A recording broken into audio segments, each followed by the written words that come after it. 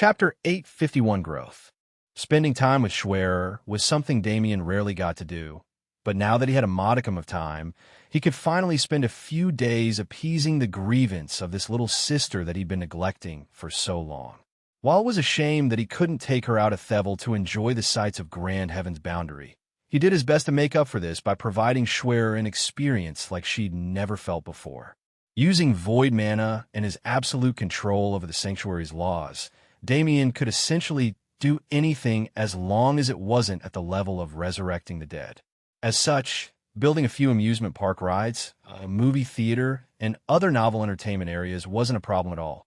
For Damien, the definition of fun was his memories of Earth, those days when he could game and watch TV as much as he wanted, when he could go out and experience the beautiful nightlife of his home city and enjoy weekends with his friends. He couldn't give Schwerer the exact same experience she would have had as a regular girl on Earth, but it wasn't hard to emulate it. Besides, Schwerer was quite the popular lass among her peers. She had no small number of friends that eventually joined her and Damien on their escapades. From appeasing Schwerer, Damien randomly found himself satisfying the whims of an entire horde of children. He looked over at Schwerer, only for her to flash him a fox-like smile. He smiled wryly when he realized it. Schwerer was a teenager after all. Without much ability to resist, Damien spent the next 3 days with a group of children that rapidly grew with the passing of time.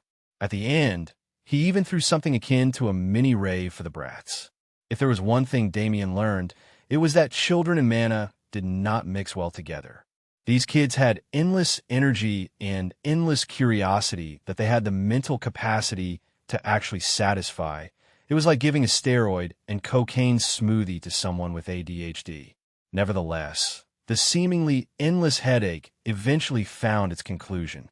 3 days and 3 nights later, Damien finally tucked Schwerer in a bed and walked out to a peaceful scenery devoid of parties and raves. The starless sky had been bothering Damien for years, but his current circumstance didn't allow him to fix it. When he returned to the real plane, he could eventually solve this problem, but before he did that, there were still a few things left to do on the wild continent. It's been over a month since the second batch arrived. For a phenomenon as prominent as a void corridor, it was obvious that both the Nox and Heaven's army would send powerful experts. It was likely that there were even 9th Revolution masters present within the void corridor. Honestly, it would have been far easier for Damien to pick apart the Nox forces while they were separated, so he could avoid the eyes of those extreme peak experts. But his circumstances didn't allow such an easy route. He was trapped in the Sky Emperor's palace until Xinyue finally completed the trial. After all, no matter. I'll make do with what I have. Damien's actual strength had seen no drastic changes in the 2 years he'd been in the void corridor. For Damien, who progressed at an ungodly speed, 2 years of stagnation felt fatal. However, what he gained in return for this stagnation was a sea of fragmented memories. He devoured so many remnant souls that the remaining dead emperors created such an unflattering nickname for him. While these remnants didn't have the full memories of their living selves, they at least had enough recollection to define their egos. As such, Damien was able to learn much about the power structure of the Forgotten Era, the territories that were most valued at the time, and even a large majority of the heroic experts whose names would have been passed through the generations, if not for the complete erasure of information about the distant past.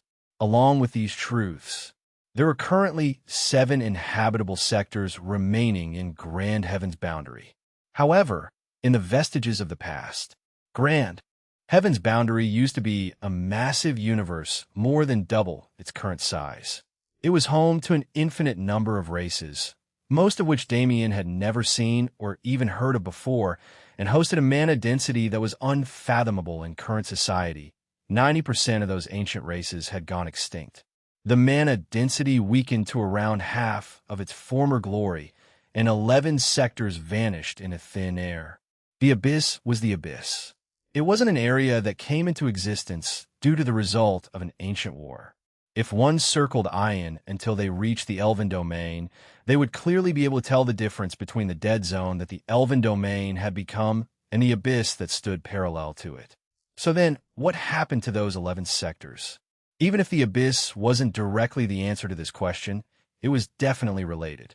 Damien's thought to explore the abyss became firmer, but now wasn't the time for it. After I escaped the void corridor, there are still several matters to solve within the universe. The Bloodlaw clan should start chasing me soon. The Grand Assembly will start within a year, and there are still several traitors polluting Heaven's army and even the upper echelons of the universe. Damien didn't care much for those living in the universe. He had no interest in acting for the greater good. What he wanted to save wasn't the universe's people, but the universe itself, this place that allowed him to exist and grow. Damien sighed longingly. This separation from his wives was the longest he'd experienced thus far, and though he reaffirmed his love for them every time they were apart, the feeling he got this time was different. He would eventually have to leave his wives again, even after he reunited with them. This was the fate he shouldered as he walked the path he walked. However, he refused to be separated from them indefinitely. Production is almost finished. Damien's eyes widened. His gaze pierced Thevel's atmosphere and observed the void where only a single sun and moon resided. However, clear fluctuations of hot and cold could be felt from the celestial bodies that opposed them. For some reason, it made one feel as if the sun and moon were being refined. Chapter 852 Growth. The second night, turn to day, marked the completion of Damien's routine checks through Thevel. It looks like the 5 continents have formed a relationship of non-aggression since the world leaders are a tight-knit group. When it comes to major conflict, Thevel will probably never experience it. As the first world in the Sanctuary's budding universe, Thevel was the most stable. It was formed from only people who had some sort of personal connection to Damien and those who served them. However, as the universe grew, this kind of harmony naturally wouldn't last. When that day finally came, it was still unknown whether the current atmosphere could prevail. Damien had been visiting the sanctuary far more frequently since he entered the void corridor, but he still never interfered with its politics. At the same time, he did everything in his power to avoid Elytra, who seemed to have an uncanny ability to sense his presence when he was near. With the combination of these factors, Damien never got to see Elytra's talent firsthand. At least, not until last night. I'll have to ask Elvira to put her in a higher position so she can fully make use of her potential. Damien smiled wholeheartedly. Finally, he found a use for that useless maid. He almost wanted to cry, imagining the scene of her being too busy to pay him any mind. After the army gets accustomed to the squad formations I learned from Heaven's Army and Tyler, I can start taking them out into Ion for training. Unfortunately, the army he was raising was raised in an ivory tower. He absolutely needed them to experience the cruelty of reality before they became useful. Maybe I've become a bit heartless, but it can't be helped. Being a ruler was too troublesome. Damien wasn't used to worrying about other people's affairs to such an extent, and it was taking a slight toll on him. He was lucky to have Elvira and the rest. Without their help, Thevel would have absolutely turned into a lawless land or a dictatorship by now. Damien flashed away, appearing near a meditating Shinue and bringing her along with him. After saying his final goodbyes to the Sanctuarians, he vanished from the realm, returning to the Sky Emperor's palace. It's refreshing to leave without doing all the long goodbyes. Damien sighed, stretching his body. He asked when he noticed Shinue's strange mood. She'd been in the sanctuary with him for the past few days, and while she got to see many endearing sides of his personality, she also slowly got to understand what kind of role he held in that strange world. He was a ruler. The world itself was a place that could easily be destroyed with the force of the ancient god clan, but it had a strange set of world laws that didn't conform to the universal standard that Shinue knew, which endlessly confused her. How could such a world exist? And how did this man become its ruler? The questions piling up in her head only became more extensive as she spent more time with him. But she knew that she couldn't let him go until she figured out the secret behind his eyes. As such, she was forced into a passive position where she didn't quite know how to face the man in front of her. She didn't want to be submissive, but she also knew that she couldn't keep her same prideful attitude. Seeing her choose not to answer his question, Damien shrugged and turned his back. "Old man, I'll be taking my spoils now."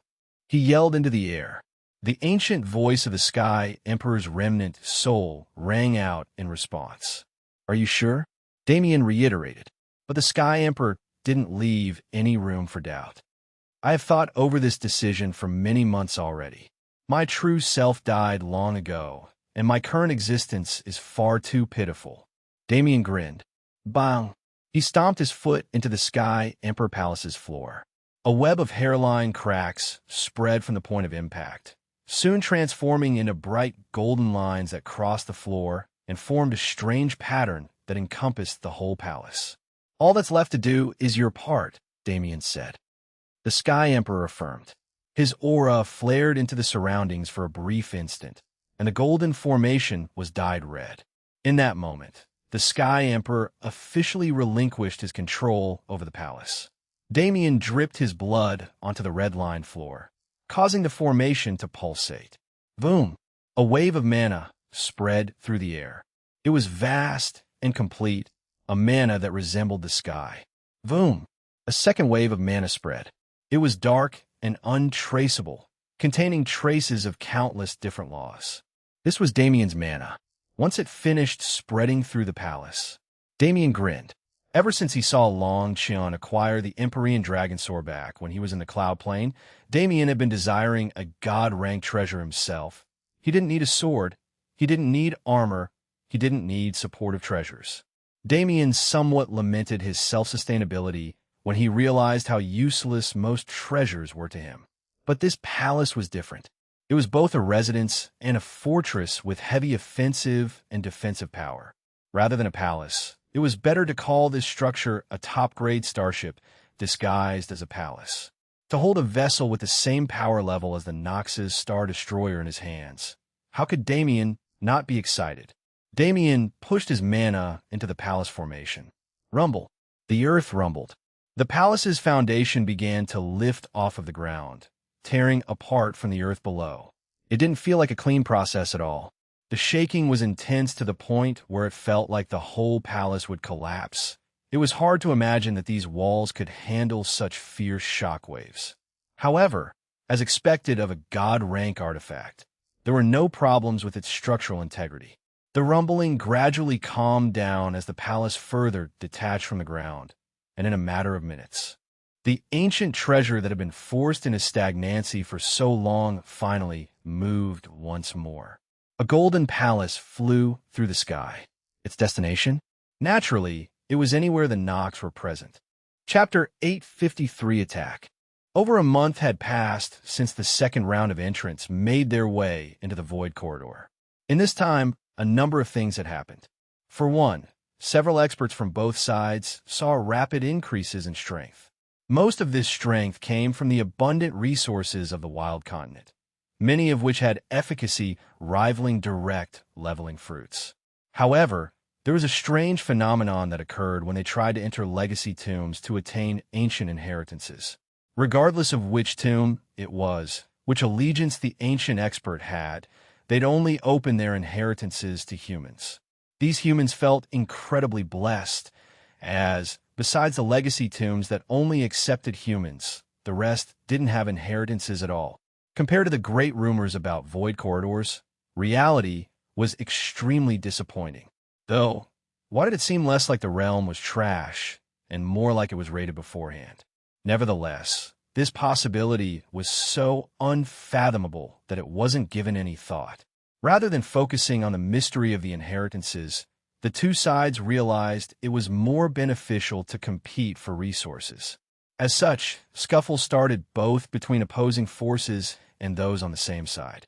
A fierce melee broke out for several days before the leaders of both forces quelled their troops and brought order to the realm.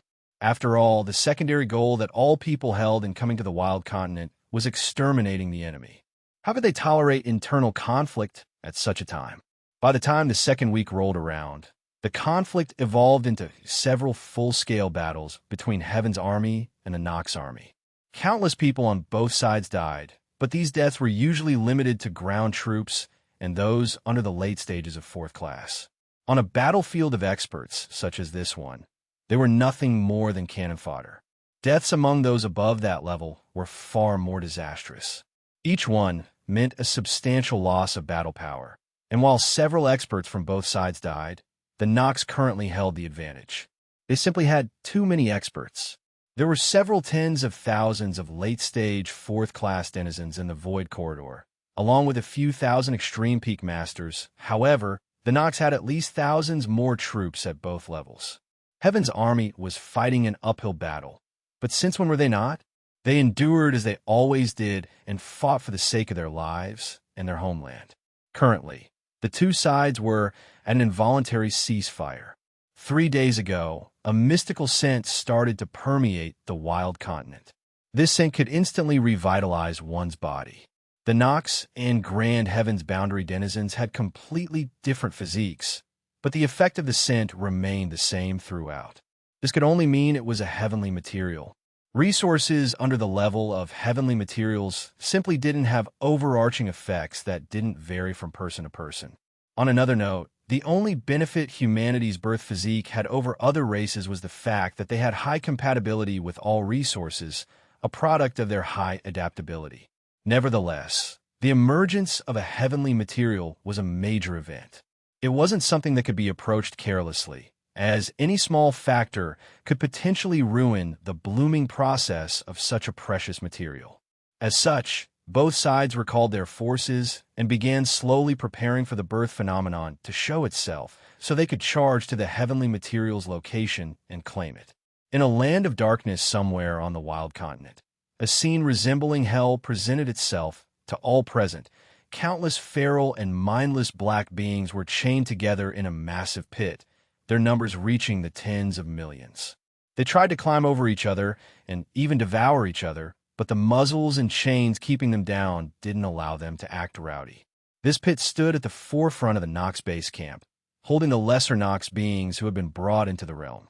Past the pit was a large structure that looked like a cross between a palace and a temple. This was the residence of the Nox army's leader, a supreme at the 9th Revolution.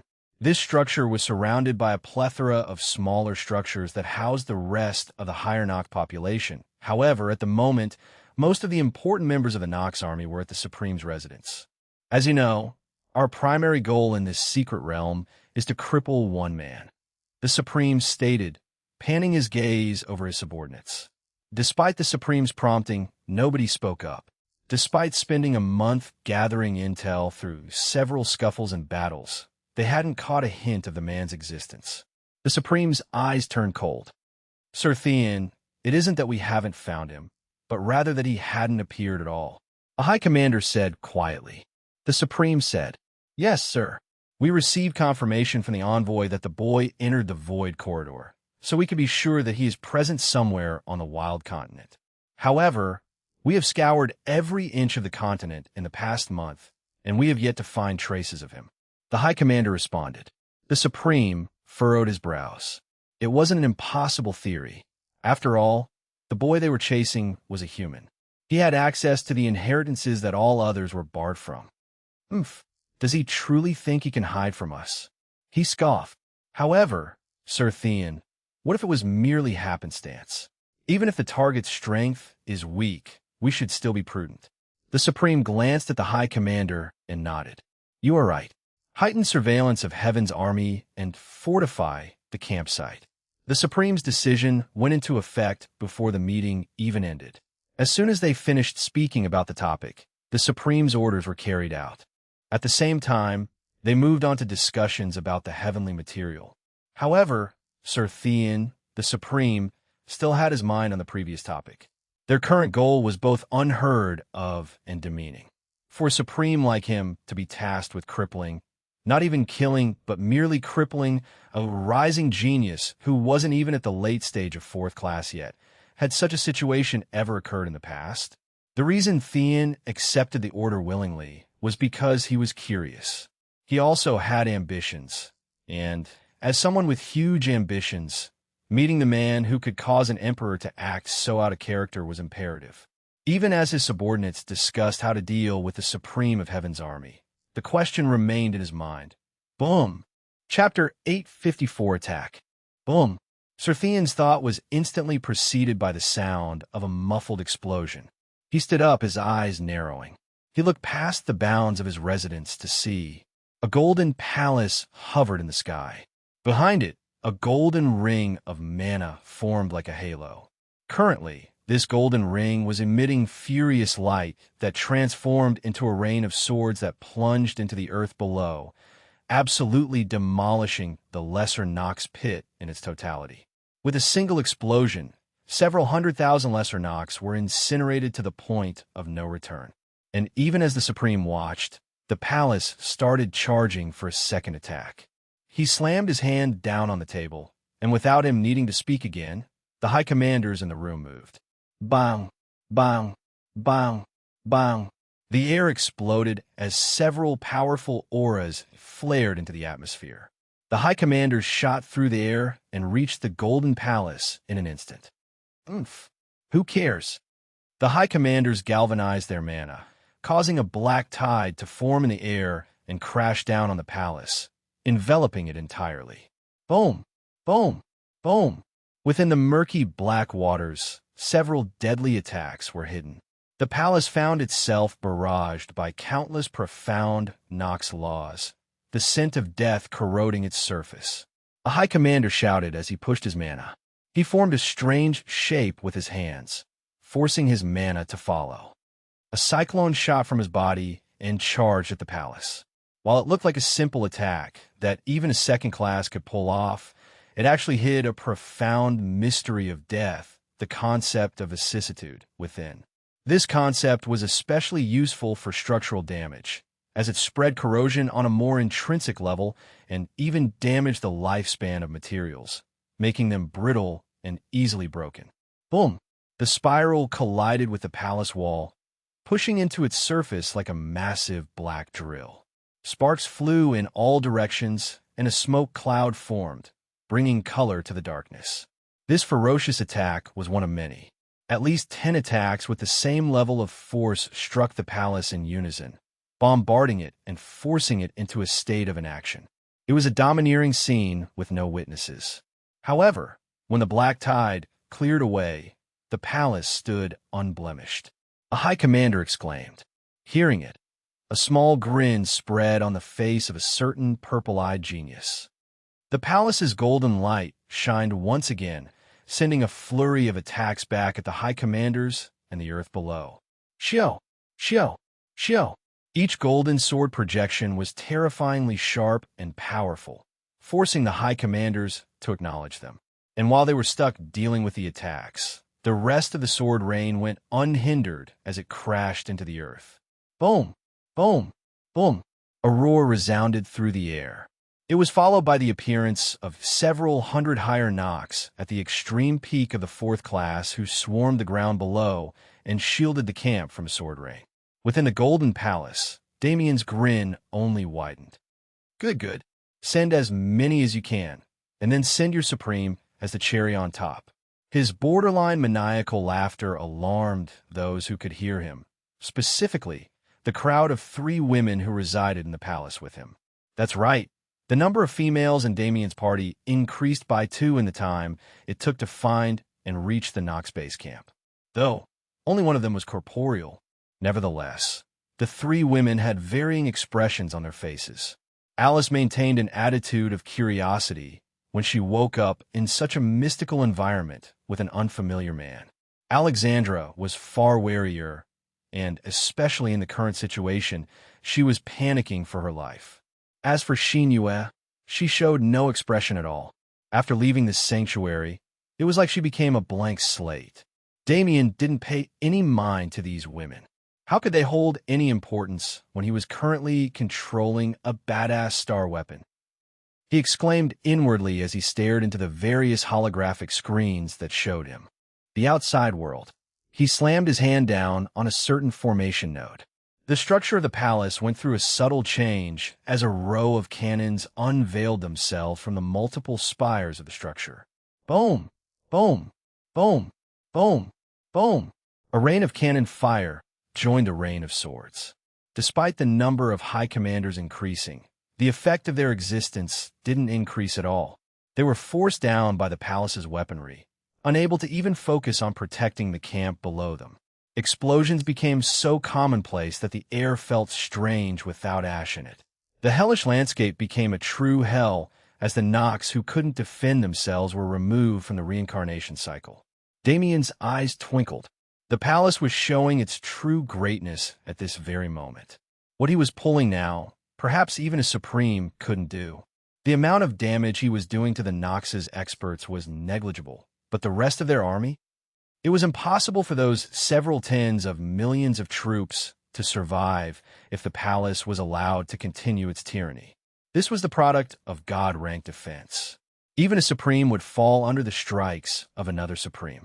The palace, however, boom, a world-crushing aura surfaced on the horizon. Serthian's figure stood in front of the sun, and, despite his size, he seemed to eclipse it entirely. Serthian slammed his hands together and moved his mana. Above his head, a needle materialized. It was several hundred kilometers in length, but its very tip was sharp to a microscopic degree.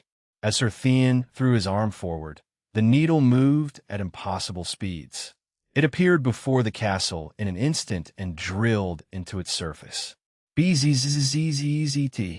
The sparks that flew from the collision sparked flames that burned even the atmosphere itself. The mere shockwaves were enough to plunge the earth below into chaos. In fact, Serthian's attack likely killed more Nox than any single one of Damien's. "We're dead," Alexander exclaimed. Alice exclaimed, "Who's your big brother, you damn hag?" Damien scoffed. He couldn't fault the women for being scared, but the needle finally dissipated after causing immense environmental damage and even sweeping away several extreme peak Nox masters. The dust cloud and sparks settled, revealing the palace's condition. Serthian's eyes widened. Anyone who could see it could only stare at it in bafflement. In the place where the needle struck, there was only a small chip in the palace's defense. Chapter 855 Retreat. Serthian's eyes widened in shock as the dust cleared. His attack, even if it didn't contain his full power, was only able to cause a tiny chip in the palace wall. Just what kind of material was this treasure made of? Damien's raucous laughter resounded through the air. Looking at the Supreme's expression, how could he not be jubilant? Try again, try 3 times, try as much as you want. You won't be able to do anything. Damien was more than pleased with the castle, and now that he'd tested its power, going against the Nox army alone was laughable. Even if the Golden Palace was a god-rank artifact, it was still being controlled by Damien. In terms of attack power, he couldn't truly damage any of these extreme peak experts, let alone a Supreme. The only true god-ranked ability that the Golden Palace had at the moment was its physical defense. As such, Damien never planned to bank on this reckless attack. It was a taunt, a show of dominance to humiliate these scum who dared to invade his universe. He thought with a smirk. He pushed his mana. The pitch-black hue of void mana permeated the Golden Palace and corrupted its formations. Damien's irises swirled with power as he tweaked his mana intricately to mimic and mirror the Golden Palace's functions. Afterward, he superimposed the void mana system onto the existing one. Boom! A wave of power spread. Damien grinned. He threw his hand out and commanded the Golden Palace. The formation whirred to life. Outside, the golden halo that backed the palace began to change in shape and color. It formed a crown that rotated around the castle's spires, black and bedazzled with several precious jewels. The black crown shined with brilliant light. Light rays flew from its surface in all directions, covering heaven and earth. Zoo! Each beam was like a concentrated death ray. Any troops under the extreme peak of 4th class that were caught in a beam were incinerated in an instant. Even late-stage beings were slain like chickens and pigs. Damn it! Serthian's furious roar eclipsed the terrifying roars of the palace. He slammed his hands together and galvanized his mana. The atmosphere changed. The blackness got deeper, almost as if it was a living abyss. A sticky feeling spread through the air like the webs of a spider. Serthian's eyes were stained pitch black. His fury disappeared from his face, replaced with only indifference. Damien's eyes widened. This was a demonic providence, an extremely powerful one at that. Damien's eyes hardened. By the flow of mana in the atmosphere, it would take another second for the Supreme to finish casting his skill. Damien formed a number of seals with his hands and pushed his foot into the floor below. The crown above the palace rotated once more and hovered above the palace. In an instant, it detached itself from the palace structure and flew as an independent object. 2 attacks were fired at once. A massive black crown crashed into the ground, spreading a wave of death that spanned several tens of thousands of kilometers. A pair of eyes opened in the abyss. A maw that could swallow stars with ease opened and attempted to swallow the golden palace. Damien thought to himself. He stomped his foot once more. The golden palace's formation activated, and a large-scale teleportation took place. The entire palace vanished several million kilometers into the distance, far beyond the perception of anyone present. Re'eia, a demonic god, roared in fury after losing its prey. Sir Theon clutched his chest and spat out a mouthful of blood, his face becoming noticeably paler. He gritted his teeth and stared into the distance, hatred and fury blazing in his eyes. Sir Theon eventually returned to the earth and entered his residence. He wouldn't be seen again for many days. Just like that, the sudden and deadly assault on the Nox army came to an end. The final death toll. On the attacker's side, none at all. As for the Nox, the number was over 4 million. A majority of their lesser Nox force, and even a large portion of their higher Nox experts were killed. The worst part was, the Nox didn't even know who their attacker was, even though they didn't lose any of their key forces. The assault was their complete defeat. No matter how hard one tried, on a battlefield where intelligence agents were everywhere, it was impossible to hide news for long. The rumor that the Nox army had been assaulted by a mystical golden palace and lost a large portion of their forces was verified 2 days after the event. The entirety of Heaven's army was abuzz with chatter about the event. Just who was the mysterious expert who dared to do such a thing? In the end, were they allies or merely passing helpers? And most of all, would Azuran Gate let this go? Within the Azuran Gate base camp, a man sat at his desk, veins bulging from his forehead as if to iterate his fury. Lucas Stream cursed in frustration, slamming his fist down on his desk. This void corridor was an amazing opportunity for him. If he could distinguish himself here, there was a chance for him to be pulled out of this hellish battlefield and sent to train in the main clan. This was something every Azuran Gate member wished for, yet it was almost impossible to achieve. Now that Lucas had come across an opportunity to make this impossible possible, how could he not be furious? His blazing eyes glared past the bounds of his tent. You. Find information on that golden palace within 2 days. If I don't hear back, the 2 men guarding his tent jumped and shivered in fear. They didn't dare disobey. They could only lament that they were forced to accomplish this impossible task, because they knew the consequence of failing. Lucas Stream wasn't the type to threaten one's life. He understood that pride went a long way in this society. He was a man who used one's connections against them. Loved ones, friends, family, anybody who could die to motivate a soldier would die. Such a man was currently harboring an almost possessive hatred for an unknown enemy. And funnily enough, this enemy was an ally. Just how would Damien react if he realized that he unintentionally made both Supremes on the wild continent despise him? Perhaps the wry expression on his face wouldn't vanish for several years. Chapter 856 Retreat. Somewhere in the wild continent, a golden palace emerged from the void and took rest on the earth below. The palace was large on its own, but when placed in the mountain range where it currently found itself, it didn't look too magnificent at all. Within his personal quarters, Damien sat quietly with his eyes closed. A white and black swirl of mana circled his body and pulsated, growing denser and purer with every passing second. Phew! Damien exhaled a light breath and opened his eyes.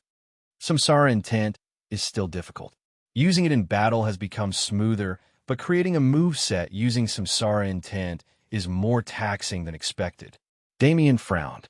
When he first started comprehending space, he used his sword as a medium to project his mana with ease. Using a medium to create a move set and comprehend a concept was far easier than doing so without one. Damien wasn't a sword practitioner. He used the sword out of necessity when he first started out, and as he grew, it became one of his many viable attack methods. If he were to return to the sword at this point in time, it'd harm him more than it helped him. Even if Damien knew he was a genius, he wouldn't recklessly bite off more than he could chew. The sword path wasn't for him, and that was an inviolable fact. Then, in terms of weapons, the only other one he had was the twin moons. It wasn't unheard of, and it also provided an avenue wholly different from the sword path.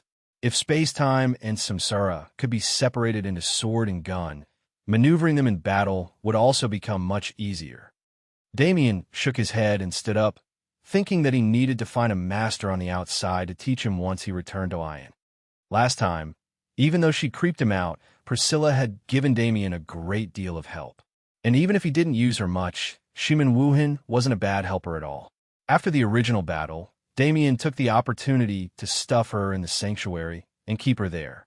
Of course, he would still bring her out if he ever needed help. Merely, it was fine if there were people who observed him from a distance, but such close-range observation that could unearth his secrets, especially when he was still growing with the help of the various things he earned from the Void Corridor and beyond, wasn't acceptable. He had decided long ago that Priscilla would only learn about the cards he wanted her to know, no more no less. Shimin Wuhan had no method to escape the sanctuary, and after staying there for 2 years, she learned to adapt and fit into Thevel society. In all honesty, Damien believed she would do far better as a minister in Thevel than anything she could accomplish under Priscilla. Nevertheless, Damien didn't bring it up to the woman quite yet, because her personality seemed to be a blank slate other than her loyalty for the High Commander, likely the result of some kind of mental manipulation. Whatever, it's not my business. It was unknown when the Void Corridor would reopen and force everyone out, but before then, the Nox needed to go. I could place faith in Heaven's army, but according to Alexandra, the current force is led by a subsidiary faction of Blood, Azura Holy Land. It wasn't the worst-case scenario. 3 months still hadn't passed since Damien's exit from the Celestial Realm, so there were still a few tens of days before the Bloodlock clan learned about what he did to Revis. However, revealing his location right now in any capacity was dangerous. He still hadn't acquired the power he desired, the power that would allow him to fend off the extreme peak experts of the Bloodlock clan. If Heaven's army isn't viable, there are 2 routes I could take. The first route was more direct. It was for Damien to personally take action and make use of his familiarity with the Wild Continent to lead the Nox on a rat race that slowly whittled away their forces. The second route, however, can I enlist their help? Regardless, if he got their help, Damien was confident in killing off the Supreme and decimating the Nox army. Several tens of thousands of extreme peak masters. Just how big a setback would the Nox face if they died? It was a scene Damien desperately wanted to see. As such, fuck it, let's just try it out.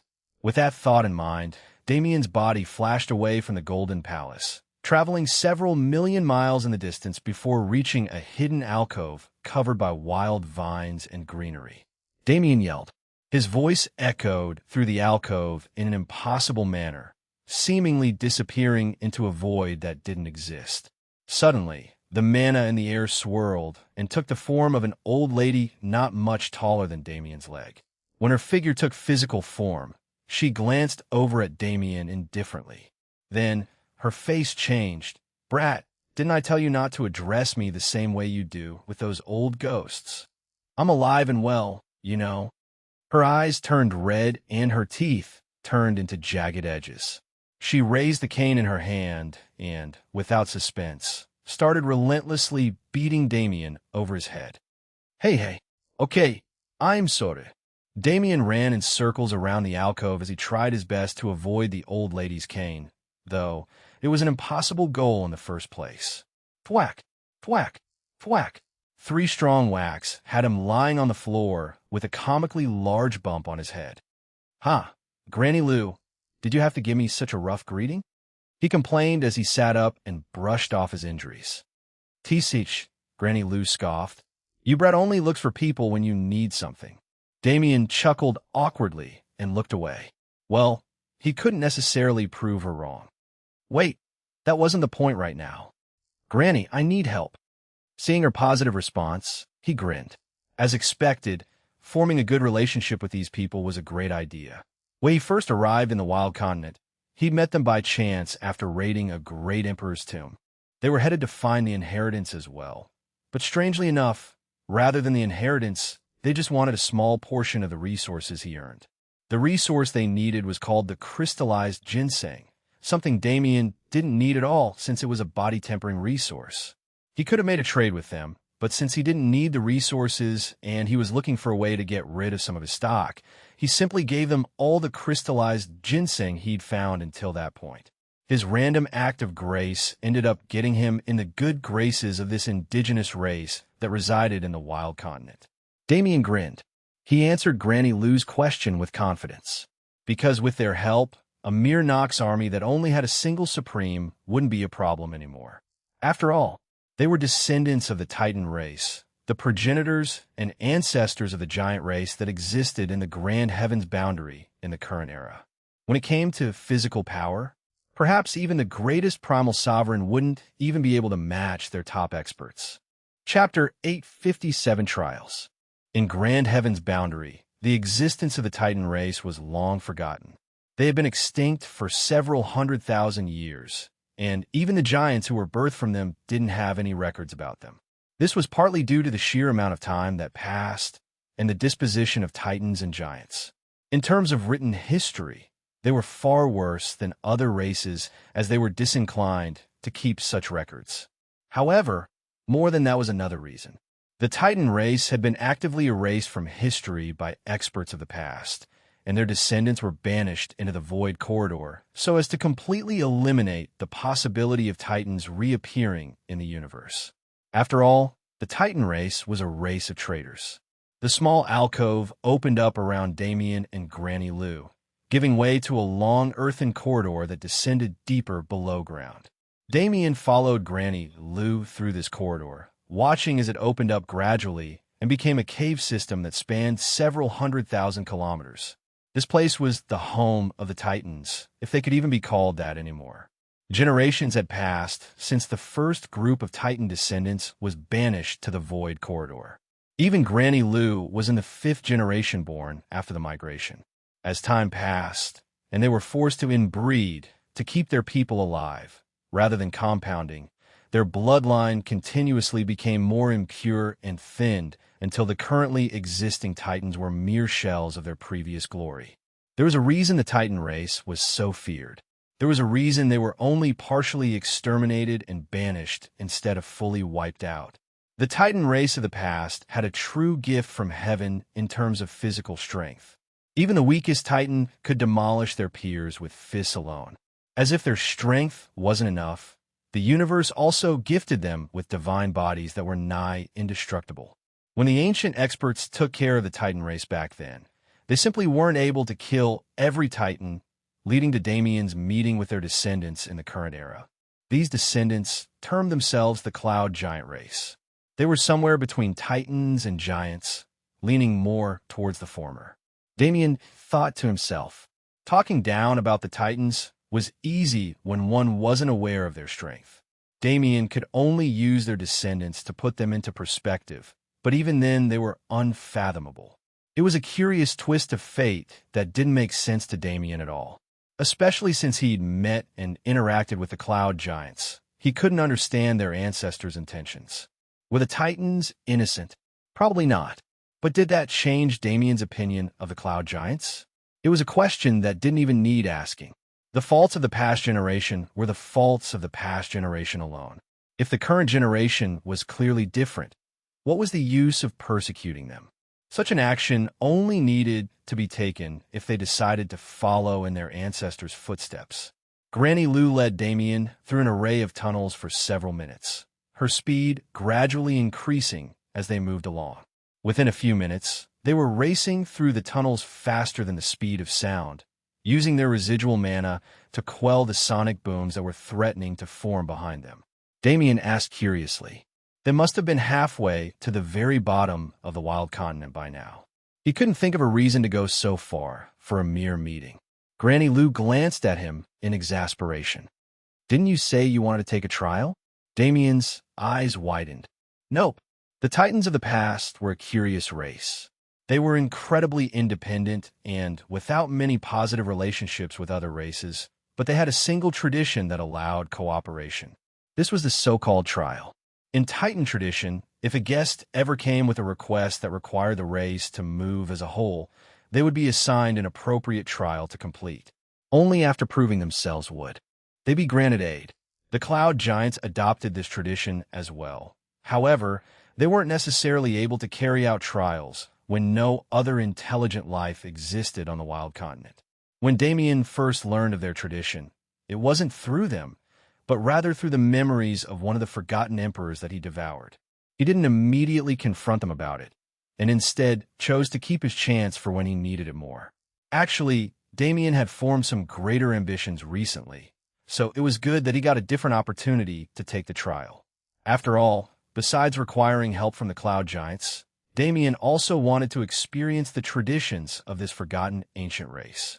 Eventually, Granny Lou and Damien reached a point that seemed to be a central node of the underground tunnel system. Here, an intense heat blazed, coloring the air a burning red color.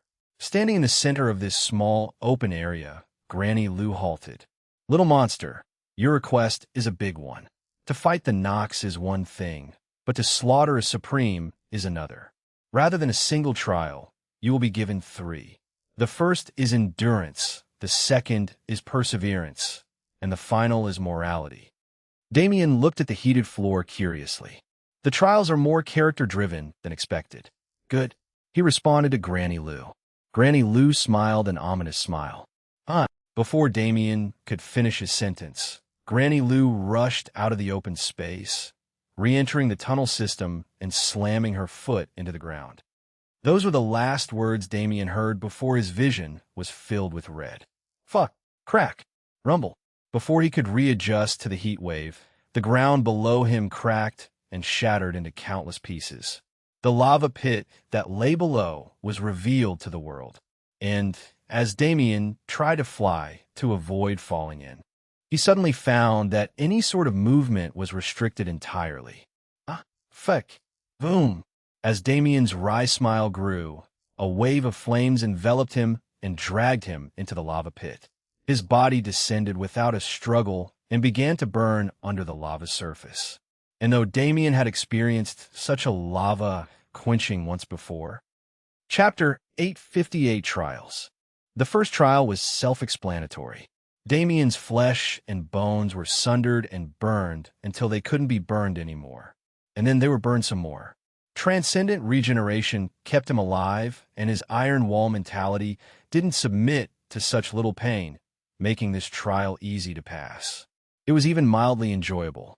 Damien enjoyed sensation a lot. The tactile sensation of pain made him feel like he was putting in effort to gain the strength he had, changing his view of it into something positive. Even during battle, while getting injured was extremely detrimental, it only made Damien enjoy the fight more. The battle maniac tendencies he had as a teenager had been thoroughly suppressed in the vicissitude of time, but they were still present somewhere in his heart. He only really felt that insane, almost orgasmic drive for pain and death in training situations like this where he was stimulated to the max. Nevertheless, Damien was able to hold back both pleasure and pain to complete the trial, staying in the lava pool for over 48 hours without pause. When he resurfaced and regained his ability to move, he immediately followed Granny Lou to the next trial, the trial of perseverance. Perseverance was difficult to test. In most cases, these kinds of trials will be composed of endless roads or other constructs that forced the participants to experience infinity. The Cloud Giants seem to have a more extreme version of this trial. Perseverance in the face of infinity, in the face of an impossible wall, was possible to overcome as long as hope was present. But perseverance could only be truly experienced in hopelessness. The hopelessness felt when facing an impossible walk was sinking. It felt like thousands of pounds of weight were chained to one's ankles, dragging them to drown in the depths of the ocean. However, what if this impossible wall was met with existing hopelessness? What if one's family was slaughtered by a supreme expert, their homeworld destroyed by that expert's sect, their body crippled, their martial path cut off by lack of talent and guidance? What if all factors that could possibly go wrong went wrong at once? Would one still be able to persevere even while knowing that getting anywhere was literally impossible? This was the feeling Damien was made to experience. In the face of true impossibility, what was the point of fighting spirit? At that point, it was no longer a matter that had anything to do with the outside world. It was a matter only pertaining to the individual. It was pride. Even if one was destined to achieve nothing, would they succumb to this nothingness, or would they relentlessly fight it until their last breath, even if it was just for the sake of saying they fought? Damien didn't know if there was a correct answer to this question. He couldn't fault those who decided to throw away their personal desires for security. In the end, their path wasn't wrong either. He just couldn't do it, even if it was only for that final moment of realization when he was on his deathbed. Even if it was only to comfort himself with the fact that he never gave up, at least he would die without regrets because he tried. Life meant opportunity. This was the realization Damien made when he completed the second trial. He did so in less than 3 hours, a record that had never been surpassed in Titan history. And now that those 2 trials were finished, Damien began the last. This was both the simplest and most difficult trial, because the decision of whether or not one passed was entirely subjective. Currently, Damien was stood before an array of massive individuals. Even the smallest one was 10 meters tall, with the largest one being over 1 kilometer in height, taking up the majority of the vast cavern in which they were situated. Granny Lou, still shorter than short, stood on the side and watched the proceedings quietly. Damien Void, you have challenged our 3 trials and come out successful from the first 2, the kilometer-tall giant said, his voice booming through the cavern. For this trial, I shall ask you 3 questions. Once you have given your answers, the jury before you will discuss and come to a decision on whether or not you passed. Damien looked up into the giant's eyes and shook his head in refusal. He was concerned about this trial, especially since he was well aware that lying wouldn't work, but there was nothing he could do about it. If his true thoughts couldn't convince these cloud giants, he didn't need their extended help. There was no point trying to establish a long-term cooperative relationship with people who couldn't see eye to eye with him. The kilometer-tall giant, the head of the cloud giant tribe, nodded his head, affirming Damien's willingness to continue. He opened his mouth and asked the first question. There are 1 million innocent civilians being held captive in an enemy camp. However, your mother has been kidnapped by a mysterious force that is colluding with the enemy. You can only save, my mother, Damien answered, cutting the giant leader off. The giant raised his brow. Damien shook his head. No need to ask. It doesn't matter how many randoms you add to the scenario. Saving his mother was the first motivation he ever had on his path to strength. The determination to save his mother allowed him to survive so much tragedy and pain. How could her life be worth the same as rabble he'd never met before? It might have been a cruel thought process, but it was honest. In this trial, that was all that mattered. The giant leader nodded his head without a change of expression. Then, on to the second question. You meet an enemy who has committed countless atrocities. However, he wishes to faithfully serve you and become one of your people. Damien furrowed his brows. The giant leader responded. Damien nodded. If his crimes are murder, treachery, or other violent atrocities, regardless of the scale, as long as I put a slave seal on him, I can control him at a whim and make sure he doesn't step out of line. The giant leader questioned. There are 2 alternate paths that don't differ much from the original. However, if he has touched women, he will be punished by women. His punishment will wholly depending on what the situation, either the women he assaulted or my female subordinates decide. Damien's eyes sharpened. If he decided to stoop so low as to touch children, I'll personally place him in a hell of endless torture, and I'll personally make sure that he maintains sanity and reason for as long as he remains alive in that place. The giant leader nodded, the same indifferent look on his face as if Damien's answer meant nothing to him at all. And now that they'd reached this point, he asked the final question. Chapter 859 Movements. Damien closed his eyes and thought over the question rather than answering instantly, as he'd done before.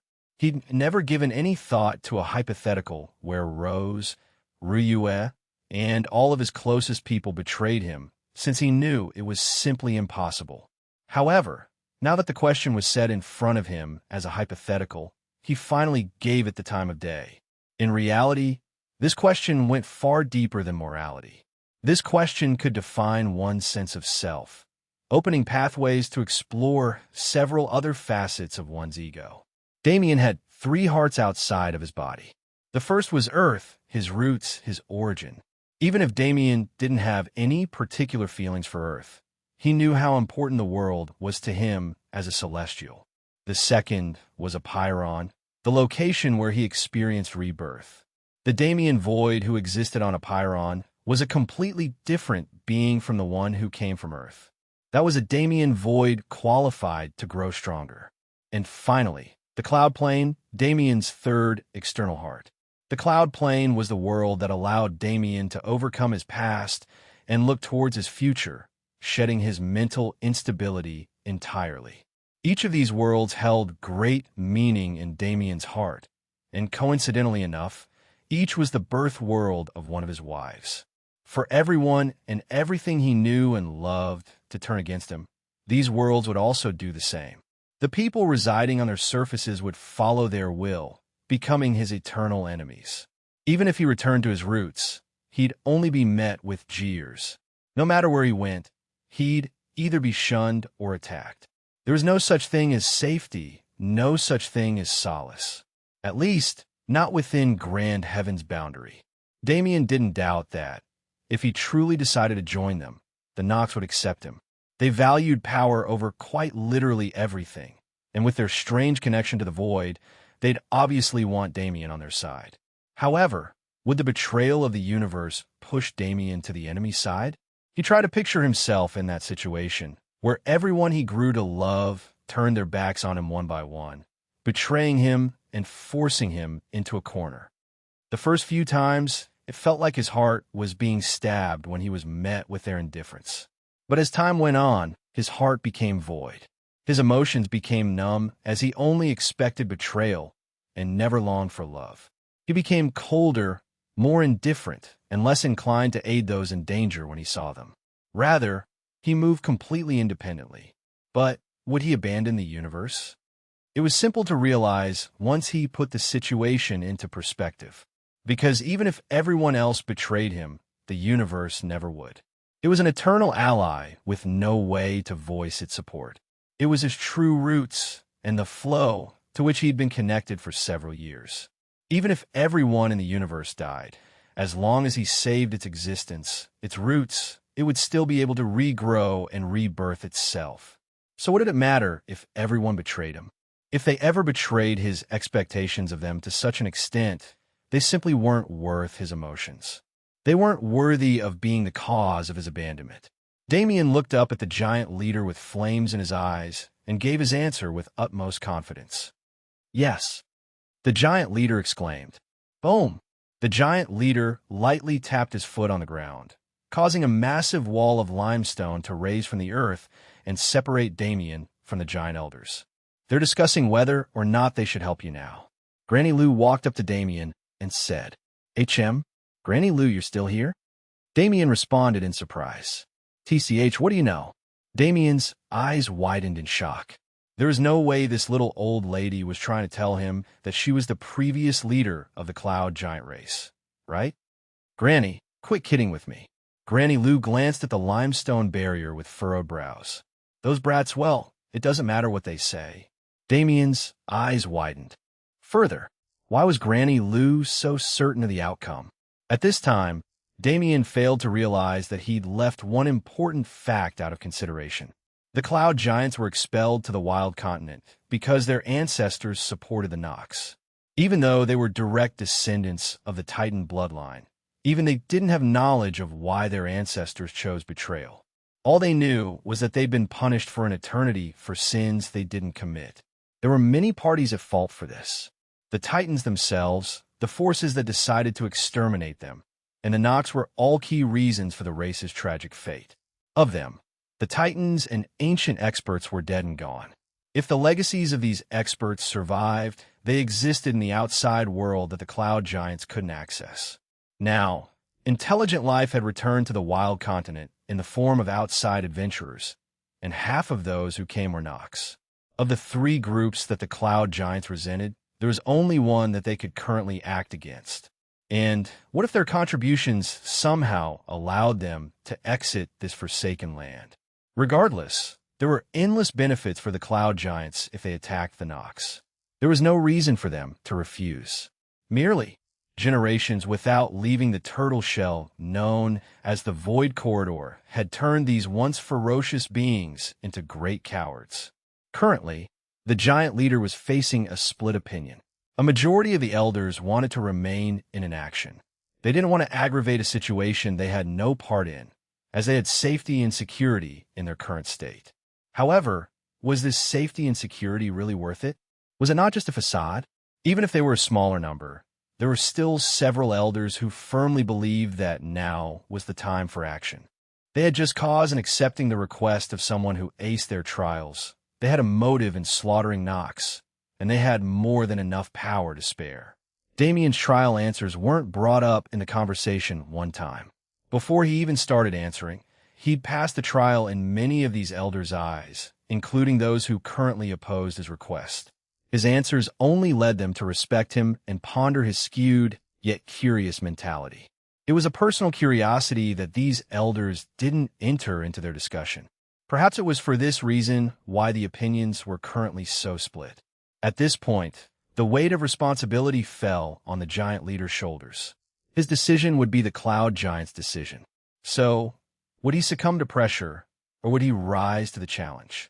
Even the giant leader himself didn't know which route he'd choose. Chapter 860 Movements. While Damien waited for the Council of Cloud Giants to come to a decision, the world didn't stay in stasis with him. Events in the outside world progressed at their usual pace without a single ounce of consideration for Damien's circumstances.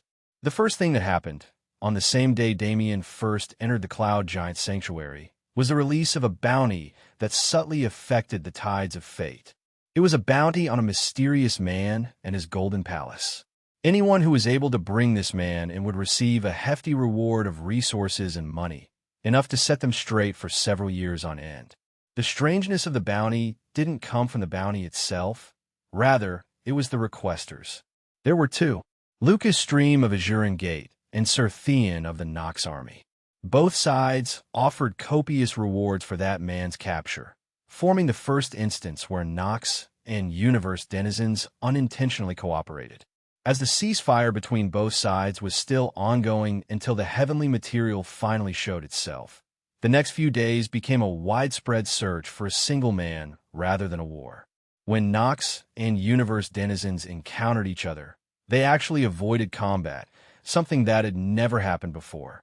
Yet, despite several days passing, the man's traces couldn't be found anywhere. Somewhere in a forest on the wild continent, a party of 5 fought against several ferocious beasts at the extreme peak of 4th class. The beasts in the wild continent were all mindless regardless of strength level, making it far more difficult to deal with them. However, this team had great cohesion that allowed them to accomplish things that they absolutely couldn't do individually. A man suddenly shouted. A woman shouted back as she jumped into the air and let loose a rain of rocky bullets onto the beast. Good. The two people charged in from both sides, controlling the beast's movements and forcing it into a corner.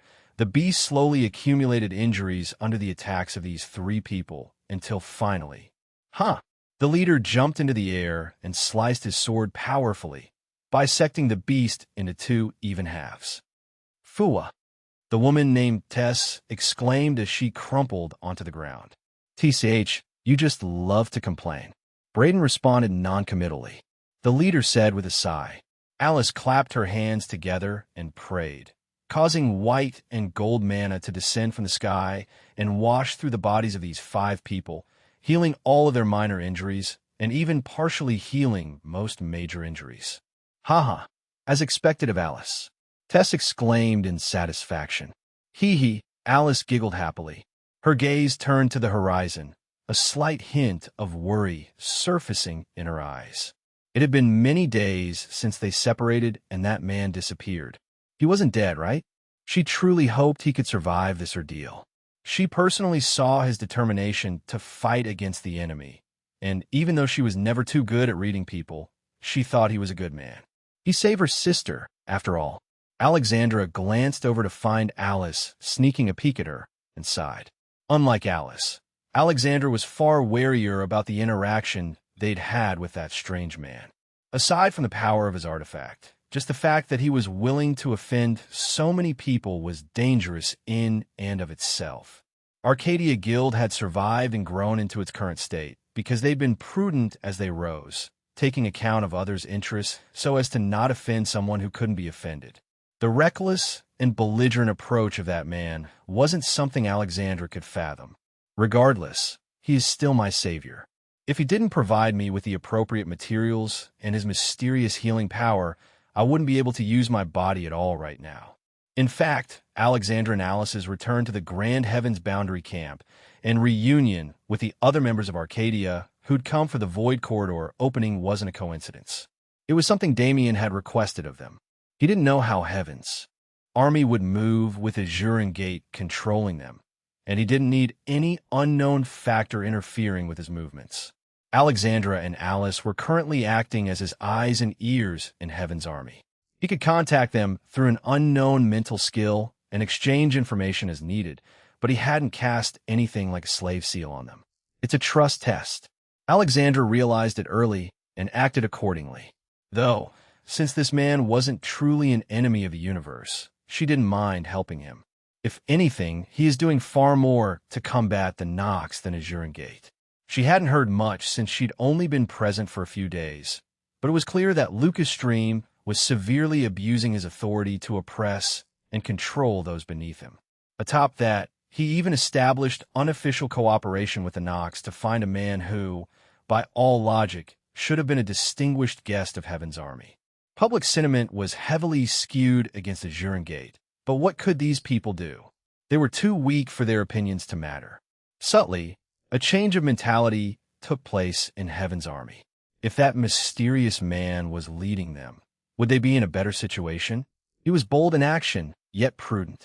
He knew when to attack and retreat to deal the greatest damage to the Nox while suffering the least losses.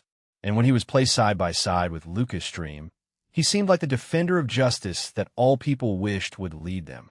The situation is becoming chaotic. If the army continued to subtly split like this, the Nox will gain a heavy advantage over us. Now that Damien had slaughtered a majority of the Nox's cannon fodder and ground troops, they would need to act fast and aggressively if they wanted to take victories against Heaven's army. The clash for the heavenly material would surely spiral out of control. I hope you can do something about this situation. If you can truly pull our people out of despair, well, then he might not be a bad leader at all. Heaven's army needed good people at the helm. Alexandra sighed and shook her head. For now, she should just stick to the task she was assigned. As for how events would pan out in the future, it was useless to try predicting something that man was planning to interfere in. Chapter 861 Movements. Several days passed since then. The Nox and Heaven's armies continued their endless search for the mysterious expert, and while they partook in the occasional scuffle, they waited patiently for the heavenly material to bloom. From the looks of it, it wouldn't take too much longer. The intense spiritual aura from that material had already permeated the entire wild continent, assuring those watching for its development that it wasn't far from being birthed. Currently, Lucas Stream was meeting with his advisor to go over plans and information formulated and gained over the past few days. My lord, we have been able to triangulate the general location of the treasure. It will be birthed in a mountain valley 150,000 kilometers to the north. The advisor responded while pushing a number of documents across the desk. Lucas picked them up and perused them. These documents outlined the movements of the opposing armies, as well as details garnered and inferred about the treasure, essentially providing Lucas with all the information he needed at the moment. The Nox are still being cautious. It looks like that old bastard Thean got injured in the previous clash. Now is the perfect time to act. However, I must be patient. When the time comes, I shall eliminate Thean in front of everybody's eyes. His eyes burned with ambition as he looked through the rest of the documents. For the most part, there was nothing he didn't already know. However, what is this? Azuran Gate wasn't located anywhere near the Misty Wildlands, but Lucas had still heard about the illustrious reputation of the Arcadia Guild. The number of extreme peak beasts they've slaughtered is already mind-numbing, yet they've been slaying all the Nox they come across as well. If their guild master was present, their current achievements could be more easily explained. Yet, they were able to accomplish so much with only a 6th Revolution Master at their head. Lucas furrowed his brows in thought. He pulled up a holographic panel that showed the information of several people. Among them were the Arcadia members present in the Void Corridor. Overall, while they are an exceptional thing, there isn't anything uniquely special about them. If so, then they needed to be watched far closer. The Arcadia Guild might be powerful, but it isn't anywhere near our Azuran Gate. Haha, after I take their treasures, I should thoroughly enjoy Alexandra and Alice, these two sisters. Lucas licked his lips, his eyes flashing red, just as he went to consult his advisor for another matter. A massive aura fluctuation tore through the Azuran Gate base camp and traveled endlessly into the distance. Lucas immediately stood up and readied his weapon to defend against the force, but before he could, another fierce wave rushed past his body. The third energy wave spread, accompanied by the ringing sound of an ancient bell. "It's here," Lucas exclaimed. "Shall by gather our forces." The advisor bowed and disappeared. Meanwhile, Lucas clenched his fists and tried to calm himself. "This opportunity, I will not waste it." Lucas stood up from his desk and began putting on his armor. He grabbed a nearby spear and stood silent for a second. This was his big moment, his debut. He would definitely put on a show that thoroughly impressed the Bloodlock clan. Then, he could finally start making his way up this universe's power ladder. His plan was foolproof. Truly foolproof. The 3 waves of power didn't just sweep over the Azuran Gate base camp, but the entirety of the wild continent. As long as one wasn't an absolute dolt, it didn't take long to understand what was happening. The heavenly material was finally being birthed. Heaven's army began to congregate immediately.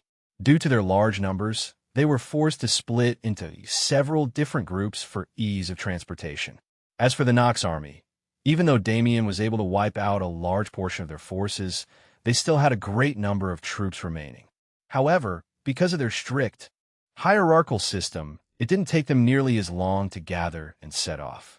The Nox had an advantage when it came to reaching the heavenly material, but it was unknown whether or not they'd be able to keep it afterward. Nevertheless, both armies set off for the heavenly material's location the instant they felt the power fluctuations. It looked like the final battle of the Wild Continent would take place only a few days later. Currently, Alexandra and Alice were with the rest of the Arcadia Guild's people in a section of the army led by the Ancient God clan.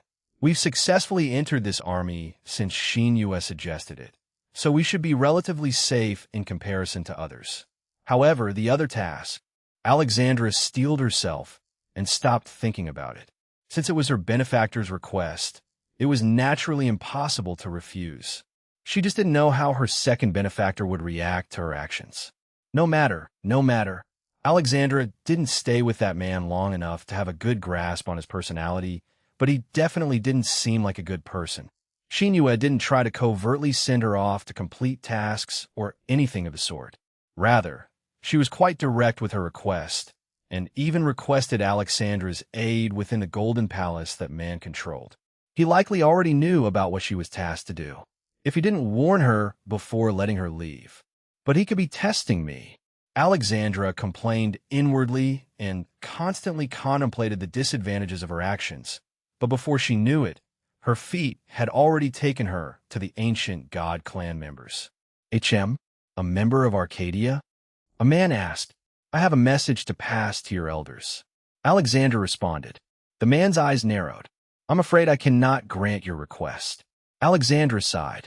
She expected this situation. Luckily, Shinue did too and prepared an out for her beforehand. Alexandra reached into her spatial ring and pulled out a small emblem no bigger than her palm. It was inscribed with a cross surrounded by a strange construct similar to a dimensional crack. When a man saw it, his eyes widened. This is... What do you think I got it? Alexandra replied without a change in tone. The man hesitated for a second before lowering his guard. I understand. I will inform the elders right away. Thank you, Alexandra said with a smile. But before you go, please relay a message to them. The man nodded his head in confusion and left to inform the elders of her visit.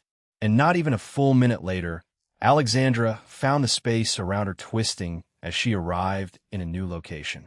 Chapter 862 Movements. An aged voice boomed the instant Alexandra regained her senses, almost directly bursting her eardrums. She exclaimed as she covered her ears. The voice rang out again.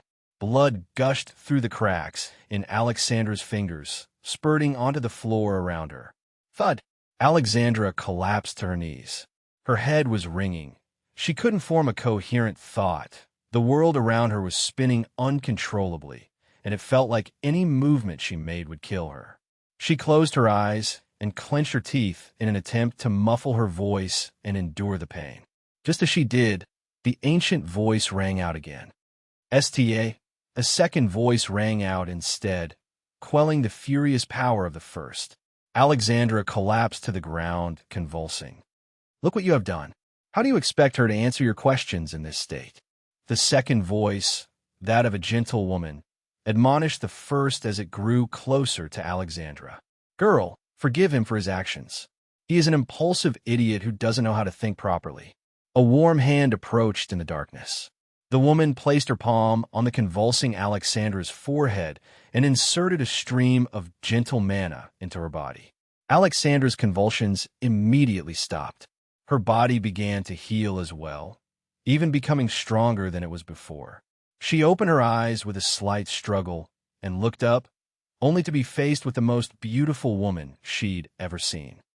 Senior, she immediately exclaimed, bowing her head. The woman smiled. No need for thanks. As that idiot third elder injured you, I have provided you with some compensation. Alexandra immediately nodded, completely ignoring the third elder who'd brought her to the ground in the first place. Senior, I am Alexandra from the Arcadia Guild. Oh, the message is from a friend of mine named Shinue. The woman nodded. Indeed she is. The third elder harumphed, disinclined to interact further. The woman shrugged her shoulders and turned her attention back to Alexandra. Yes, Shinue had an additional message. The woman muttered. So that mysterious expert is the ancient codex violation? Miss Alexandra, you may leave now. Alexandra hesitated for a bit, but in the end, she retreated. However this matter proceeded, it had nothing to do with her anymore. This much was already far above her pay grade. Within the ancient God clan camp, the woman sat silently, a group of elders around her. Madam, why did you let her go? An elder said, Indeed, madam, this is against how we usually conduct ourselves. Another elder agreed. The woman asked as she panned her gaze across the elders. Several of them avoided her gaze, making their tacit agreement known. The woman sighed. Has our ancient God clan been raising fools all these years? You are only focusing on one part of Shinue's message while ignoring the rest. Listen, Shinue specifically categorized the violation as blue grade. Along with that, she has told us to enter the Golden Palace ourselves. Absolutely not, an elder exclaimed. His words were followed by numerous murmurs of agreement. The woman smiled, seeing this. The elders went silent. There were several codexes and scripts that the ancient God clan followed. Only the ancient codex encompassed those rules of the ancestors, mainly the harsh rules in place for the all-seeing eyes. If Shinue specifically stated an ancient codex violation, it meant that she'd found an outsider with all-seeing eyes. However, along with the several codexes, the ancient God clan had a different system to label the severity of a crime. Blue grade was second only to purple grads. Assigning a blue rating meant Shinue thought the outsider was extremely powerful and needed to be carefully confronted. However, it also meant she didn't think the problem was worthy of being purple grade. For ancient codex violations, purple grade was essentially guaranteed. The woman suddenly asked. Immediately, every elder's eyes widened into saucers. Right? How could they forget? The mist-piercing mirror that could be. Used to locate any trace of ancient god clan bloodline, and the all-seeing eyes in the universe hadn't budged in several thousand years. No member of the ancient god clan had violated their doctrine, and no existing threat remained in the universe. If so, then how did this person get their hands on the all-seeing eyes? This must be the question Shinue hasn't been able to answer.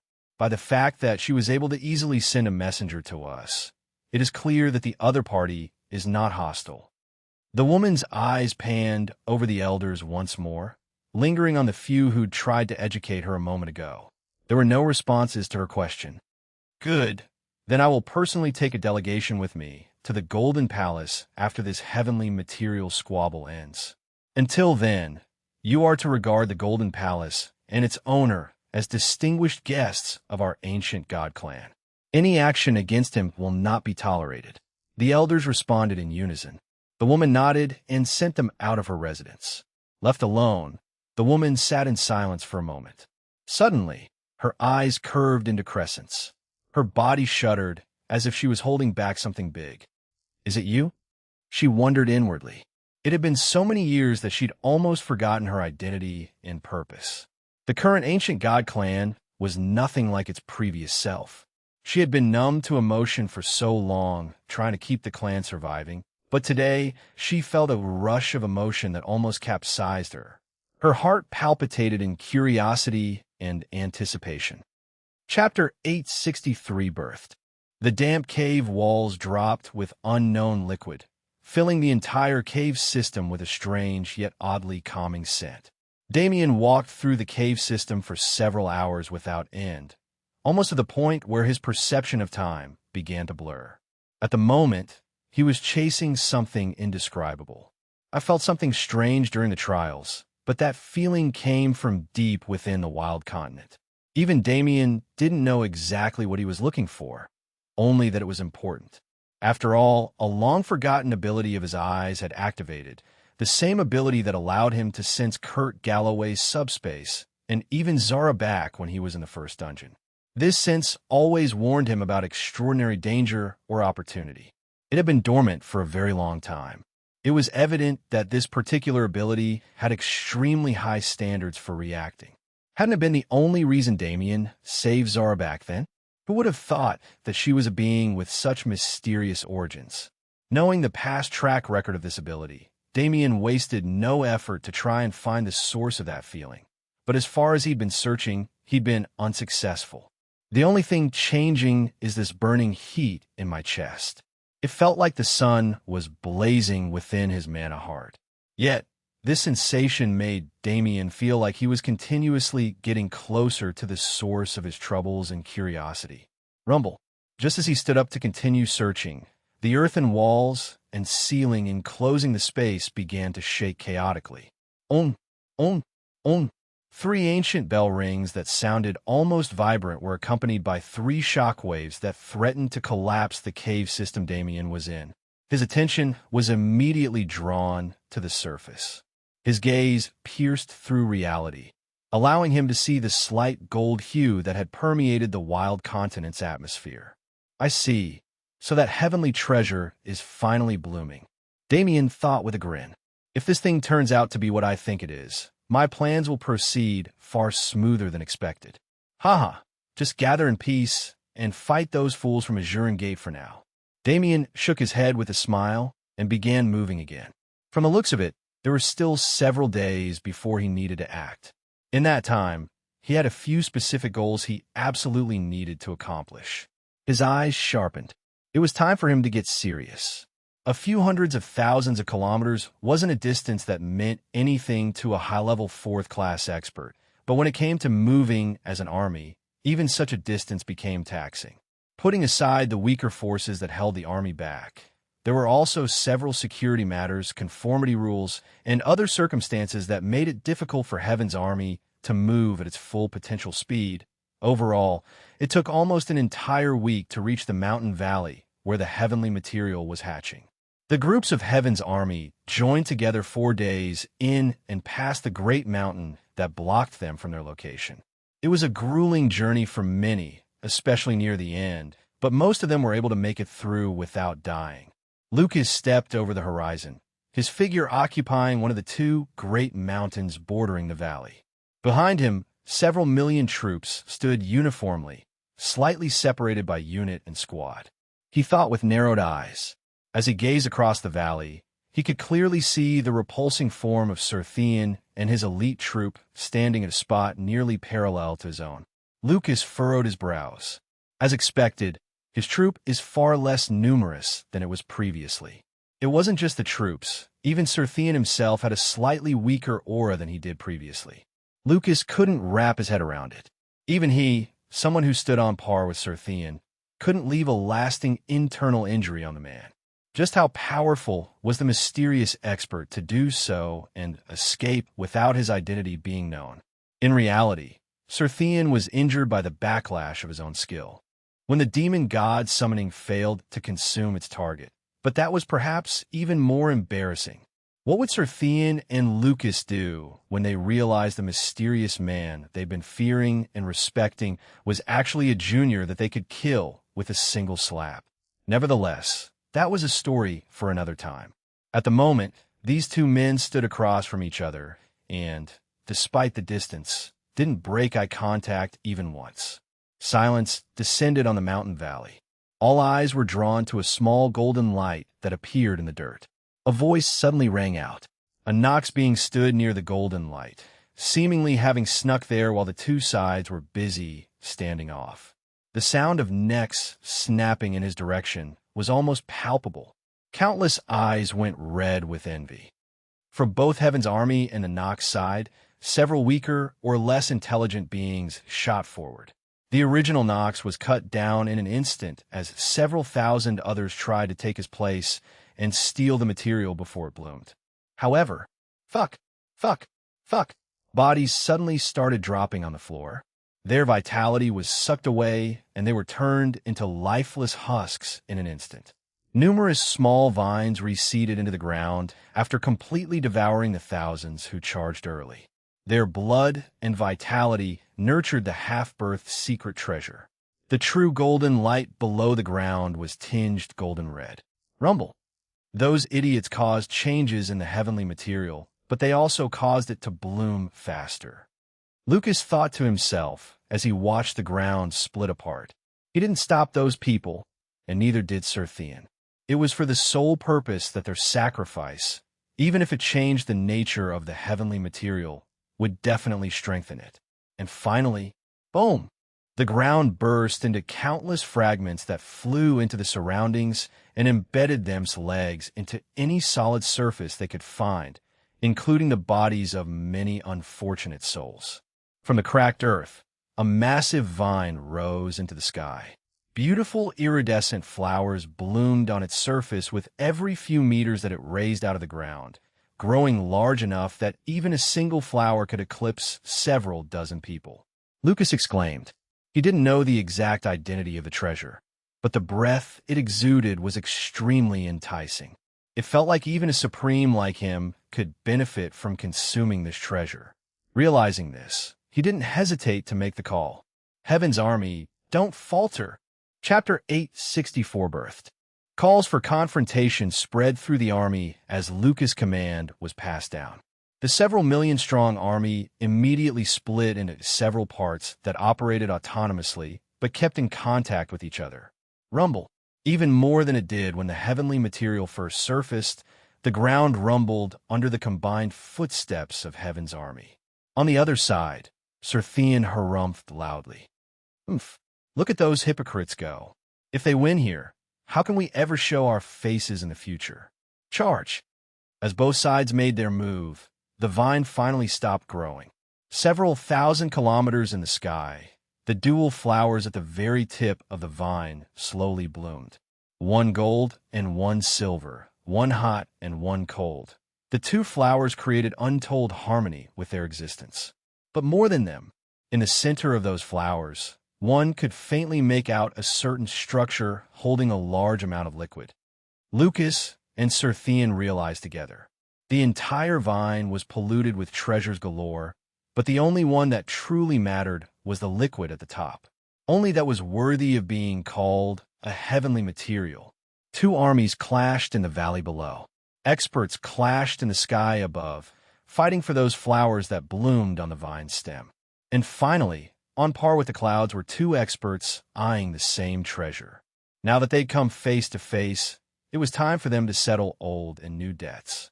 Only one of them would be walking out of here alive. Ha! One breath. Ha! Two breaths. Ha! Alexandra's eyes remained focused. Her perception of time was anchored to the speed of her breathing, and the way she confronted her enemies seemed to portray her in a completely different light than before she'd entered the Golden Palace. At that time, she'd been instantly turned into a spirit and rid of most of her fighting capacity. Back then, she was nothing more than a pig on the chopping block. Now, however, her body had been reconstructed by Damien, who allowed her to possess far more potential than she originally had, and then strengthened a second time by the woman from the ancient god clan. Without even realizing it, Alexandra received a comprehensive increase in power that was only showing itself on this occasion. She slammed her foot down on the ground, causing the earth to ripple and change properties. The ground below acted like a wave of water, sweeping through the enemies in front of Alexandra and clearing a path for her to get to the flower ahead. Boom! Just as she snatched the flower, a powerful shot of flaming mana narrowly missed her head.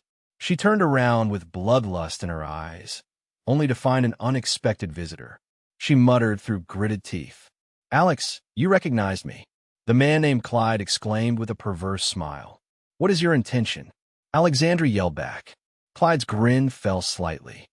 "Uh-huh, so you're unaware. Well, shio." Alexandra's senses jumped, forcing her to rapidly move her body at an impossible angle. She found herself looking up at where her head once was. There, a burning black hell flame was flickering without any intention of going out. In the next second, Clyde's face took up her vision. He proclaimed with a smile, "The only thing that matters in this world." Clyde raised his arm, his hand sharpening and transmuting into a blade. Clyde swung down, aiming to decapitate Alexandra in one strike. However, she was no longer the same person he knew. Yellowish-brown mana coated the surface of her skin. Boom! Clyde's arm blade cut through Alexandra's body, but Clyde didn't show any satisfaction. That strike, crumble. Before he could even ponder it, Alexandra's body crumpled into hundreds of rock shards that fell powerlessly to the ground. Alexandra's voice came from further away. "You are an elder of Mystic Wind Pavilion. You're supposed to be a leader of Heaven's army, a person that all troops can look up to. You've betrayed the angel race, betrayed your sect, and betrayed the universe itself." A wave of power spread. A yellowish-brown hue coated the air for several kilometers, entrapping Clyde. "Your blood shall be a reminder for those of future generations." Alexandra chanted in her head while galvanizing her mana. While it felt like eternities in her mind, it took less than an instant for her call to be answered. "Goo!" An ancient groan rang out. Boom! The earth exploded. A titanic arm shot out from within and slammed down into the ground below, crushing Clyde in the process. Clyde exhaled through gritted teeth as he tried to keep his blood in his mouth. He pushed against the massive hand with all his strength, but found that he could barely evenly match it. He roared, "Who are you?" Hearing the screams from her delusional ex-stalker, Alexandra smirked. "That's right. I am not the Alex that you can pressure anymore. Starting today..." Bang! She slammed her hand down. The massive earthly hand followed her movement, slamming down and leaving no space between the ground and it. Clyde was flattened into meat paste and then flattened further into fine particulates that couldn't be seen with the naked eye. After his destroyed body transformed into ink, and she destroyed him a second time, she paid him no more mind. That flower must have some special properties if it's attached to the heavenly material stem. Unlike everyone else, who merely raced against each other, Alexandra also had to race against time. Even though she'd just achieved a piece of revenge that she'd been desiring for a very long time, she could even celebrate or revel in it. She moved instantly and with efficiency, even completely avoiding many opponents for the sake of speed. She was well aware, at some point, this place would be showered in blood without mercy. The Nox, and maybe even a part of Heaven's army, would likely face calamity. Damn it, Alexandra complained inwardly while slicing through another enemy. She approached closer and closer until she finally landed on a massive flower. There were 19 others on the flower with her. As soon as she stepped onto its surface, the petals closed. The 20 people in the flower were isolated from the rest of the world, and at the same time, a portion of the flower opened up and revealed a beautiful golden honey-like substance there. It was evident what they were to do. The last one standing would win the treasure, while the rest would become nutrients for this plant. Fighting began immediately, but rather than joining them, Alexandra stood back and observed. There was something strange going on here, and before she found out what it was, even the gods themselves wouldn't be able to move her. Chapter 865 Madness. The situation around the heavenly vine soon became chaotic. The Nox and Heaven's army forces clashed fiercely, laying waste to the surrounding environment. Bodies dropped constantly, and as the earth was stained in red, the golden red aura around the heavenly vine began to shift and become redder and redder. With so many millions of troops fighting fiercely, not everyone could stay around the heavenly vine. Several hundreds of thousands of kilometers had been transformed into a battlefield, this whole region becoming a bloody slaughter domain. Near the outskirts of this region, several third-class soldiers fought fiercely against the endless waves of mindless lesser Nox. They split into countless teams and formed a defensive line that absolutely couldn't be penetrated, and even among these teams, roles were properly distributed for peak efficiency. The first role was the tanks. This role also had the most people, as the tanks held the line and drew the aggression of these lesser Nox to allow their teammates to attack. The second role was the damage dealers. These people had highly destructive abilities and precise control, which allowed them to rapidly blitz the massive crowd of lesser Nox and lessen their numbers considerably. The third role was the cleaners. These troops mainly had wide-area destruction skills, which they used to exterminate the ink remains of deceased Nox so they couldn't recombine with their comrades and form a greater threat. Within these three roles, there were several subsidiary positions, and even outside of these main roles, there were several other positions. Together, even with their third-class strength, they even had the ability to hold off a small number of fourth-class beings. Boom! A burst of Nox mana impacted a man's shield. He groaned as he absorbed the impact. A man jumped over his head as soon as he made the call. The man's twin blades slashed through the air with absolute precision, followed by an almost invisible trail of green light. Shing! The cutting of air also symbolized the death of a group of several hundred Nox. The man named Josh immediately retracted his blades and retreated behind the shielded man the second he finished attacking. Boom! A burning ball of light appeared above the two men. It crashed down into the crowd that had formed to replace those Nox who died, spreading a wave of fire several hundred meters into the surrounding. A woman walked up behind the two men, a crystal ball floating next to her head. Josh, Elliot, we can't delay any longer. We can't, Elliot yelled back. Then we'll make room. TCH. Elliot clicked his tongue in unwillingness, but his steely gaze didn't falter in the slightest. Jess, the female witch, was right. They had been pushed almost an entire kilometer away from the main defense line, and with their current situation, only death awaited them. Elliot roared. Mana blazed around his body and congregated on his shield. Boom! Elliot burst into a ball of flames as he charged forward. His every step caused the ground to shake, and the Nox in his path were turned to cinders upon contact. As he ran, Josh and Jess followed behind him, clearing the sides and making sure that the Nox couldn't interrupt Elliot's charge at all. With Josh's agility and Jess' great long-range power, they were able to successfully support Elliot as he carved a path through the Nox horde. Boom! Boom! Boom! Boom! As the group of three approached closer to the defensive line, the sounds of battle became louder and far more prominent. At some point, the only sound filling the three's ears was that of blades clashing. However, the Nox didn't use weaponry. Boom!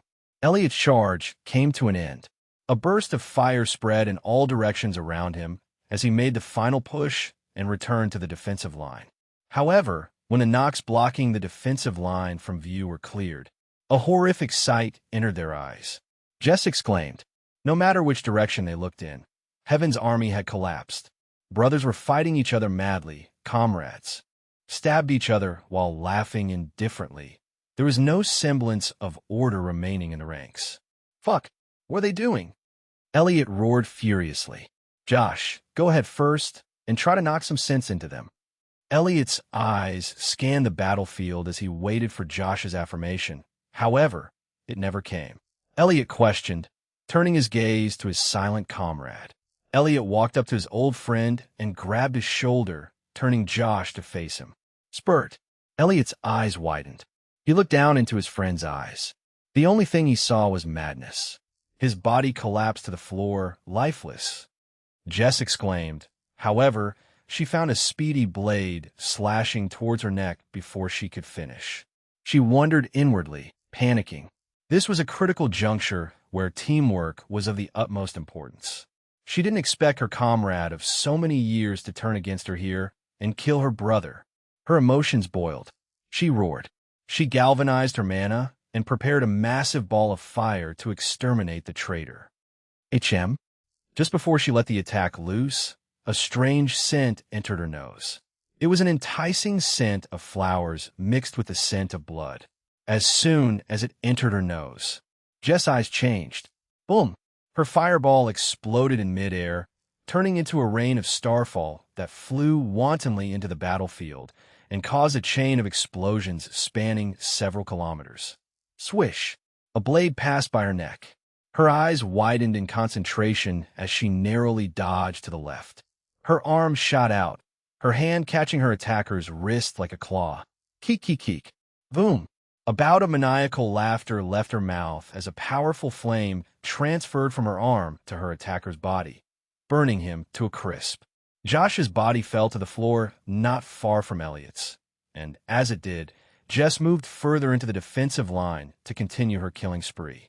Elliot and Josh's lifeless bodies were left in her wake, soon enveloped by the force of battle and consumed by the battlefield. However, their blood remained stained in the earth as if to immortalize them. That blood glowed with a slight hue of gold and red.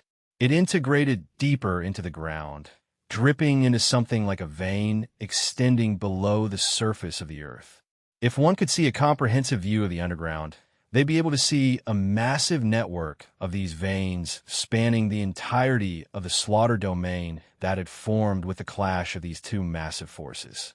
And that vein system's center? Naturally, it was none other than the Heavenly Vine. Chapter 866 Madness. Bang! A body cut through the air and slammed into a pure white wall. Despite the wall's seemingly soft appearance, the impact between it and the man's body was thick and absolutely one-sided. The man coughed up a mouthful of blood as his body collapsed to the floor.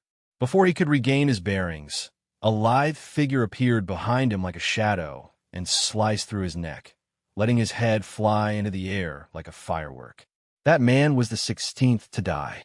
From the group who originally entered the flower space, only 4 remained. Of them, only one was familiar. Alexandra stood in a corner with solemn eyes.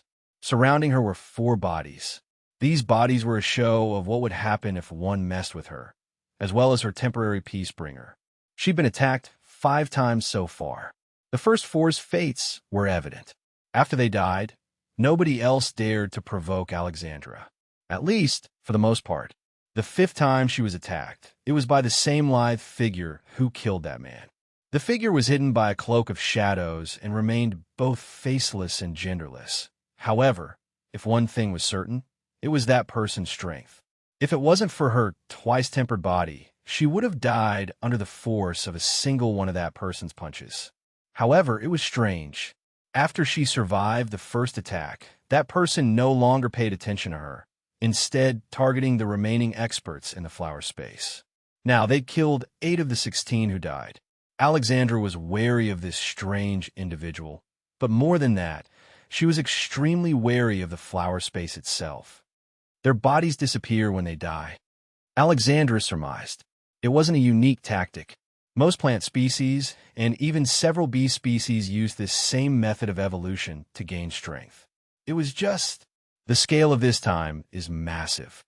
Alexandra's eyes rapidly moved from side to side as she followed that strange person's battles with the remaining 2 experts. It was 1 against 2, but that person didn't seem to be at a loss at all. In fact, it was more accurate to say that they were dominating. The soldiers in Nox below late-stage 4th class are probably already being slaughtered and absorbed. Alexandra shouted just as that person went for the kill. Their shadowy head turned towards her. However, the trajectory of their weapon didn't change. 2 heads flew into the air. 2 spouts of blood showered the pure, white flower space in red. Alexandra shouted. Before she knew it, that person was in front of her face. They stood silently.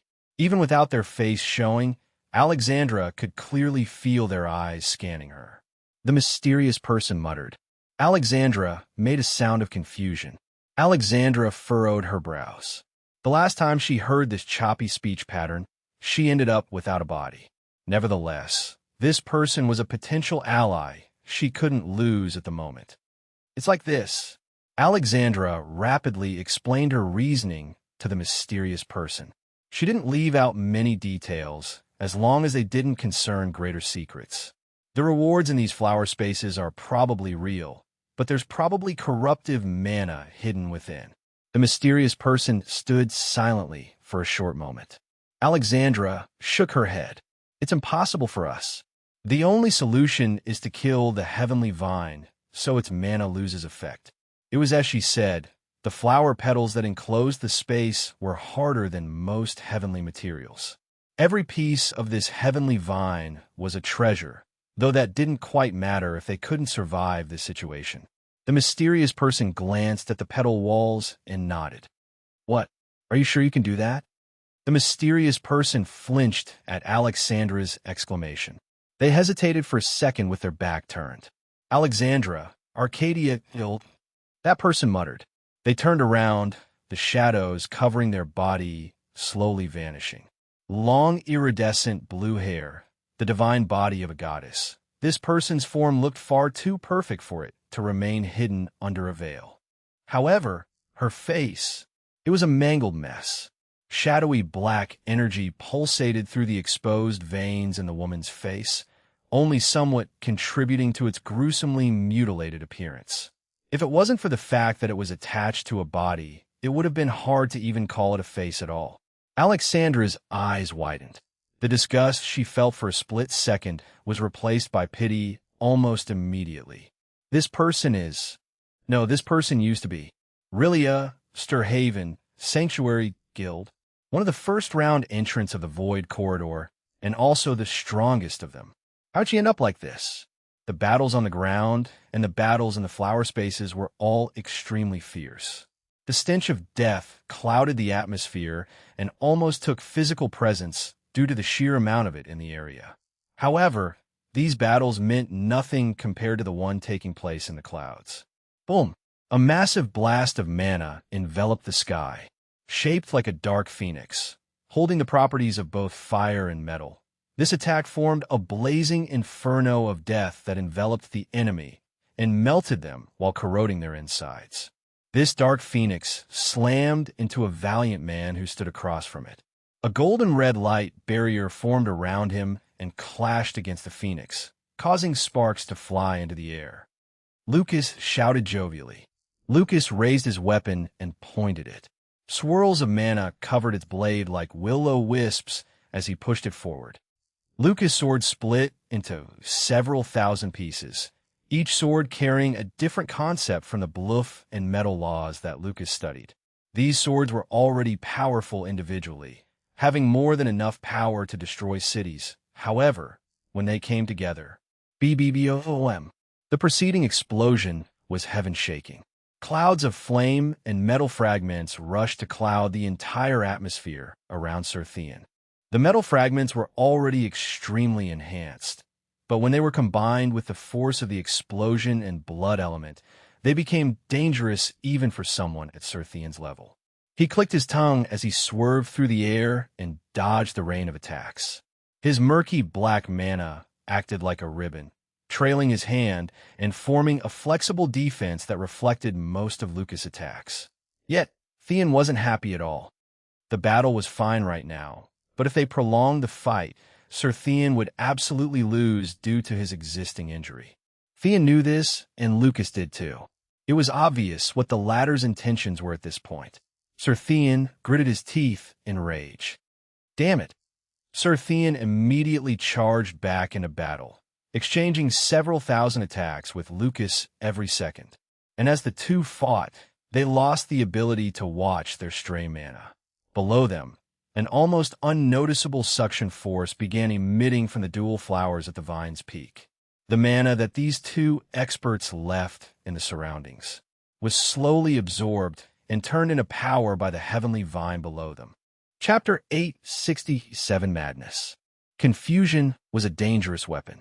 On a small scale, it didn't mean much at all, but when infecting a crowd, it spread like wildfire. The mental confusion of Heaven's army and the Nox started at the very outer edge of the battlefield where the third classes fought. Out at that distance, the Nox were already mindless, so the effect of the confusion was far less pronounced. Universe denizens turned on each other for seemingly no reason at all, but with them fighting anything that was around them, the battlefield was turned into a fierce melee with no sides whatsoever. This melee was what spread to the inner portions of the battlefield. Within half an hour of the heavenly vines blooming, there wasn't a single sane person remaining on the ground. Everyone from the earliest stages of third class to the middle stages of fourth class turned crazed and clashed. Boom! The atmosphere exploded countless times under the fierce collisions taking place. Several fourth-class beings, both denizen and Nox, rose into the sky and continued their fights away from the rest of the battlefield, not because they didn't want to hurt others, but because they had more space to maneuver. These fourth classes used the height of their law comprehension to fight, holding nothing back at all. Little did they know that their presence in the sky only aided the spread of the infection. As the scent coming from their bodies permeated the air, it was absorbed by the heavenly vine and redistributed among the flower spaces on its stem. At that point, the situation saw a second change, not any better for either side. Boom! Boom! Boom! Originally, there were less than 100 enclosed flower spaces, each holding more than 20 people. However, suddenly, the vine seemed to bloom into something different, sprouting several hundred flowers that were even larger than the originals. The original flowers were consumed by these larger variants, and the total number of peak existences trapped within the flowers drastically increased. Damn it! Alexandra exclaimed in defeat. How long had it taken Rilia to carve her way out of the original flower space? Just as they thought they could start helping their comrades, they found themselves trapped by an even larger and stronger flower space. Unite, here, kill enemy, Rilia muttered.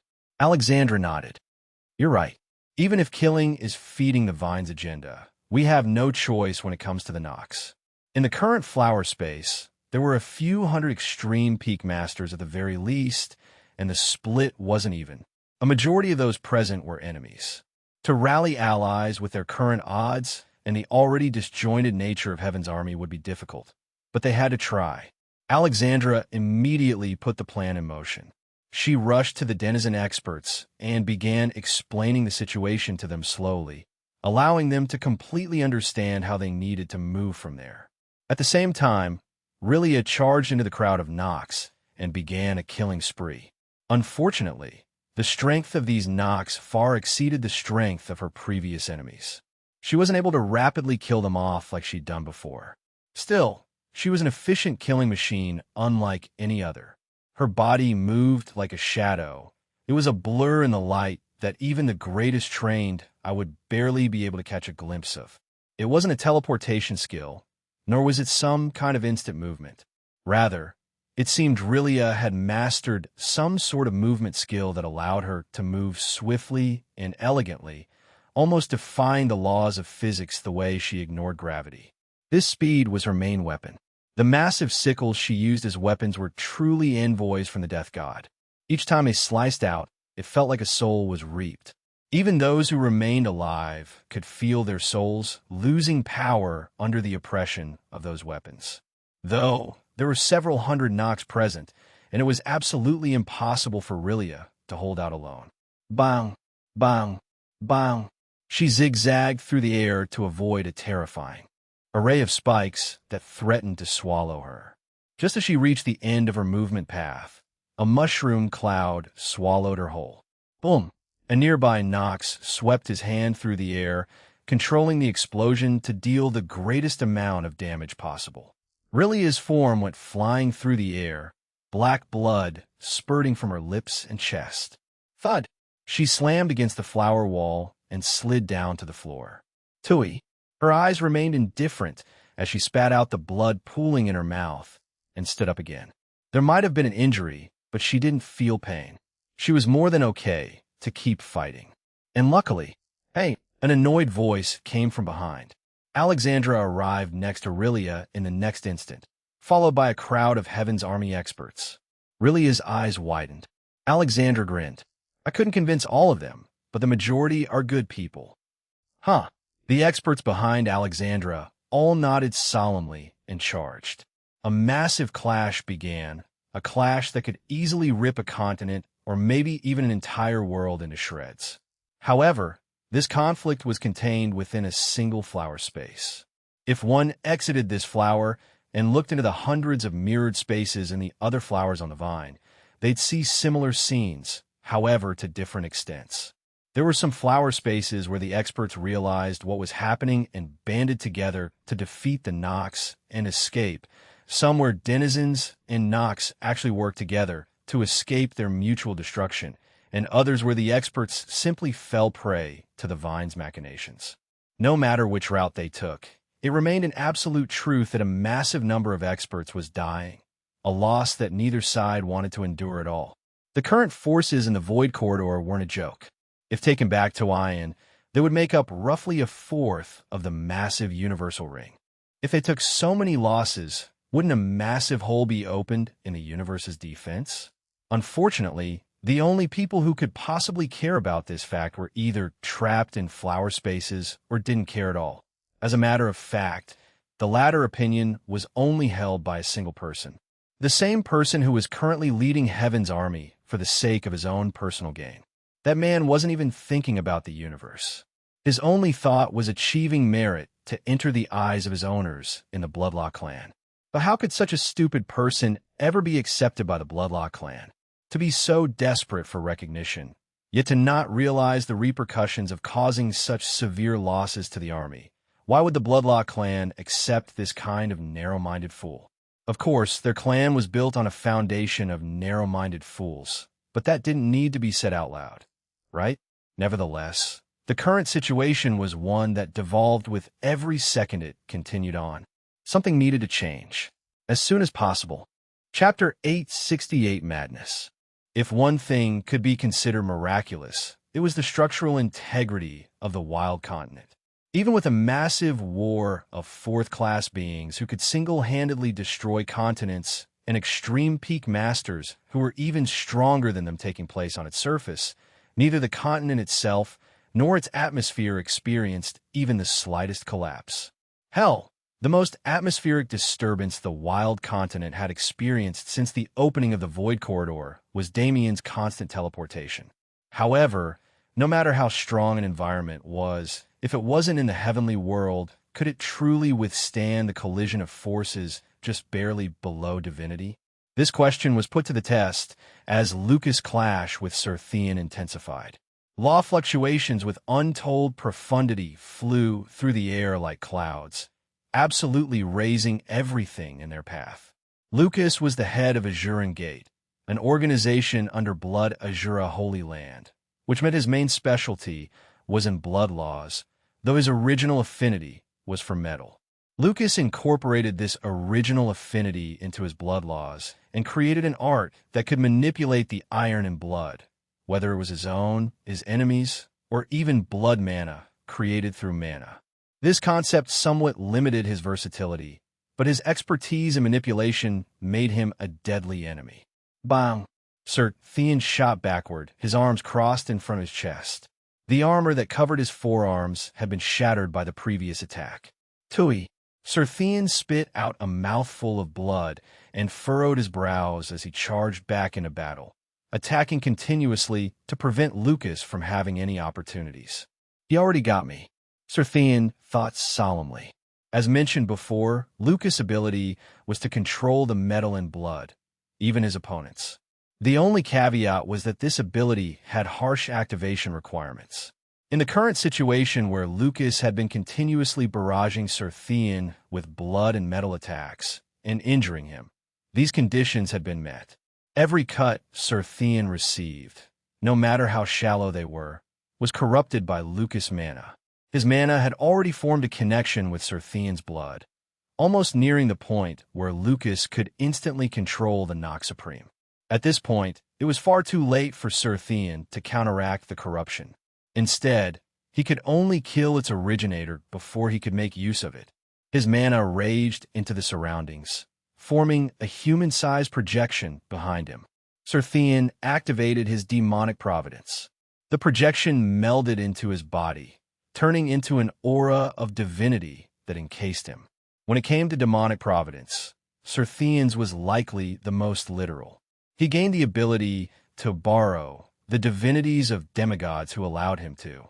Naturally, not many demigods would agree to such a thing.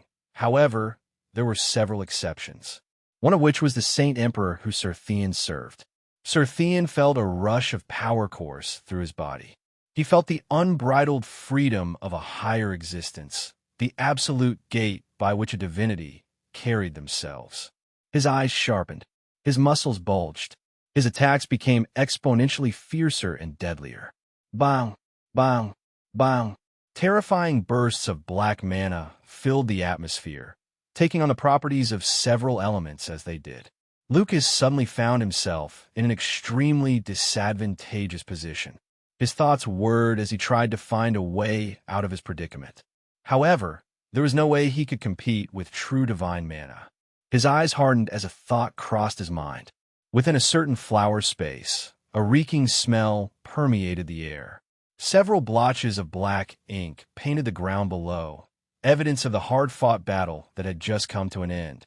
Of the several hundred Heaven's Army experts, only around 200 survived the fierce collision, and currently, they rested their bodies and healed their injuries.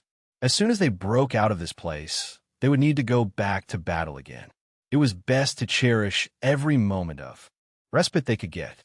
Apart from the main crowd, two people sat together. One was a beautiful woman, while the other was veiled in a cloak of shadows. They sat in silence for a very long time. There were many things that needed to be discussed. However, actually discussing them was a different matter. Finally, Alexandra couldn't take it anymore. She asked through mental transmission. Rilia glanced over at her and sighed. Unlike the voice that came from her mouth, the voice that came from Rilia's mental transmission was both beautiful and articulate. Hearing it, Alexandra felt a pang in her heart. She shook her head in refusal. You are my savior and my comrade. Now that we've been through multiple life-or-death battles together, I know your character. Rilia sat silently for a while. She was a person of few words and even fewer expressions. However, Alexandra could clearly feel the desolate emotion that clouded Rilia's mind at the moment. Rilia started. No, my story does not matter. The important matter now is to leave this place and placate the situation outside. Rilia's heart suddenly spiked. Her mana flared unintentionally, slamming the unsuspecting Alexandra into a nearby wall. Rilia exclaimed in shock. It's fine, Alexandra responded as she brushed off her clothes and returned to her original spot. Continue. Rilia nodded. It was him. It was he who orchestrated everything. However, this void corridor was unpredictable. It was something that no man could ever plan. Rilia's aura flared again. Her killing intent rose into the sky as they gritted her teeth and continued speaking. For his own selfish desires, for his own goals, he is willing to sacrifice everyone and everything. Alexandra's eyes became more solemn with every sentence. Even if she hadn't known Rilia for long, she'd heard the latter's reputation. She was an upright and logical woman, nothing like the behavior she was showing now. And despite the horrors that she seemed to have gone through, she was still sane. This much could be understood by her general demeanor and ability to judge the situation. With all this in mind, Alexandra asked. Rilia opened her mouth. She spoke with her true voice rather than mental transmission, as if to enunciate the importance of her words. Lucas Stream, Chapter 869, Confrontation. Lucas Stream gritted his teeth as the thought flashed across his mind. There are too many people here, but Sir Theon was relentless. With the strengthening of his demonic providence, Lucas completely lost his original advantage. However, to truly use that meant to abandon almost everything he'd worked so long for. My position will be in danger as long as anyone who sees me survives. If I leave alone, there will be additional suspicions that will lead to my being exposed. Lucas' eyes hardened. It had been many years since he first converted, and ever since that fateful day when his destiny changed completely, he'd been meticulously planning his steps so he could gain the most benefits from any situation he found himself in. The war in the blood-drenched wilderness was one of these plans. In fact, the blood-drenched wilderness was only coincidentally drawn into his plan. Due to the mysterious destruction of one of the Nox strongholds and the death of the Nox's heavenly demon candidate, a buzz of rumors began to spread about the area. Lucas capitalized on this buzz, nurturing it into a wildfire that eventually consumed the entire domain and descended it into chaos. Merely, Lucas never expected a void corridor to open, and he never expected a force greater than his own would also be meddling in the blood-drenched wilderness affairs. Nevertheless, the conditions inside the void corridor were extremely advantageous for him. With everyone dying left and right, wouldn't his plan continue without fail? Especially, his eyes landed on Sir Theon, who was rapidly approaching. This man was the goal of the blood-drenched wilderness plan. The entire operation was a front to lure out a Supreme and put him in an unfavorable position. At that point, I could devour him and grow. I am just barely below the line of divinity now. The Nox were a cannibalistic race. No matter how strong they got, the most effective method of evolution was to consume their own kind. Nox worshippers didn't obtain this ability, at least not upon their initial corruption. However, Lucas Stream was different from the other Nox worshippers Damien had met. Lucas was a man who'd reached the 9th revolution of extreme peak 4th class as a Nox worshipper, and as a reward for his efforts, he also gained several of the Nox's qualities. Of these was the ability to consume the Nox to grow.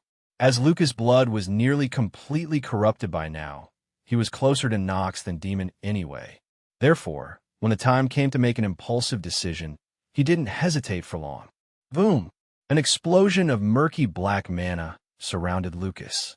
His bloody metal mana was corrupted by this color, turning into a dirty gray color as it swirled in the air.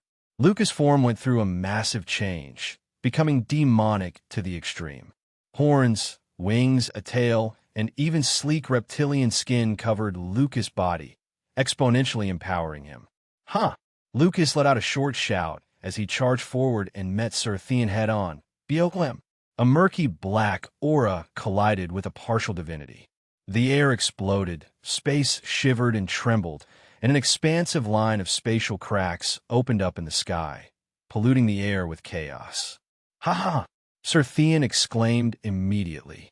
You selfish bastard. Sir Theon's emotions boiled. It was one thing for him to battle an expert of the universe, but now, this battle was an internal struggle. A greedy man wanted to bite off more than he could chew, Did he actually think Supremes were soft persimmons? How could Sir Thean not feel rage? Fool! He roared. His mana raged, covering his body in a terrifying black armor. Hell flames and black ice surrounded him on both sides, ignoring their differences and melding into a single attack that shot out with utmost ferocity. BB boom. The attack was shaped like a bullet of compressed energy, and its existence already ripped through the air before it even started moving. It approached Lucas at lightning speed and exploded into a rain of icy flames. Lucas' face hardened. His eyes darted from side to side as he judged the trajectory and danger of the attack. His body, now empowered by the release of his true form, moved like a loach as he dodged every single piece of mana that Sir Thean sent at him.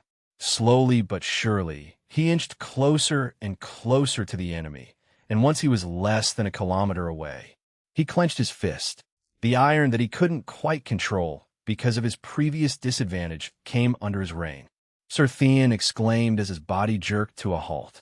He tried to move his arm, but it felt like it was weighed down by the weight of a planet. Lucas laughed maniacally. To actually try to consume a Supreme was insane. Even Lucas was aware of that. The reason he had confidence was his special ability. Unlike others, he had a sort of inviolable control that allowed him to ignore strength differences as long as he could play his cards right. If he could gain control over an enemy's body before they blocked his interference, it was over for them. You are my pawn, Sir Thean. Your only purpose is to feed me. Sir Thean was just now learning about the seemingly absolute truth of this statement. He tried to move his body, but nothing he tried mattered at all. After all, his body itself was the chain holding him down. Meanwhile, Lucas circled him without a care in the world, caressing his body and slowly cutting into it as if savoring a delicacy. His mouth constantly moved, spewing an unending rain of nonsense into Sir Thean's ears. You pathetic being, Lucas said. Sir Thean roared inwardly, unable to open his mouth. He glared at Lucas in hatred as he willed his entire body to move. His mana flared and roared, causing constant quakes in the atmosphere. At some point, Sir Thean felt a slight portion of his movement ability return. But at the same time, Lucas had already begun slicing into his arm, eating it whole without a care for his surroundings at all. He must have realized it. He must have realized that there wasn't a sane soul remaining in the Heavenly Vine's vicinity.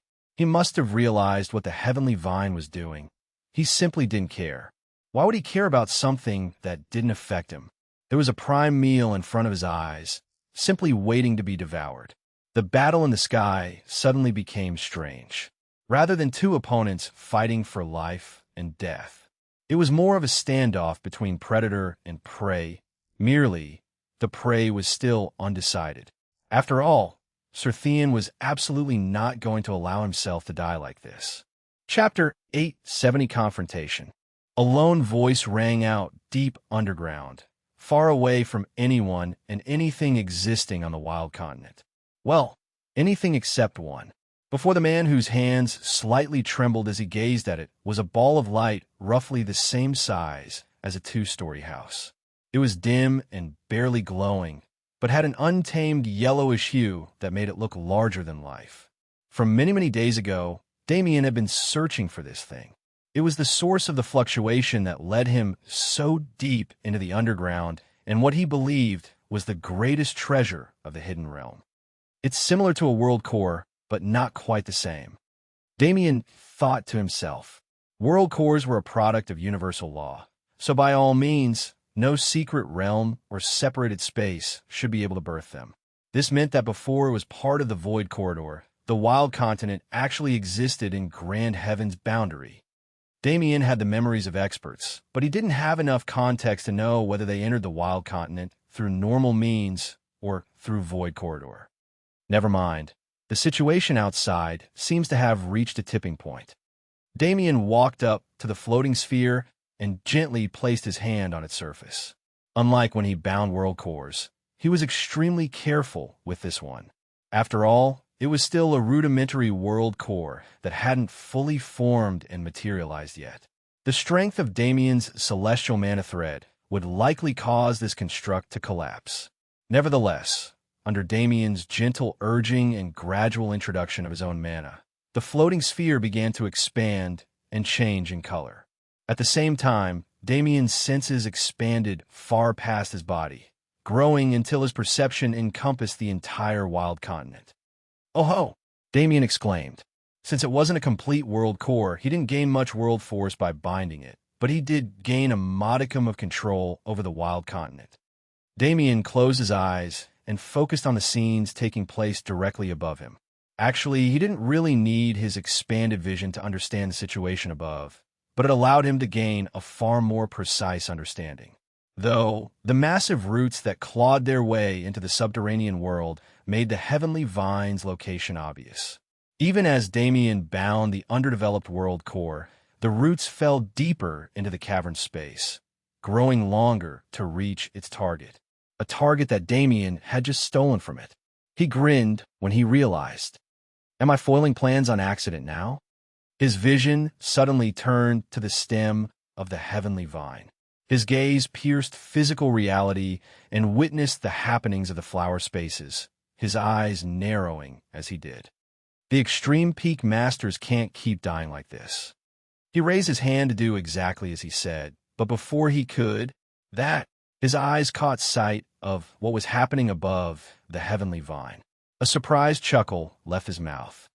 Is this a father-son situation? Who would have thought the subsidiary force of that corrupt clan would be corrupt as well? Despite his thoughts, Damien was grinning widely. Another Nox Supreme? Didn't that mean? He spoke out loud, addressing the woman who stood silently behind him. In response, she lightly smiled, her eyes turning sharp. Good. The crescent moon-shaped symbol between her eyebrows shone with her eyes. However, her time to enter the battlefield hadn't quite come yet. Before that, there was another team who wanted to show their strength. And who was Damien to reject them? Rumble. The battlefield shook, though nobody paid it any mind. There were barely any sane troops left in general, let alone those who had the time to pay attention to the rumbling that had already become white noise to these soldiers. However, unlike their assumptions, this rumbling wasn't the normal sound created by the collision of so many troops. No, something was approaching.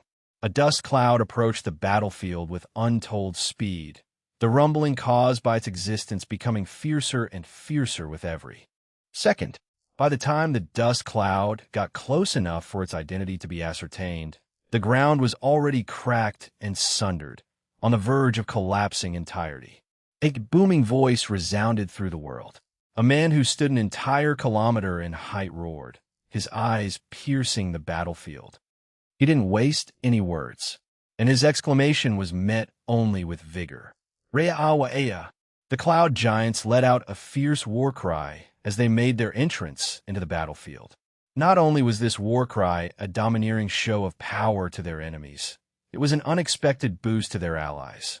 The sheer momentum behind their combined roars cleared a portion of the atmosphere of the Heavenly Vine's madness spores, and the power of their roars shook people's internals and loosened the Heavenly Vine's control. For Heaven's army, a portion seemed to have regained a measure of sentience, allowing them to break away from the chaos and truly fight once more. However, the Nox didn't experience such benefits at all. Instead, Re'ia, ha ha ha! Finally, the cloud giants were like berserk executioners. They slaughtered any Nox around them, the records of their past humiliation burning in their souls and empowering them. As they approached the inner battlefield, more and more cloud giants separated from the large crowd that they'd arrived in. Several hundred of them remained on the outskirts with the third classes, tens remained with the remaining fourth classes, and the rest climbed the vine stem to reach the flower spaces that had been blocked off from them. The advent of the cloud giants onto the battlefield was truly a game changer. Not only did Heaven's army suddenly gain a method to regain their sanity, but they also gained a fighting force of elites that wasn't much worse than their selection of Extreme Peak Masters. When these cloud giants finally made their way through the flower spaces and united with the universe's Extreme Peak Masters, just what kind of show would they put on? It was definitely a question worth asking, But it wasn't a question Lucas or Sir Theon would allow answered at all. The gazes of the two Supremes snapped down to the ground. They immediately separated, Sir Theon regrowing his arm. They glanced at each other in tacit understanding. They could fight against each other later. Now that an outside threat had come to stop them, it needed to be taken care of first. Two blurs of black light disappeared from above the flower, and at the same time, a platinum light intercepted them. The owner of that light said. His kilometer-tall body was a natural roadblock that couldn't be surpassed simply. He grinned as he faced the two beings in front of him. Chapter 871, Confrontation. A booming voice rang out, and was immediately followed by a collision. Boom! Two extreme peak masters attacked as one, slamming into the giant leader's body with their full force. However, what were giants known for if not physical power? Ha ha! I am Galantis, king of the cloud giants. Galantis roared and laughed heartily like an old sailor, a completely different demeanor than he demonstrated during more managerial duties. And hearing his ecstatic response, two faces crumpled as one. Boom! Boom! Boom! Boom! Galantis threw his fist forward without a care in the world, but this single strike was enough to cause countless booming explosions to blanket the sky as the air exploded. Two groans of pain rang out as Lucas and Sir Theon were pushed back, their blood rolling in their bodies. They looked at each other solemnly. It seemed that the current enemy wasn't something they could defeat if they held back at all. After that single strike, they were already aware of the difference in power between them. After all, even after fighting each other for so long, they both needed to use countless tricks to injure each other. Meanwhile, this giant only needed a single punch. A booming voice was followed by a terrifying storm. Punches rang out in bulk with no semblance of physics. Galantis' body moved with the speed of a cheetah despite having the size of an element. And as if his defying acts were recognized by the universe, space continuously threatened to tear open and swallow him as his attacks grew fiercer. Lucas yelled in frustration. If he could just get past this damn giant skin, he would be able to gain an absolute advantage. But it was impossible. Every time he punched out, every time his mana came in contact with that skin, it was repelled as if there was a force field covering Galantis. However, there was nothing of the sort. This was the result of pure physical prowess that matched the elemental prowess of most people's ninth revolution. Sir Theon's eyes narrowed. He could feel the effects of his demonic providence fading away with every second. He still had internal injuries remaining from the mysterious expert's attack, and he was already corrupted with Lucas mana shards. He was by far in the worst position among the three. Sir Theon thought to himself. Regardless of which side he was on, he'd lose. It was an incredibly vexing feeling, but at the current juncture, Sir Theon had no time to think over it. He could only keep it in mind and plan for the event so he could be prepared when it occurred. Bang! Bang! Bang! Spurt! Sir Theon flew backwards with blood spraying out his mouth. Even Lucas was thrown away, unable to bear the momentum of Galantis' attacks. Galantis' laugh echoed through the surroundings, inadvertently freeing many people from their confused states. As the battle in the sky progressed, the battles on the ground began to change as well. As more Heaven's Army soldiers regained their sanity, the tides began to turn in their favor. The only problem they had to deal with was the Nox's numbers, but with their current advantage, the Nox's advantage only evened the playing field.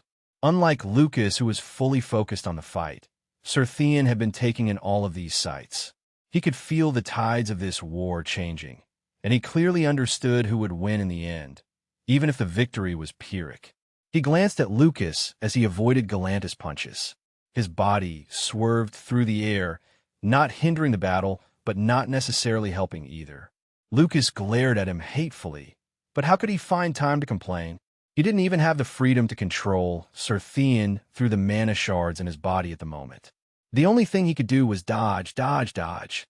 He roared in anger. His aura suddenly flared with the scent of blood, making it evident that he was burning his blood vitality. Sir Theon's eyes widened. He didn't know why Lucas was so determined, but it was all the better for him. He quietly awaited his chance as the other two fought. Galantis didn't care. about Sir Thean at all.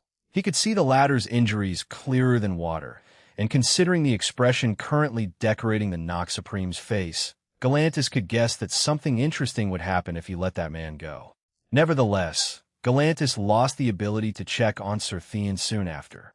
With his blood vitality as the foundation, Lucas' strength skyrocketed.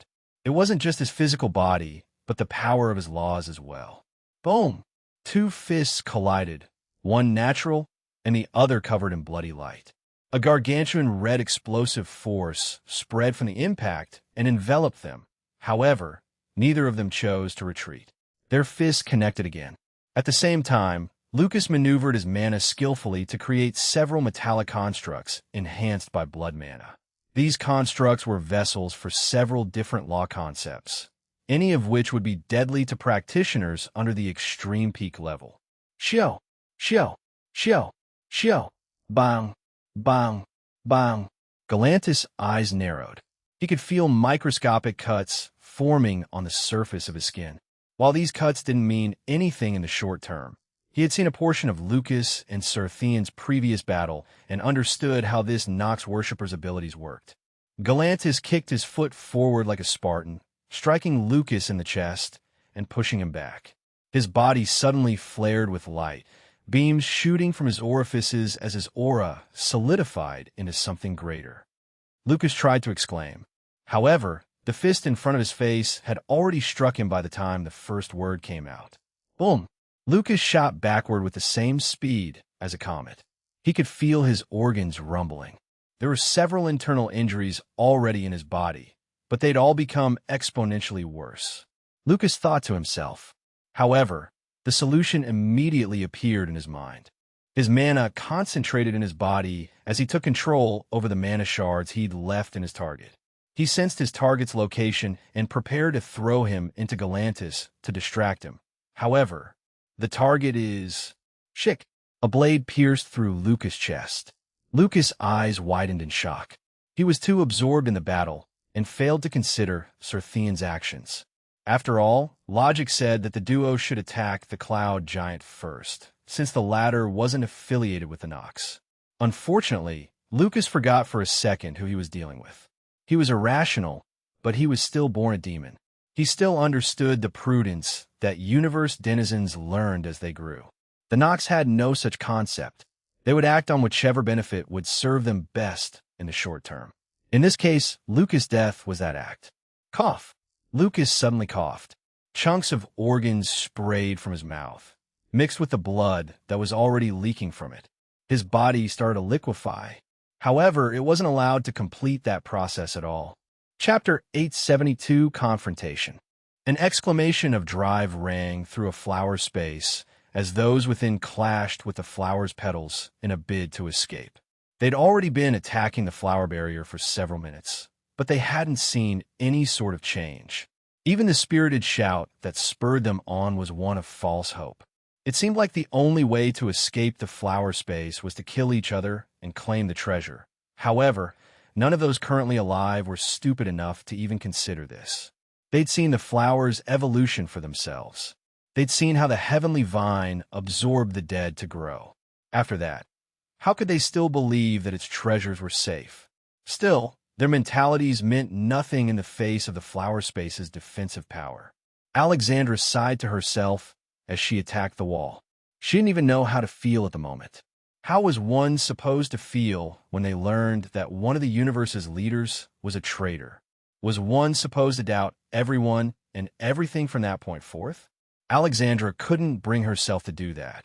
And while she of course held the desire to do something, she didn't have the power to act on it.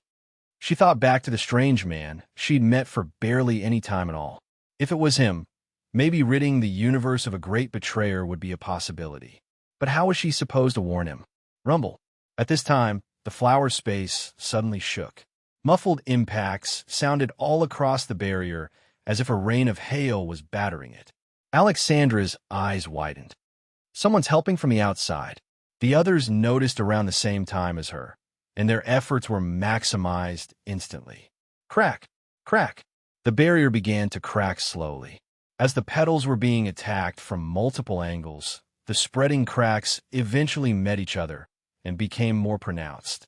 And just as the petals began to shatter, rumble, the earth itself rumbled. The heavenly vine glowed with intense golden red light. Rilia appeared beside Alexandra in an instant. She grabbed Alexandra by the arm and rapidly shot into the air. Wait! The bar! Alexandra started to warn Rilia, but her worries were unfounded. Before the duo reached the top of the flower space, the barrier shattered entirely. Alexandra and Rilia shot into the air of the outside world and rapidly retreated away from the heavenly vine, leaving its sphere of influence entirely. Time of reckoning, Rilia muttered, pointing at the heavenly vine's peak. There, Alexandra saw a sight she'd never once expected. A massive giant stood facing Lucas Stream, who is currently impaled by the Nox Supreme's blade. The heavenly vine squirmed below them, the petals of the twin flowers at its peak curling and releasing as if to express excitement. Alexandra exclaimed. It wasn't just about the cloud giants who suddenly appeared, but the battlefield as a whole. Where did all the troops go? Unless they couldn't have died in the relatively short amount of time that passed, right? Then again, thinking about the sheer number of extreme peak masters who died within that same span of time, Alexandra stopped doubting what she saw. Rumble. The earth shook again, sending vibrations even to where Rilia and Alexandra stood several 100,000 kilometers away. The heavenly vine is moving, Alexandra muttered. Before her eyes, the vine squirmed to life. Two massive vines like tentacles shot from the main vine surface, flying into the air and wrapping around Lucas' body. In the air above the vine, Serthian's expression changed instantly. Boom! The air exploded as he pushed away from Lucas as fast as he could. And at the same pace he moved, he clearly witnessed Lucas' body freezing over and being sucked into the vine's mouth, almost as if it was being stored for later. The thought was instantly changed into action. Without any care for face or mission, he turned tail and ran away at his fastest speed. In the first place, this kind of conflict wasn't in his pay grade. He was sent to kill a weak kid, not even at the extreme peak of fourth class. Why should he entangle with these forces that'd definitely cause his death? And he wasn't the only one thinking so. Galantis pulled away even before Serthian, completely avoiding the vine. In the first place, he was hired help. There was no need to risk his life where it wasn't necessary. The mana shards in my body have become ownerless now that Lucas has been taken by the vine. Serthian ruminated inwardly. With his power limited, Serthian could fight evenly against Lucas and even escape the heavenly vine. What would his full strength look like? Though, Serthian's fantasies remained fantasies. Escape? Maybe if it was a few minutes ago before Galantis arrived, escape was still an option. But now, the heavenly vine's growth was accelerated exponentially after it absorbed the mana of 3 Supremes, and in its current state. Bang! It was no different from a Supreme itself. The ground below exploded. A vine as thick as a tree trunk flew into the air, aiming to tangle around Serthian and bring him down. He narrowly dodged in the air, but was met by a second, third, and fourth vine as he moved like a fly, buzzing around without a particular destination. Once the 99th vine exited the ground, the group of vines began to sway in formation.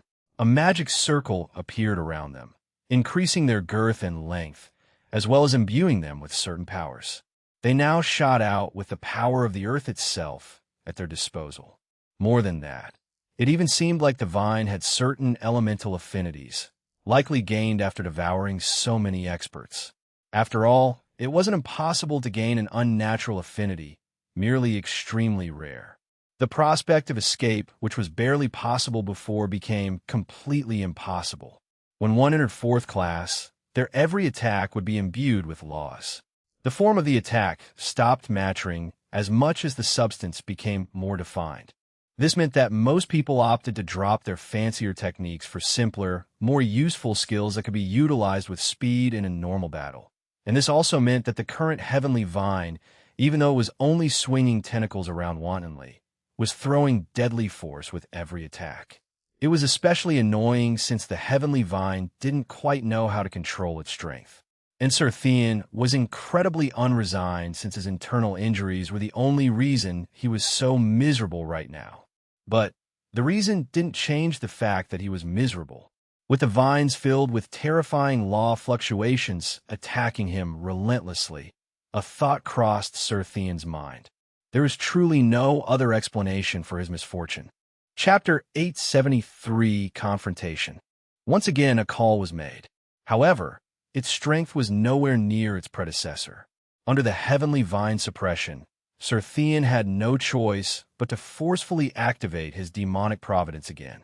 He couldn't summon the Saint Emperor's strength a second time, but he had long made contracts with several Lord-level demigods that he could use in case of emergency. Sir Thean's aura strengthened to a new level and sharpened incredibly. His entire body became like a sword, and the blade in his hand started to swing even without his prompting. It was like an extension of his body, something he could control on an instinctive level. Shing! His blade slashed through the air in a mysterious pattern. Sir Thean's body weaved through the 99 vines that attacked him, easily dodging and parrying their attacks before counterattacking fiercely. Vines dropped like flies. It was like their previous forcing Sir Thean into a corner was a complete lie. As long as the demonic providence is active, I can move while ignoring my internal injuries. However, when it ends, previously, Sir Thean used the Saint Emperor's divinity because he was in a critical situation where he needed the greatest power output he could get. However, for his body, bearing a lord's divinity was far less taxing. His efficiency will be maximized at the cost of raw power. At this moment, Sir Thean's opponent was a vine that hadn't fully grown into its strength yet. Its sentience was limited, so its control over its laws wasn't refined at all. As long as he could capitalize on his temporary advantage and destroy that vine, he'd end up with benefits that far exceeded the consequences he'd suffer from overexerting his power. I have 5 minutes. His head snapped in the direction of the heavenly vine, his body following not long after. By the time his thought ended, he was already halfway to the heavenly vine's main body. But how could it allow its greatest threat to return? Boom! Boom! Boom! Vines blasted the ground open with every inch that Sir Thean moved. The number grew from tens to hundreds, and even until the thousands, endlessly approaching Sir Thean and attempting to confine him. Unfortunately for the vine, Sir Thean wasn't in his same weakened state anymore. With the Blade Lord's divinity, he truly became a master of the blade. His every strike was filled with profundity and meaning, and his every movement caused the winds to whip in reverence. Slash! He slashed out forcefully, throwing a massive crescent of blade aura into the horde of vines. Shick! Shick! Shick! A strange sound rang out as the vines were slashed into pieces. As they landed on the ground, Sir Thean suddenly noticed that they were absorbed into the earth like the corpses of the dead. At this rate, the vine will regenerate endlessly. 2 minutes passed. Even if it wasn't much time, it meant everything to Sir Thean. He wasn't even 1,000 kilometers closer to the heavenly vine yet, and he had several thousand to cross. If every 1,000 kilometers took an entire 2 minutes to penetrate, Sir Thean's eyes hardened. His face turned dignified. He realized, but would this realization shake his resolve? Never. Even if he was fated to die, he'd take his enemy along with him. If he didn't try until the end, the possibility of survival would truly become zero. Boom! Sir Thean's eyes burned brightly, his body suddenly covered in bulging veins. His blood boiled and burned, empowering his aura with its vitality. Damien. Sir Thean's body arched, his head turning to the sky. Reia!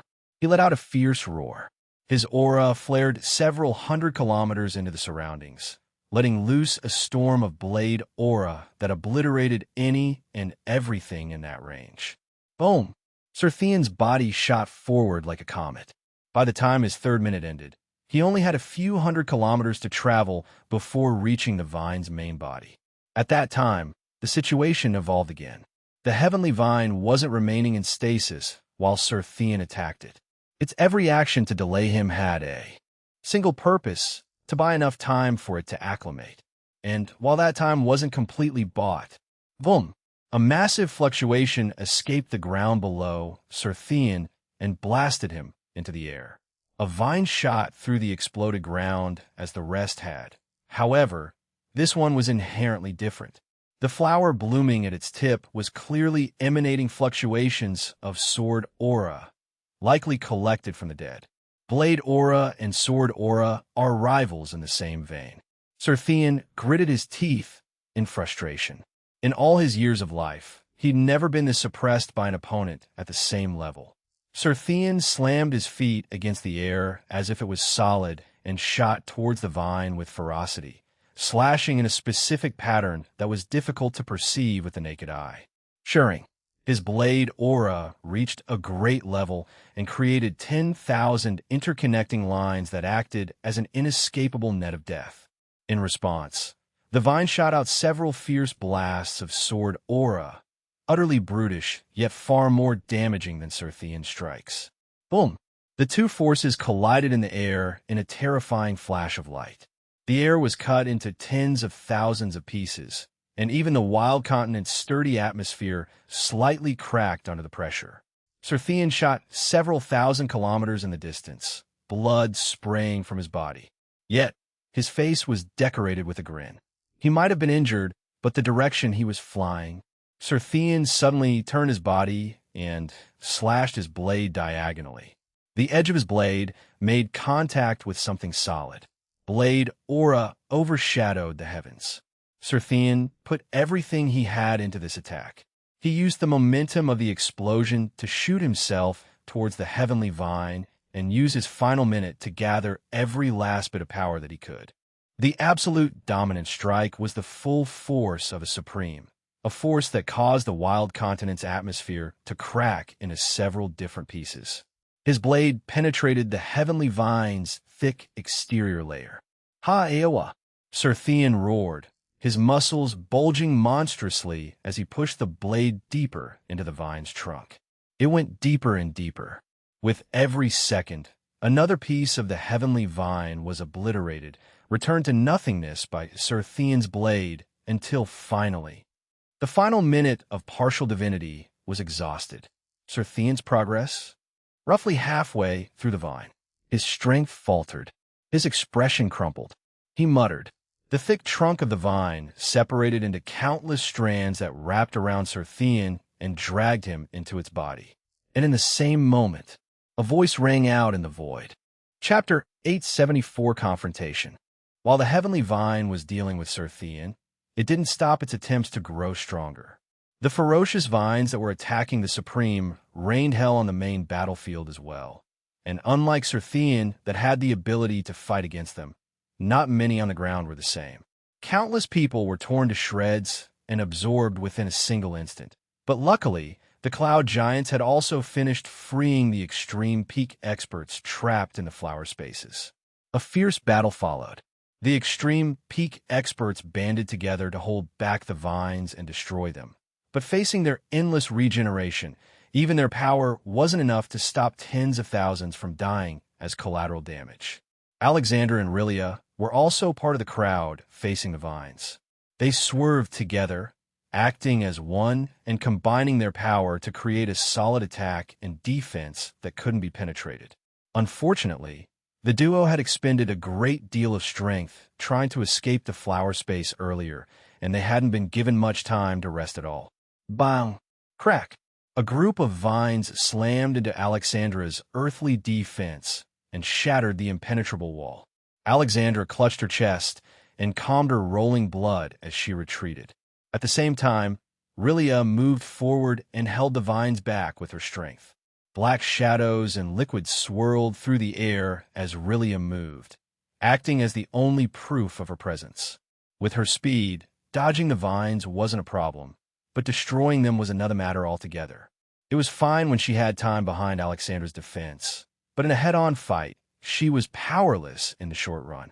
Rilia darted around and slashed the vines, but they slammed back at her with the same intensity.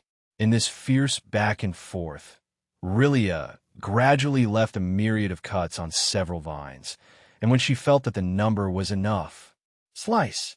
She sliced her weapon, letting a black line fly through the air, directly shattering the vines she'd been targeting.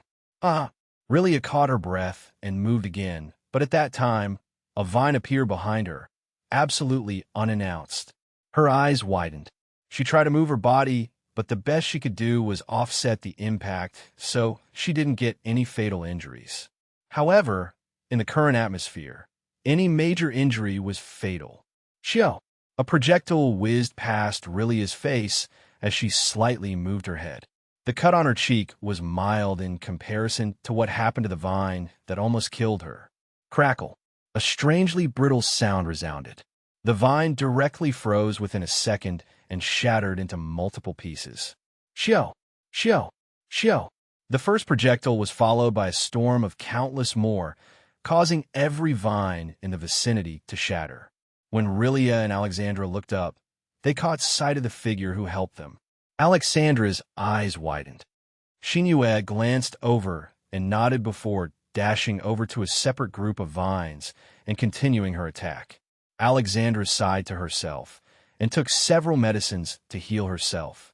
It looked like a great change would be taking place soon.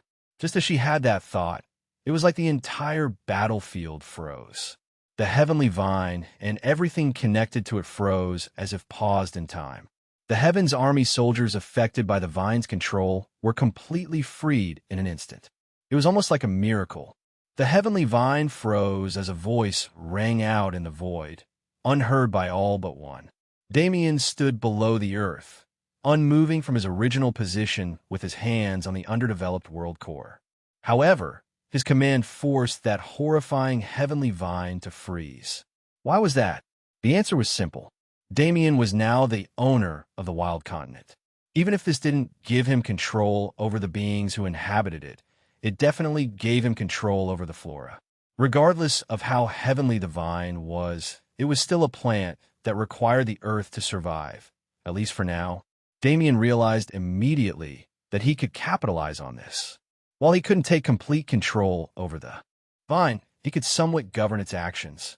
The vine originally held the desire to devour Lucas and Serthian, but it was Damien's influence that caused it to target Serthian to such an extent and first entrap Lucas before anything else. The root system the vine established to absorb the blood of the dead and attack with its subordinate vines was the very reason Damien was finally able to establish full control over the vine's movements.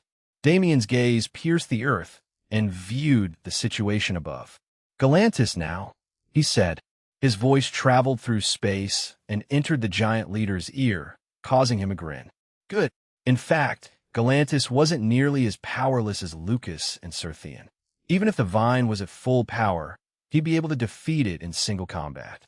The problem was that their fight would span countless kilometers and cause unrestrained destruction. As Damien wanted to save Heaven's army, he couldn't allow Galantis to run wild. Thus, the current plan. After he restrained the vine, Galantis would be able to use his full force without repercussions, and if the vine couldn't dodge or block, the collateral damage caused by this strength would be lessened greatly. The Damien and Galantis duo ignored the strange atmosphere on the battlefield and enacted their plan without a single deviation. Galantis' body became a peak weapon as he let loose a flurry of punches and kicks laced with terrifying mana fluctuations. Boom! Boom! Boom! Boom! Rendered unable to react, the vine was forced to endure the attacks. Chunks of its body flew into the air and exploded, its flowers withered, and it eventually began to die. Standing underground, Damien felt that the whole scene was quite anticlimactic. After all the trouble it caused, the heavenly vine was just going to die so easily. It almost felt wrong. However, there was nothing strange about it. This was the result of taking control of every variable and waiting for the perfect opportunity to reverse the situation. Merely, was Damien ever the person to do this? He finally got to experience what it felt like to be the person controlling things from behind the scenes. No danger, only benefits. Damien cracked a wry smile. He shook his head and turned around. Let's go up, he said, The woman standing behind him nodded with a smile. Finally, Damien exclaimed. He shrugged his shoulders and held out his hand out. Zara's smile widened as she took it. The duo vanished, reappearing above ground. Only then did they notice the strangeness of the battlefield. It was normal for the area to be blanketed in emotion. However, this emotion was usually something desolate or fiery. Was it normal for the atmosphere of a battlefield to be awkward? Chapter 875 Rewards. The sudden end of the apocalyptic situation that had overtaken the wild continent left all those who were able to witness it in shock. Other than the third classes, who were still too busy taking care of the mindless lesser knocks to notice the changes in the battlefield, all others were simply staring at the motionless heavenly vine as it was beaten into non-existence. Damien and Zara appeared in this very atmosphere, acting oblivious as they met Galantis at the heavenly vine. Galantis greeted when he noticed their approach. Damien nodded. "How's it going?" Galantis shook his head with a sigh. "None. It seems that the treasures of this vine have all been coalesced into two different cores. The first is at the peak of the vine, and the second is at the very center of its body. The first is easy to reach, however, the second..." Galantis trailed off and let his words become vague, but Damien understood his intent. Just as there were some tasks that needed to be left to brute force, some tasks required immense precision. Galantis could absolutely claw out the second core, but if he did so, just how much raw material would go to waste? There was no need to even think about it when there was a spatial expert present. "Then I guess it's time for me to do some work," Damien said with a smile. He closed his eyes and let his awareness penetrate the dead vine's surface.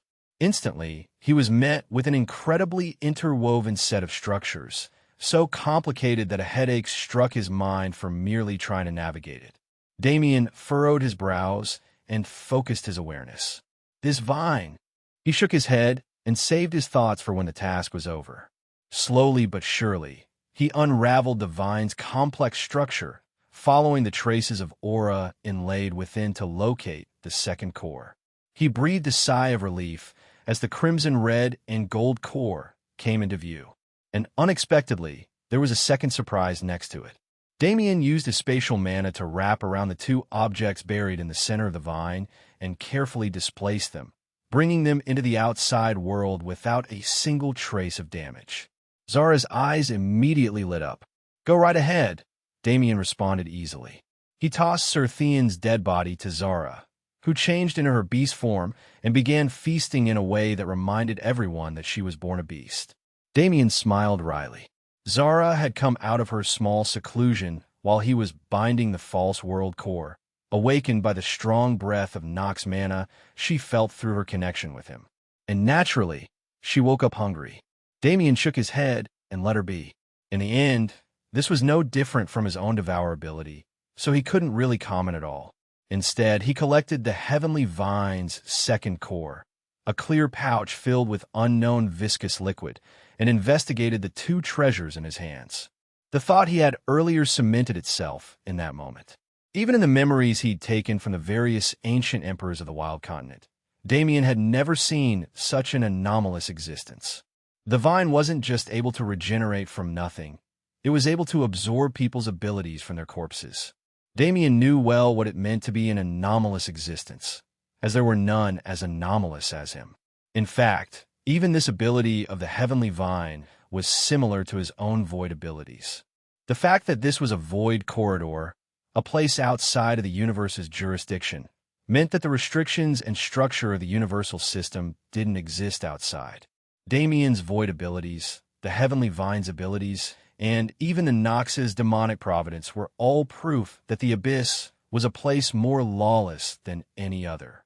But it also meant that the Abyss was a place of endless opportunity, a place where one could obtain reality-altering power if they could survive. The internal core contains all the blood vitality that the heavenly vine collected, which isn't very helpful to me.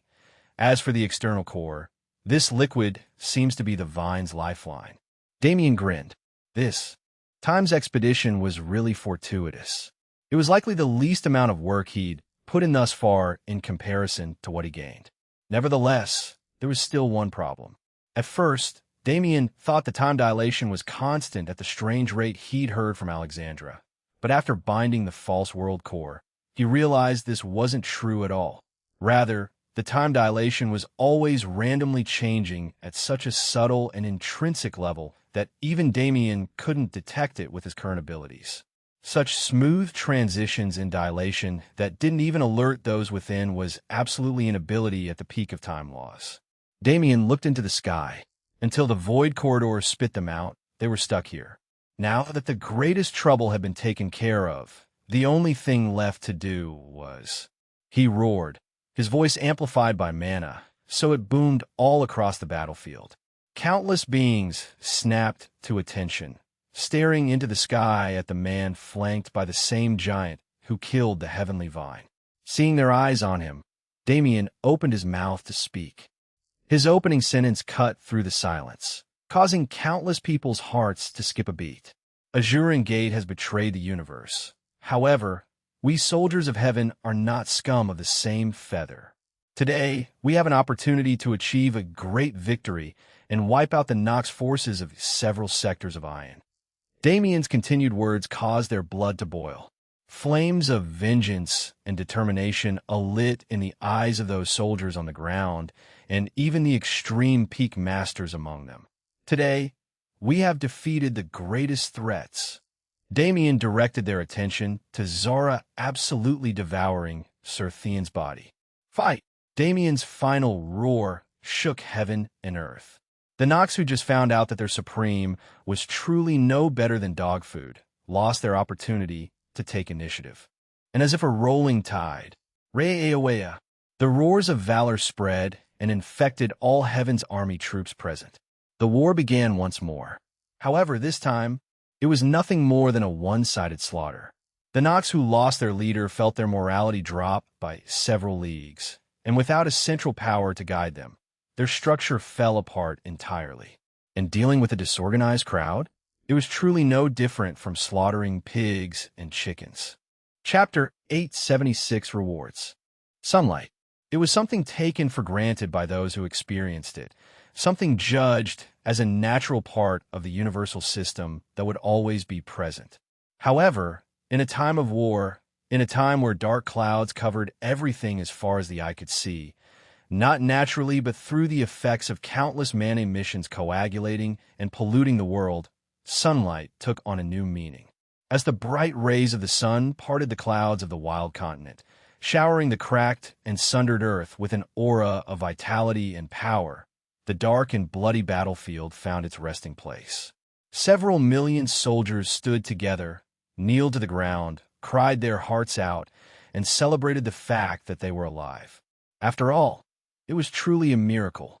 When a number of soldiers was decreased from the tens of millions to the single-digit millions, it became clear just how harrowing the previous battle was. It was difficult to identify it when the battle was viewed through the eyes of the powerful. But in the eyes of these common soldiers, they'd just been through purgatory. Several thousands of healers made their way through the crowds, restoring limbs and healing those who needed it. Some soldiers with immaculate cooking skills began to barbecue, using the meat of beasts they'd caught earlier to create a feast for their comrades. With so many priests and healers around, one didn't even need to worry about the mutation factor that these beasts carried. Nevertheless, as these soldiers shared stories of their heroic battles this time, a few points seemed to maintain prominence, whether between crowds of third classes or extreme peak masters. The first was that incomprehensible heavenly vine. How could they not talk about the entity that almost massacred them all? The second was the cloud giants. If it wasn't for their timely aid, all of the extreme peak masters and a majority of those under them would have died under the combined assault of the Vine and Nox. And the final point was the mysterious man who spurred them into action once everything was over. It didn't take long for a connection to be drawn between him and the mysterious expert who originally left Sir Theon with his internal injury. However, they had no way to confirm their suspicions. After all, just as mysteriously as he'd appeared, he'd disappeared into the wind, completely untraceable by all methods. It made some people wonder, was he truly a member of the current society? Or was he a phantom of an ancient emperor who couldn't bear to see his descendants slaughtered? Unfortunately, this train of thought only led to more questions.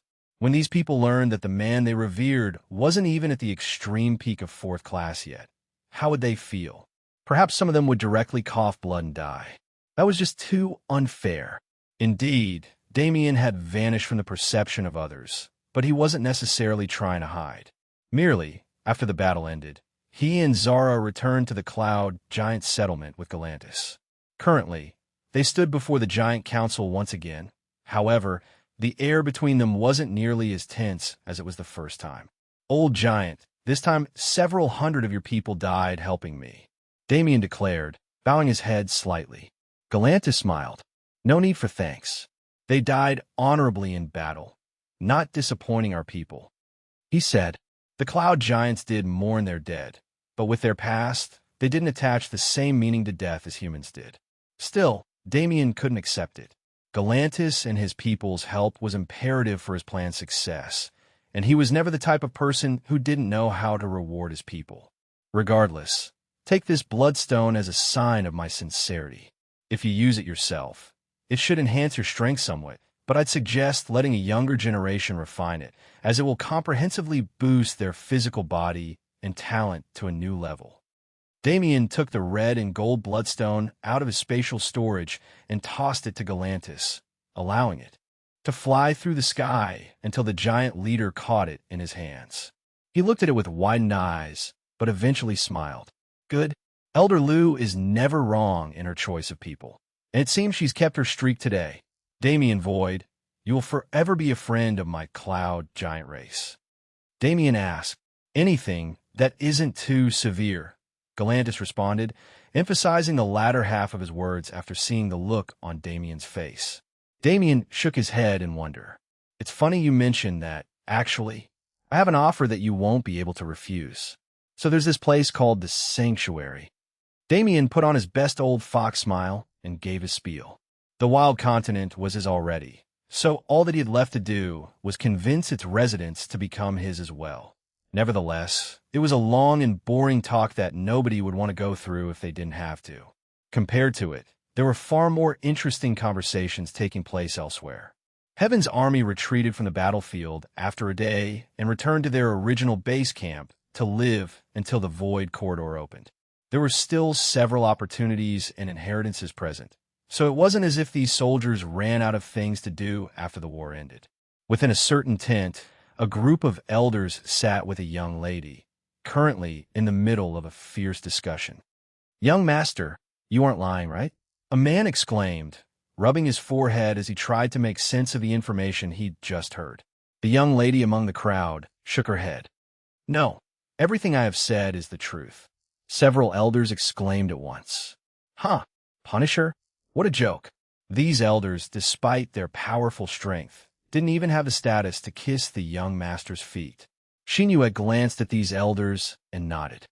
Very well. Be prepared to send an envoy to meet with him soon.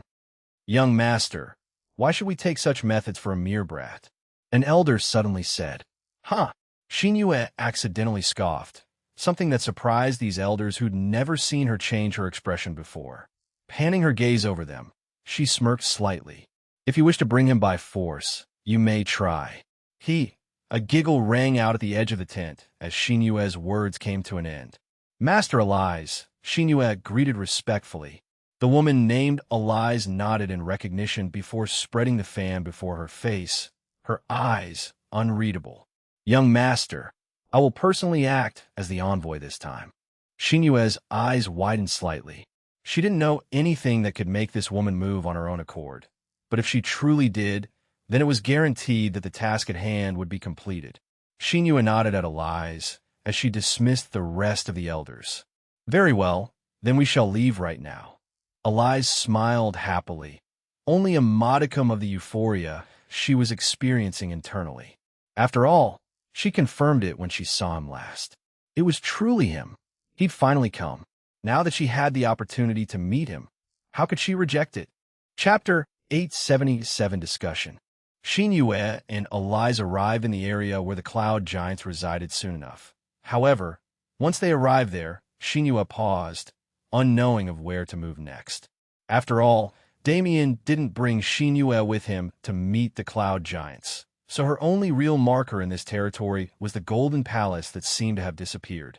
Just as she furrowed her brows, a light fluctuation spread in front of her, giving way to a small section of malleable space.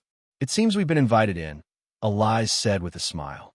Shinua nodded, leading her through the spatial portal and arriving within the Golden Palace's familiar domineering halls once more.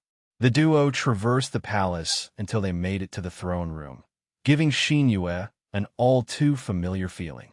Just as she pushed open the door, expecting to see a non-committal man uncaringly eating spiritual fruits like last time. Boom!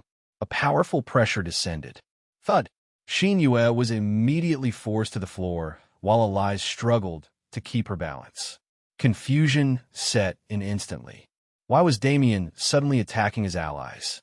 But when Shinua finally managed to raise her head and look at him, the questions in her mind vanished.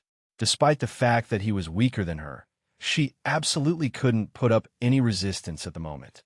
Whether that was because of the Golden Palace's suppression or Damien's own icy, murderous aura was unknown. Currently, Damien didn't resemble his usually carefree self at all. He sat upon his throne, radiating the dignity and authority of an emperor. His cold and deadly gaze was trained on Elias alone, never even acknowledging Shinua's presence. He asked without a change of expression. Shinua struggled to lift herself off the ground and answer, but a hand on her shoulder stopped her from doing so. Thud! Instead, a second knee hit the ground. Without hesitation, Elias kneeled on the ground, lowering her body even further into a full kowtow. Shinua's eyes widened in shock. Damien's brow raised in curiosity. Eliza's mouth opened as she introduced herself. "Oh," Damien questioned rhetorically. Eliza slightly lifted her gaze so she could see him. Damien's eyes sharpened. Of all things Damien expected Shinua to bring here, this definitely wasn't one of them. However, his current emotion wasn't something he could explain with words. After all, the feeling he got from Eliza was something he'd only felt twice before, and although this feeling was far, far less defined than the previous two, Damien would never forget the feeling of this specific type of connection. It was a connection of blood. "Tell me who you are," he stated. Eliza hesitated for a second. Damien nodded. He got straight to the point. His words cut through the atmosphere, particularly striking Shinua deeply. Void Palace? It was a force she'd never heard of. But considering Eliza's current attitude, wasn't she an outsider who infiltrated the ancient god clan? How? How was that possible? Naturally, Damien had his own considerations about the matter. There was a reason he didn't send Shinua out before speaking to Eliza, despite knowing clearly what the topic of their conversation would be. And as Eliza began to answer his question, he found that his assumptions were mostly correct. "Young master, my ancestor is a direct blood descendant of Void Palace. As for the matter of the ancient god clan..." Eliza glanced over at Shinua and hesitated for a moment. "Speak," Damien ordered. Eliza sighed in resignation. Shinua felt her heart stop for a moment. Even Damien's eyes widened with some surprise. "Oh," Eliza nodded and continued. "The ancient god clan was originally an indigenous tribe of evolved humans living on the boundary of Ion. However, unbeknownst to him, the people he saved were far more special than he gave them credit for. The ancient god clan wasn't originally supposed to exist, and even the ancestor was planning to leave them on their own after they developed to a certain extent." Damien asked. "Yes, I see." Damien nodded in understanding. From here, he could pretty much understand how events panned out. The Wanderers likely read his future existence in the flow of fate, and after Eliza's ancestor learned of it, he remained behind to cultivate the ancient god clan into a force that could truly aid him. He scoffed inwardly. Dante was in prison and couldn't move for obvious reasons, but Damien was still allowed to insult him, right? Nevertheless, Eliza's slight bloodline connection with him and the ancient god clan's existence were explained quite easily since Damien already had enough information to guess most of the things Eliza told him. There were probably several secrets hidden within the stories that Elias could tell, but Damien wasn't interested in them. He already got the answers to the questions he wanted answers to. The matters of Void Palace weren't his to worry about. What was more surprising was the coincidence that led to their meeting. If he hadn't obtained the all-seeing eyes from a random spider in the first dungeon, would he have ever made it to this point? Damien closed his eyes for a second and organized his thoughts. Afterward, he turned to Xinyue. She was the young master of the ancient god clan. Learning these things from Elias likely struck her far harder than anyone else. But she was smart enough to not blatantly deny something that could very well be the truth. He asked curiously. Xinyue raised her gaze to meet his own, her eyes filled with complicated emotions. After hesitating for a moment, she finally spoke. For simple words, for words of defiance. Her prideful clan was going to subordinate itself to another power so easily? Unacceptable. Chapter 878 Discussion. Xinyue's bold words rang through the halls of the Golden Palace without care. Damien smiled in response. It wasn't as if this wasn't what he expected from her. "Were you not convinced by?" he asked. Xinyue gritted her teeth. This method of speaking about the ancient god clan, like it was an object, she yelled, defiantly staring into his eyes. Damien flashed, appearing not even a few inches away from Xinyue, allowing their breaths to mingle. Xinyue pushed away from him and hardened her eyes. For what she understood about Damien's personality, he wasn't this type of disrespecting and lecherous person. For him to be acting this way, of course, it wasn't some sort of extremely important test, but it was a test nonetheless. Rather than testing Xinyue, he was more testing the ancient god clan's attitude, something which Xinyue could represent easily with her status. And from Xinyue's reaction, it became clear that subordinating themselves to someone wasn't the problem. The problem was who they subordinated themselves to. In that case, tell me, is there some kind of trial or something? From your reaction, it seems you only want worthy people to control your clan. Xinyue furrowed her brows. He wasn't wrong. The ancient god clan did have their own trial land that would usually be used in situations like this. In fact, there were several people who tried to control the ancient god clan in the past who failed the trials and died. However, if the ancient god clan was truly created by Void Palace members, didn't that mean the trial land wouldn't pose any problems for Damien? After all, the entire clan was made for him to inherit. Honestly, the fact that several hundreds of thousands of years of effort had been put in for this single purpose was still unfathomable to her. The ancient records could only be read by those approved by the clan head. A portion of the highest elders were the only ones who received this honor aside from the clan head herself. Xinyue was supposed to be granted this authority if she performed well in the Void Corridor, but currently, she didn't know whether she'd still be able to. Nevertheless, she couldn't decide on such a matter, and in the end, she wasn't the one in control of the ancient god clan. When the Void Corridor opens, come with me to meet my mother, Xinyue said indifferently. Damien sighed lightly. Xinyue shook her head in denial.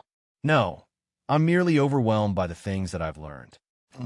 Damien cracked a wry smile, not knowing how to respond. After all, wasn't this sprung on him out of nowhere as well? It was just that, after the conversation he had with Dante, this level of news couldn't surprise him anymore. Void Palace had always existed behind the scenes of Grand Heaven's boundary, even though the Force itself was located in the heavenly world. Damien was smart enough to understand that a good portion of his development was likely influenced by Void Palace's guiding hand. Now that he'd grown, this guiding hand showed itself before him, allowing him to decide how to use it. Very well, he said. I will accompany you to the ancient god clan once we leave the Void Corridor. Until then, do as you please.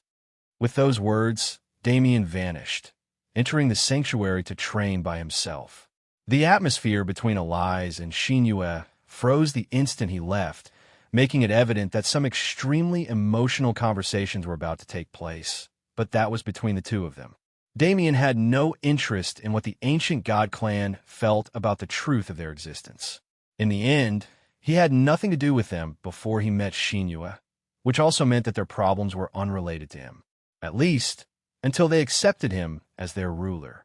When that day came, they'd receive the same treatment as his subordinates. But before that, he didn't deign to waste time on them. There were more important things to be done, mainly increasing strength. Regardless of how long it's been, the Bloodlock clan's pursuit will begin soon. I need to be prepared to face a few extreme peak masters at the very least. Damien sat in his own personal training area with the Heavenly Vine's life sac in his grasp. He lightly cut open the top, using space to maintain the sac's shape and disallow the liquid from spilling. Immediately, a strong aura of life and death blasted the atmosphere. Damien inhaled this breath with his eyes closed. It's more life aura than death. However, the duality of the two concepts is still reflected here.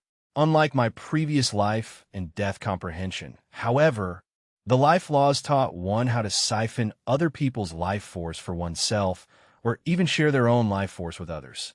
This concept was similar to heal. However, heal was a far more refined version.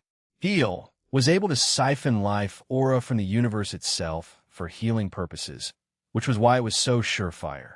Nevertheless, just as it could siphon and control life, the vine also learned to emulate these effects with death. It's like a curse. Damien had been using a rudimentary form of this ability without knowing how to grow it. His mana enveloped and consumed the entirety of the liquid, and even the pouch it came in. Furious waves of power tumbled through Damien's body as he accepted and acclimated to the Heavenly Vine's power. Damien quietly incorporated this new strength alone in the void, and as he remained unaware of time, it passed faster than ever before.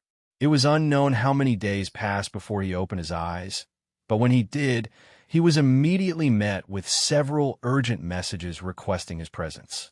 According to those desperately contacting Damien from the outside world, the Void Corridor was finally opening again. Chapter 879 Vengeance. The Void Corridor experience, none could truly pinpoint how to describe it. Of the first batch of entrants, the only ones seen alive thus far were Damien and Rilia. However, there were more survivors than just them. 2 years passed before they met outsiders again.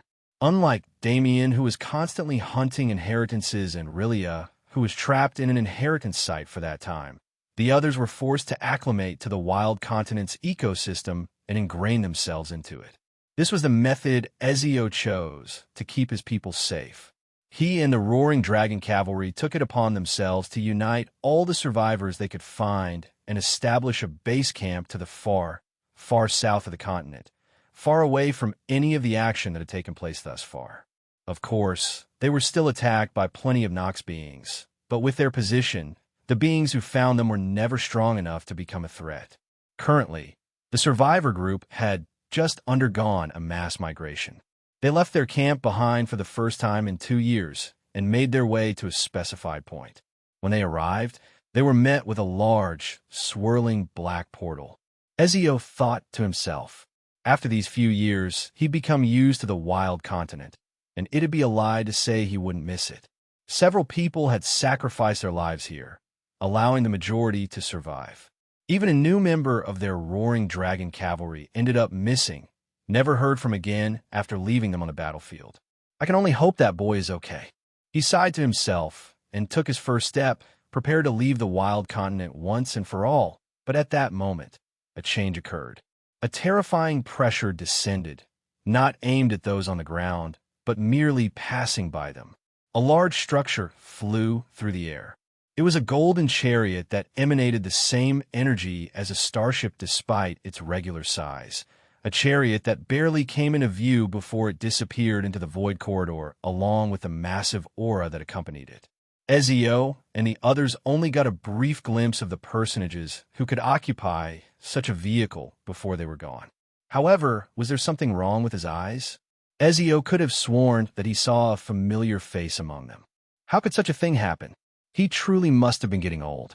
The fresh air of the blood-drenched wilderness, though it carried a heavy scent of blood and an inexplicable feeling of death, was like holy water to those who exited the wild continent.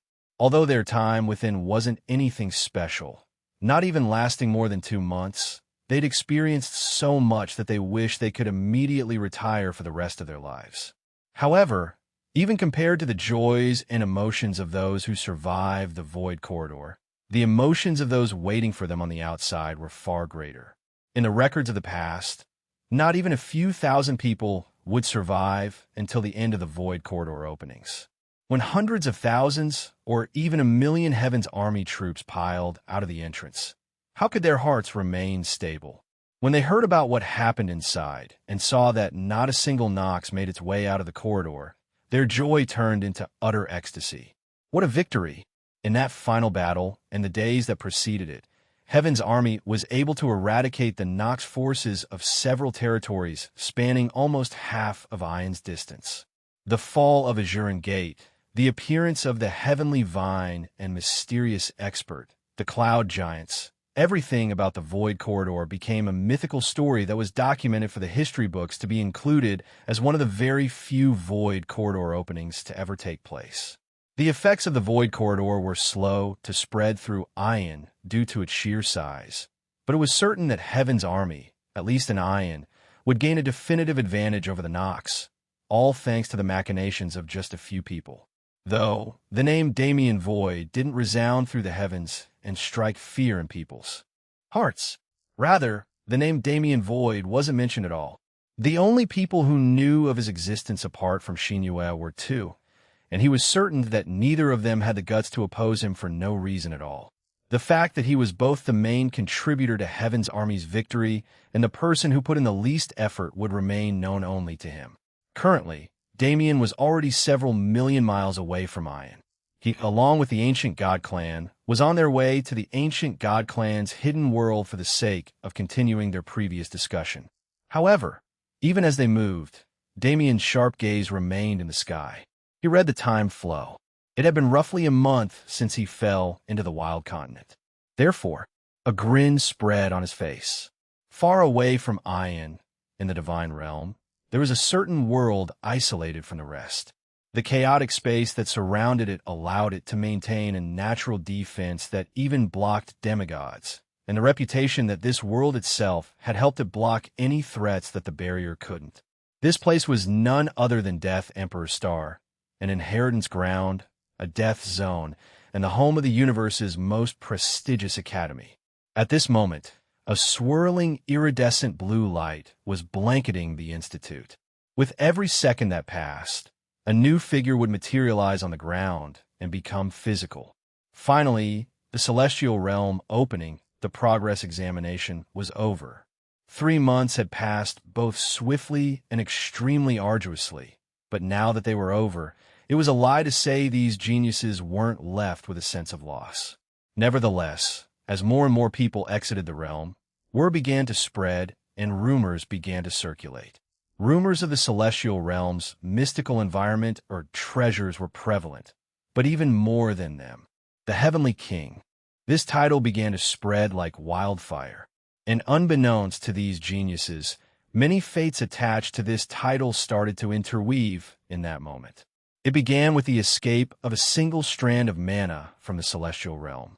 A memory that had been trapped for several months finally made its way to its destination, traveling across millions upon millions of kilometers in a few instances and reaching a collection of worlds located in their own section of the Divine Realm. The strand of mana flew through the several mystical structures of these worlds until it arrived at a specific reddish-black castle near the summit of the largest world. Kacha. Without interference, it entered between the eyebrows of the man who populated that castle. Boom! Killing intent immediately flared, tearing down the castle walls. The man's aura roared and raged into the heavens, growing so titanous that it almost eclipsed the entirety of the world he resided on. His eyes burned with fury as he watched the scenes that the mana strand offered him. The words of the man who turned his son into an abomination were choppy, as if the signal had been interfered with before he finished talking. But with the man's comprehension ability, understanding a portion of what was said wasn't a problem. It was humiliation, open provocation. And what was worse, his son wasn't even left with a body. He could clearly feel that his son's existence was erased from the universe entirely. an act that would even prevent him from reincarnating through the wheel of samsara like all others. The man roared. His voice boomed through the world, sending cracks through its foundation. However, he clearly didn't have any plans to calm down. His aura flared further as he roared with all his might. Mark my words. Boom. The world collapsed under the weight of his aura, and the universe took note of his determination. At this very moment, Damien earned the unquenchable hatred of a supreme. Yet again. Chapter 880 Vengeance. By the time he calmed down, Arthur was already within Blood Azura, Holy Land's main world. This world was located in the center of the galaxy cluster that the Holy Land presided over, and when it came to size, even a few calyptos could be stuffed within before it was full. It was truly a wondrous sight to see constructs the size of mountains, a society that grew far past the limit of the world's holding capacity. But this overpopulation and the industrial development that followed was really caused by the selfishness of one man. A man who created a palace the size of a world as a symbol of his status as this galaxy cluster's master. Arthur stormed through the halls of this unnaturally sized residence and sought an audience with the demigod who built it, a request that was granted soon enough. Arthur walked through the halls and arrived in a secluded room. It was small and slightly musty, completely unlike what one would expect from a demigod like immortal Blood Azura, especially when considering his whims while creating the palace itself. Holy Master, Arthur greeted respectfully, bowing a full 90 degrees. A response came from the robust old man who sat silently in the middle of the room. He didn't open his eyes, nor did he change his meditative posture, but the breath he radiated inherently made Arthur feel reverence. This wasn't the reverence between parent and child, but between God and servant. In immortal Blood Azura's eyes, blood relationships were weaker than dust. After all, if he truly wanted to, he could forge his blood to match anyone, technically relating him to all beings in the universe. Arthur bowed before this man he never once considered his father and begged for permission like a son. Holy Master, my son has been mercilessly tortured and slaughtered. Immortal Blood Azura asked non-committally. Immortal Blood Azura sat without speaking for a moment, but soon responded, "Very well. Do as you please." Arthur's eyes lit up. He proclaimed. After another deep bow, he immediately left the room. Immortal Blood Azura wasn't someone who approved intrusions, and the way he projected himself to others was as an overbearing tyrant, so nobody dared to stay past their welcome. Left alone, Immortal Blood Azura let out a small sigh, sweeping the dust in the room into the air.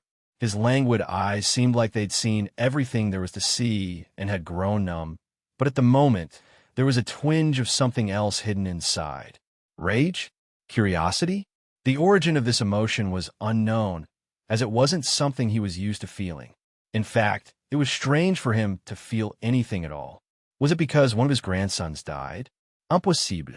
He had several thousand grandsons, and most of them were incompetent. He didn't care about the death of a grandson whose name he couldn't even be bothered to remember. Then, was it because one of his sons, a direct descendant, one with enormous talent at that, was aggrieved by this loss? That was even less likely. For those immortal Blood Azura approved of, he was a devil greater than any other. If they couldn't survive the trials that life beset on them, they weren't worthy of his approval. Then, just what was causing this strange feeling? Immortal Blood Azura muttered. He realized where this feeling came from. An ant dared to smack his Blood Azura, Holy Land, across the face so openly. Some random fly in the universe dared to do something that even other peak influences would have to hesitate before doing. Wasn't it interesting? No. To be more accurate, it was comedic. It was utterly laughable that someone so idiotic existed in the world. A strange sound came out of the mouth of the man who hadn't laughed in hundreds of thousands of years as he tried to remember the feeling. It was almost a shame that he'd already reached his current impossible boundary, for he couldn't go crush this ant himself. However, since one of his progeny was already on the job, there was nothing to worry about.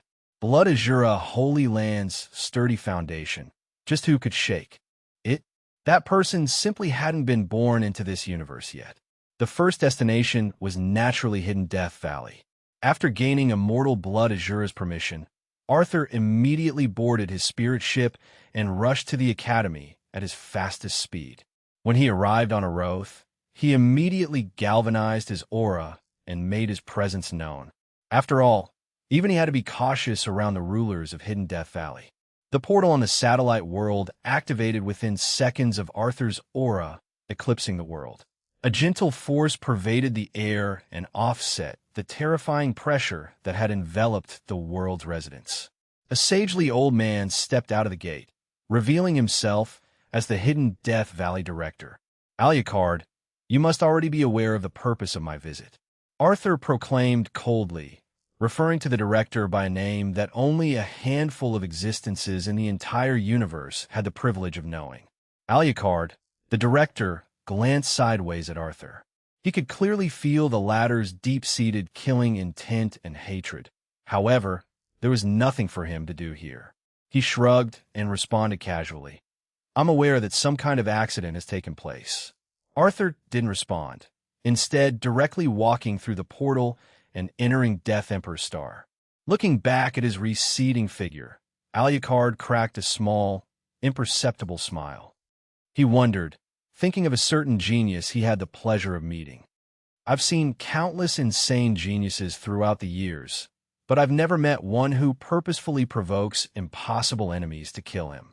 Damien Void, will you be able to escape this self-created catastrophe, or will you fall to your own ego? Either way, there are no traces of Damien left in Hidden Death Valley. Without at least this much mystery, the chase wouldn't be any fun. Therefore, while Alucard erased Damien's existence from the Academy, when it came to those who attended it, well, it was simpler to say that it wouldn't be impossible for Arthur to find his son's killer's identity. I definitely can't miss that moment of realization. Should I capture the image and give it to that boy later? I still haven't rewarded him for his efforts in Calypto.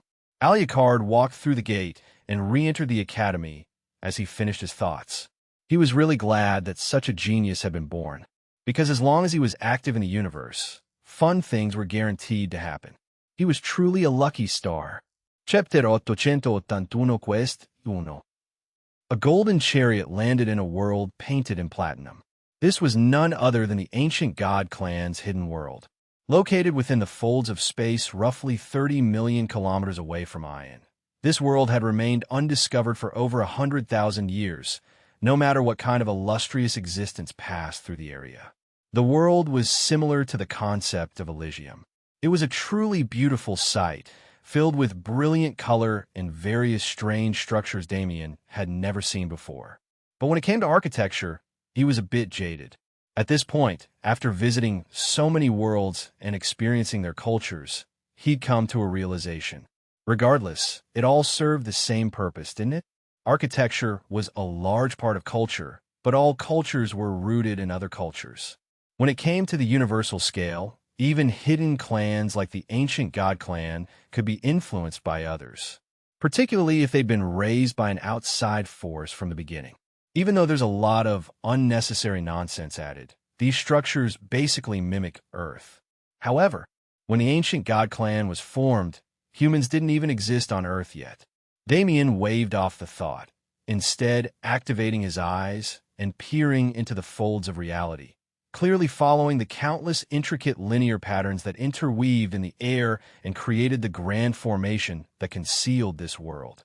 He wondered, powerful demigods could easily create phenomena on a world scale, but this type of grand formation was different. The amount of effort and skill that went into this creation was far more impressive than its scale or power.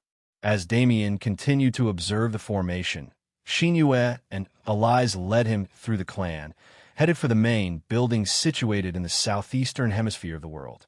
The trio was flanked by the remaining elders who entered the Void Corridor. However, each and every one of them was silent at the moment.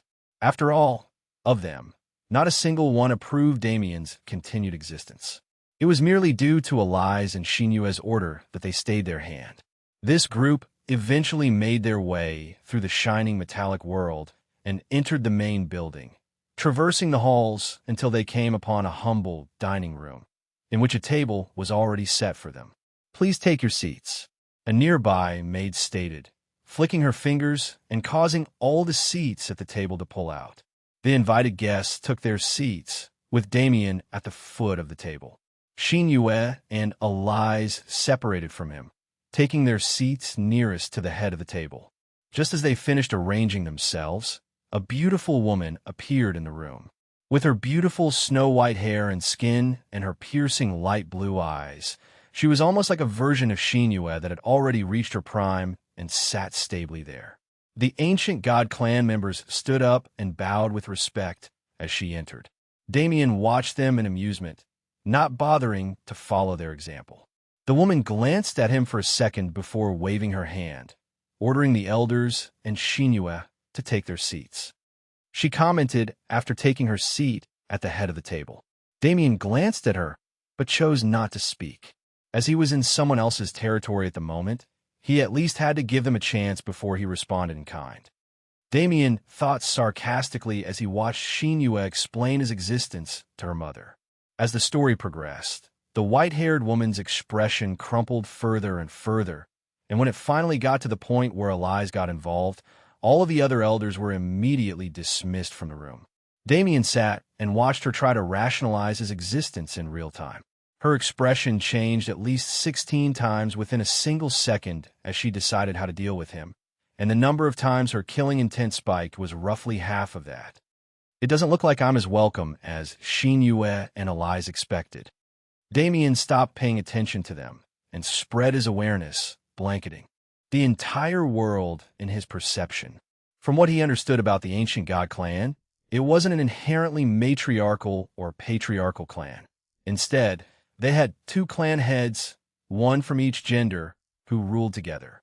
This woman was one of them, and though she wasn't Xinyue's birth mother, she was being called mother all the same. He wanted to have a conversation with the ancient god clan, and that didn't seem like something he could achieve with this woman. After all, despite his continued presence in the room, she had yet to acknowledge him besides her small provocation when she first entered. Stuck-up people exist everywhere. Damien knew that searching for a demigod with his awareness was futile, but he still did so in hopes that the second demigod of the clan would notice his intentions. And as he wished, within a single second, a strange fluctuation decorated the corner of his perception. He glanced sideways at Xinyue and her mother, and seeing as how that woman was still trying to find ways to show her superiority, he gave up on it. He didn't even bother to listen to the details of their conversation. He simply left. An exclamation followed his disappearing figure as the woman shot to her feet and flared her aura, but just as she did, "Kacha!" A second aura fluctuation broke her pressure. Her eyes sharpened. She gritted her teeth in frustration, but she didn't move, glaring daggers into Damien's soul as he disappeared. When he materialized again, Damien found himself at the edge of what seemed like a forest that was made entirely of a platinum metallic substance. A man stood within. His figure wasn't robust and was instead more feminine, especially when it came to his facial features, but his beauty couldn't be denied. This man was the type of person who could make people fall in love with him by merely walking down the street. The man asked, moving his perception along Damien's body. Damien shrugged in response. "That's what it looks like." The man nodded with a slight smile. "However, isn't this quite a strange way to carry yourself in this situation?" Damien asked. The man paused and shook his head wryly. "I have observed your bloodline, and I can say with confidence that you are the one prophesied by the ancestors." The man turned around to face Damien, closing the fan in his hand matter-of-factly. "I am the primary head of this ancient god clan. Chapter 882 Quest 2. I am the primary head of this ancient god clan." Damien furrowed his brows upon hearing those words. Quite a dreadful feeling filled his body. He began, "Currently, my time is extremely limited." He continued, looking directly into Dee's eyes. Damien finished his words on such a note, unwavering and steady. He wasn't lying at all. Ever since he came to the Divine Realm, Damien had been facing trial after trial, all arranged by people who wanted to see his potential and help him because of it. There wasn't inherently a problem with this, but Damien was tired of it. He couldn't stand constantly moving at the whims of other people to prove himself. After all, he knew his strength better than anyone else. Even before he entered the Void Corridor, he was able to fight against late-stage fourth-class enemies without much trouble. At that time, his ability was capped here because the 9 revolutions of extreme peak 4th class each produce a great level of power that anyone under that level would be hard-pressed to compete with. Now that he'd digested all of the boons he received in the Void Corridor, including the Heavenly Vine's lifeblood, now he was sitting comfortably at level 399, just barely reaching the cusp of the extreme peak level.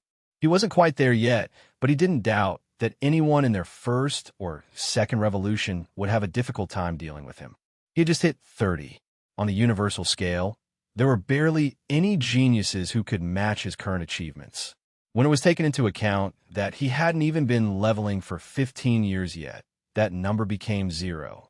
Needless to say, Damien understood his current worth, and he was no longer prone to act along with the wills of others if he didn't have to.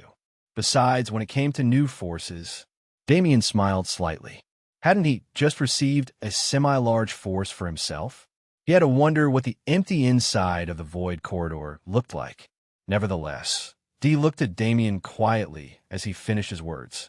Even though he didn't show any hostility, the strength of his gaze made Damien feel like his soul was being sucked out.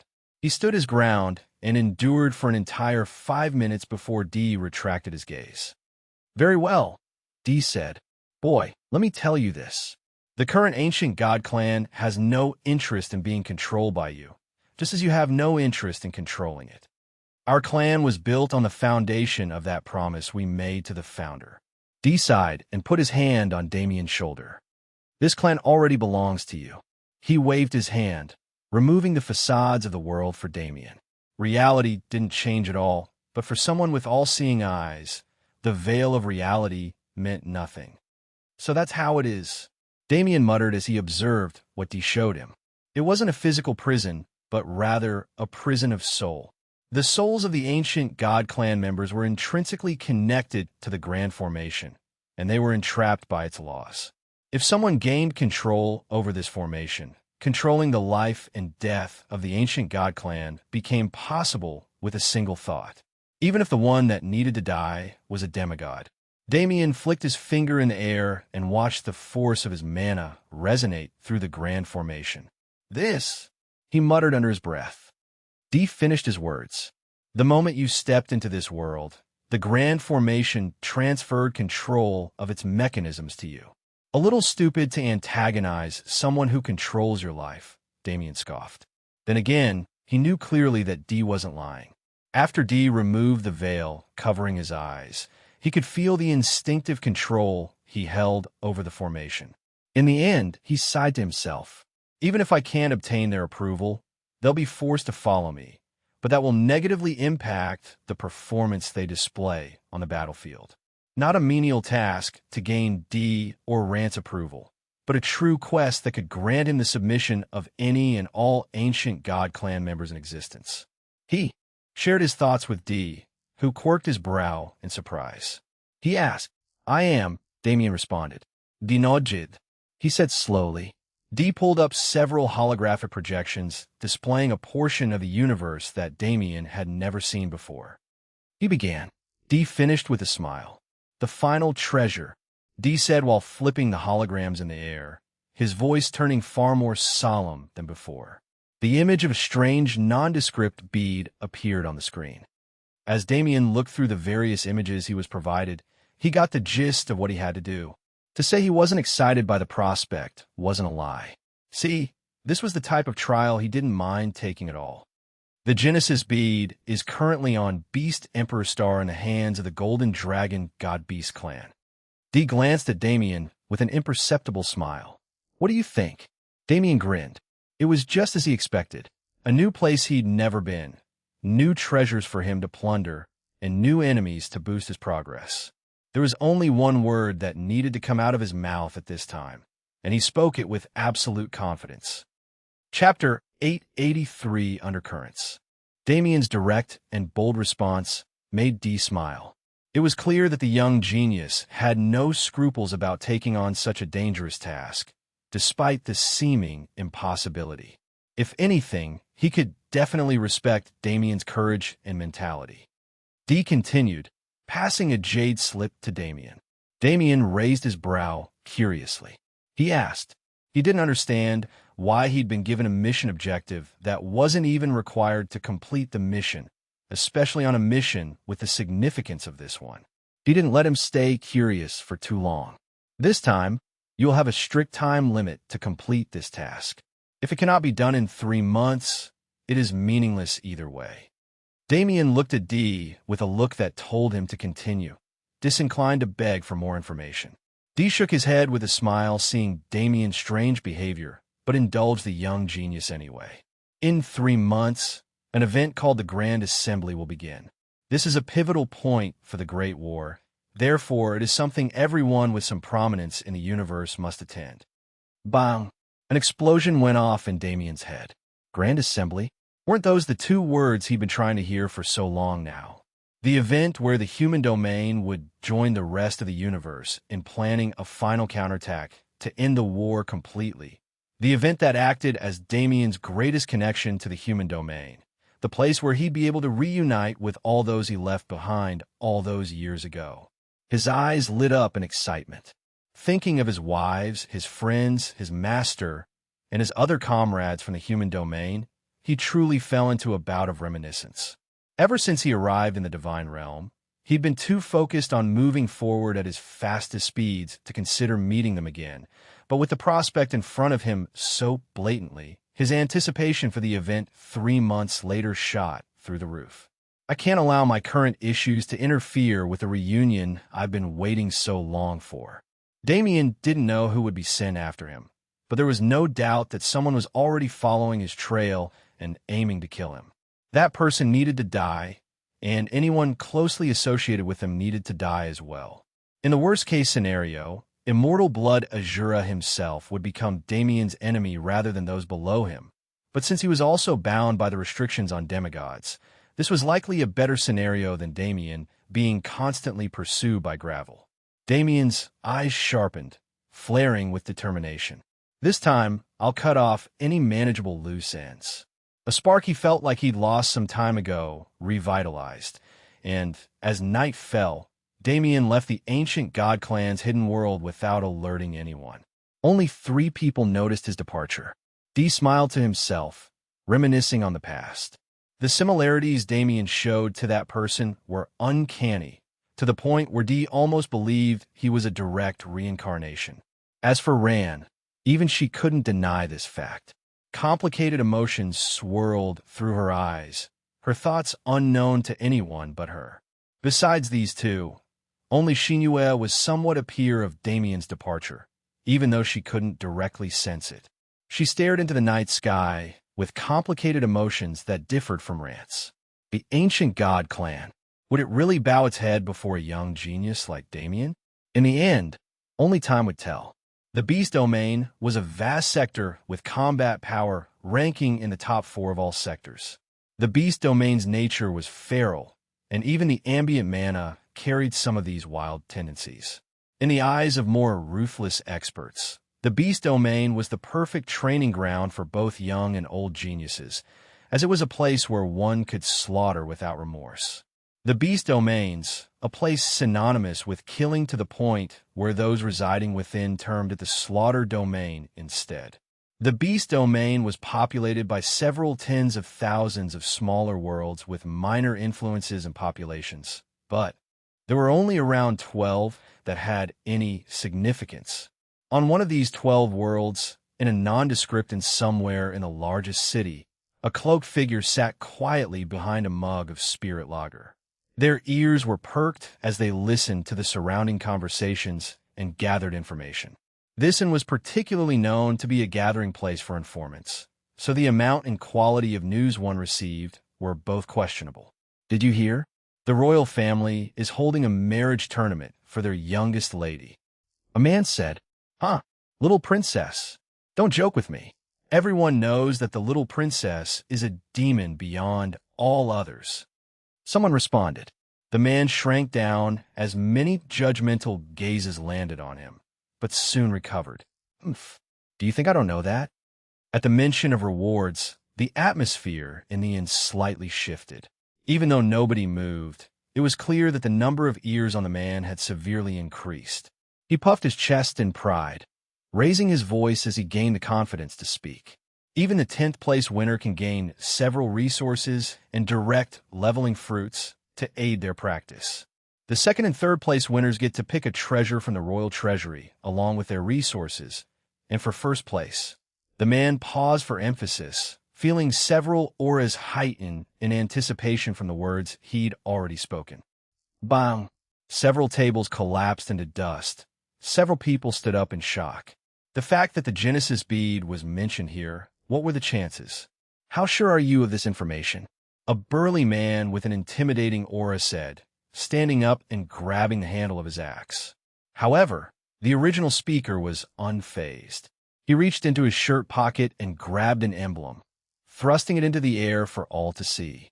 Actually, I've been hired by the royal family themselves to spread this news. As the crowd's gazes went to the emblem, a few shocked gasps rang out. Indeed, the man was holding an official emblem of the royal family, making it clear that his words were backed by theirs. And within seconds of him proving the validity of his words, they erupted in chaos. Chapter 884 Undercurrents. As hundreds of people swarmed out of the inn with the intent of reaching Beast Emperor Star as fast as possible, an almost imperceptible shadow made its way through their ranks, leaving the inn and eventually making its way to a nearby forest. After walking for a bit, the figure came across a sleek air bike that was parked not far away. They inserted their mana and took off, submerging into their thoughts. The Genesis bead is a peak treasure of life. There were several rumors about the Genesis bead, with some more outrageous ones even claiming it was related to the origin of the universe. Its effects were actually unknown. But if one thing was certain, it was the fact that the Genesis bead was a treasure not many could match. What could provoke them to put out such a heavenly treasure for a competition as simple and lawless as this? There was no possible scenario where the competition was allowed to occur without interruptions. In fact, there was a higher chance of the ceremony getting ruined than the little princess getting married. But I must still attend. As the figure flashed through the air, their cloak fluttered in the wind, revealing hints of the woman underneath. She was a beauty that could be described in no way other than divine. No matter which part of her body one focused on, any word that wasn't perfection would feel blasphemous. This woman was beautiful to the point where she could genuinely provoke reverence from those weaker beings who witnessed her. Yet, even with such an appearance, her hands were filled with calluses from endless battle. Her ocean blue eyes were burning with a fearsome determination that not many in the universe could match. She declared inwardly as she left the world's atmosphere. Even if all else was vague, she would achieve her goals. Of this, she could swear on her pride as a Valkyrie. On the other side of the universe, hidden Death Valley was in a frenzy. A storm had just left the premises, after all. Arthur Bloodlock was truly a merciless and cruel individual. The second he stepped into the Institute, he flared his aura as a supreme and immediately suppressed all those that couldn't resist him. He tore through the academy in search of clues about his son, but he found nothing. After all, Revis Bloodlock wasn't a good person at all. The number of people he defended was vast, and the number of people who hated him but couldn't retaliate due to status was even greater. Were there students willing to help with the investigation? Even though most of them knew nothing at all, they refused to cooperate all the same. Under the Academy's protection, they didn't have to be afraid of the Bloodlock clan's influence, not unless there was a Bloodlock genius attending the Academy. But now that Revis was dead, why did they need to care? As they expected, Alucard thoroughly suppressed Arthur whenever he tried to cross the line, guaranteeing the safety of his students. However, this didn't mean the search was unsuccessful. Relating the Heavenly King to the murderer named Damien wasn't difficult considering the former's deeds in the celestial realm. At that point, Arthur narrowed his investigation to only those emperors and paragons at the peak of the academy. However, how could these prideful geniuses with backing no weaker than Blood Azura, Holy Land, submit easily? With Arthur's forceful methods, they were more inclined to ignore him regardless. Arthur was almost consumed by his rage at that point. To have so many ants disrespecting him like this wasn't something he'd ever accept. Merely, Hidden Death Valley was one of the rare few influences in the universe that the Bloodlock clan couldn't match up to. Luckily, the academy was still an academy. There was no such thing as unity between sect members, at least not at a definite level. While Reva's Bloodlock had been killed, there were still forces aligned with the Bloodlock clan in the Institute. Specifically, those Wellspring family geniuses who were too weak to ever compete with those at the Paragon level. From them, Arthur was able to easily get the information he wanted.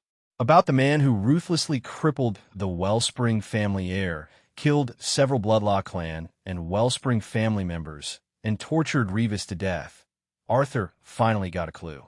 He roared inwardly as he left the academy. The man's crimes were far worse than he expected.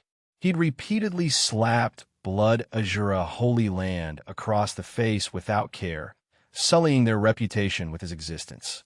This was a man who absolutely had to die. With this thought in mind, Arthur shot through the universe, using several cross-sector teleportation arrays to reach Ion in the shortest amount of time possible. If there was a place best suited for hiding from one's enemies, it was Ion. With its vastness and culture, nobody would care who one offended until that trouble came back to bite them. Damn it! Damn it! Arthur raged inwardly. Despite being in Ion for several days, he couldn't find a single clue about the man named Damien Void. It's like he didn't exist at all.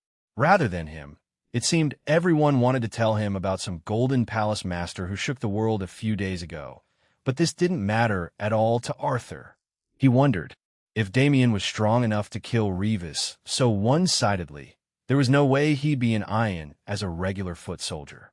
If he wasn't here, I'm sure we have subsidiary force here. What would Arthur's reaction be like when he found out that Azuran Gate was destroyed thoroughly after evidence of their collusion with the Nox leaked from the Void Corridor expedition? Well, it wasn't pretty at all. The already ruined headquarters of Azuran Gate was reduced to dust by Arthur's rage. It was infuriating. It was truly infuriating. How could it be that a weakling, not even at the extreme peak of 4th class, could lead him on so pathetically?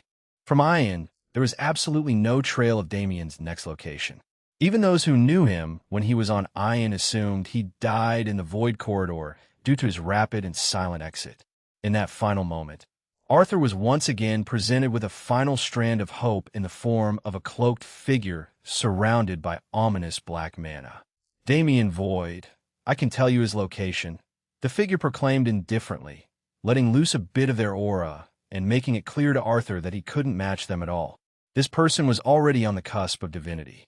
Arthur's eyes sharpened. He could feel the breath of the Nox on this person's body, even though it wasn't inherently mixed into their mana. He realized instantly. However, he didn't push this person away. In this world, there was no such thing as eternal enemies, only eternal benefits.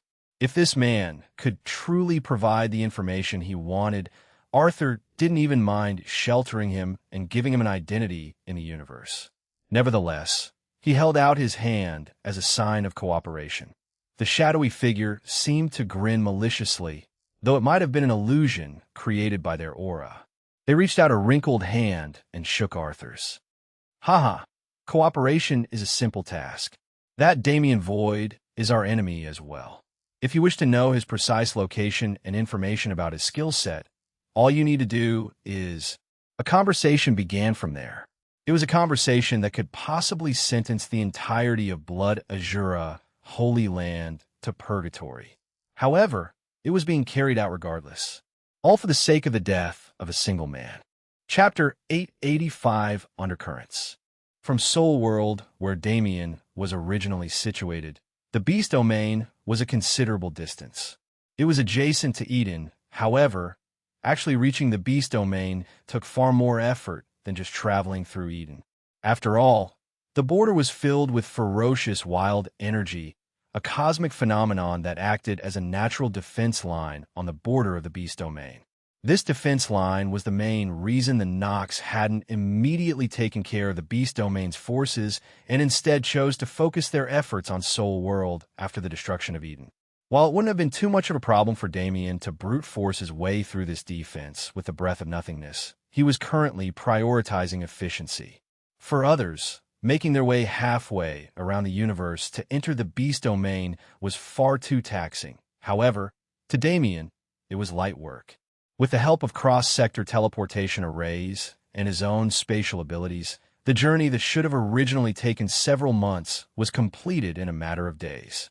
Currently, Damien stood in line at a cross-sector teleportation array at the edge of the Divine Realm, the final one he needed to take before he reached his destination. He thought with a sigh. Even with the exorbitant price that long-distance travel begot, the number of people willing to use these formations, especially in the current circumstance, was high. It wasn't uncommon for a family to use every penny of their accumulated wealth for the sake of a new life in the Divine Realm, even if that life was brutal. After all, war was encompassing every border domain recently. As Damien traveled, he realized that the other territories of Ion were facing extreme pressure, far beyond what he was capable of aiding them with. If anything, his work in the Void Corridor had bought a few months of respite, but with the Grand Assembly fast approaching, it wasn't certain that the Nox would continue following their current slow-conquering strategy. Nevertheless, for the common people, it looked like the outer domains were dying. Nobody wanted to remain in these sectors after hearing about what happened to Eden and the Elven domain.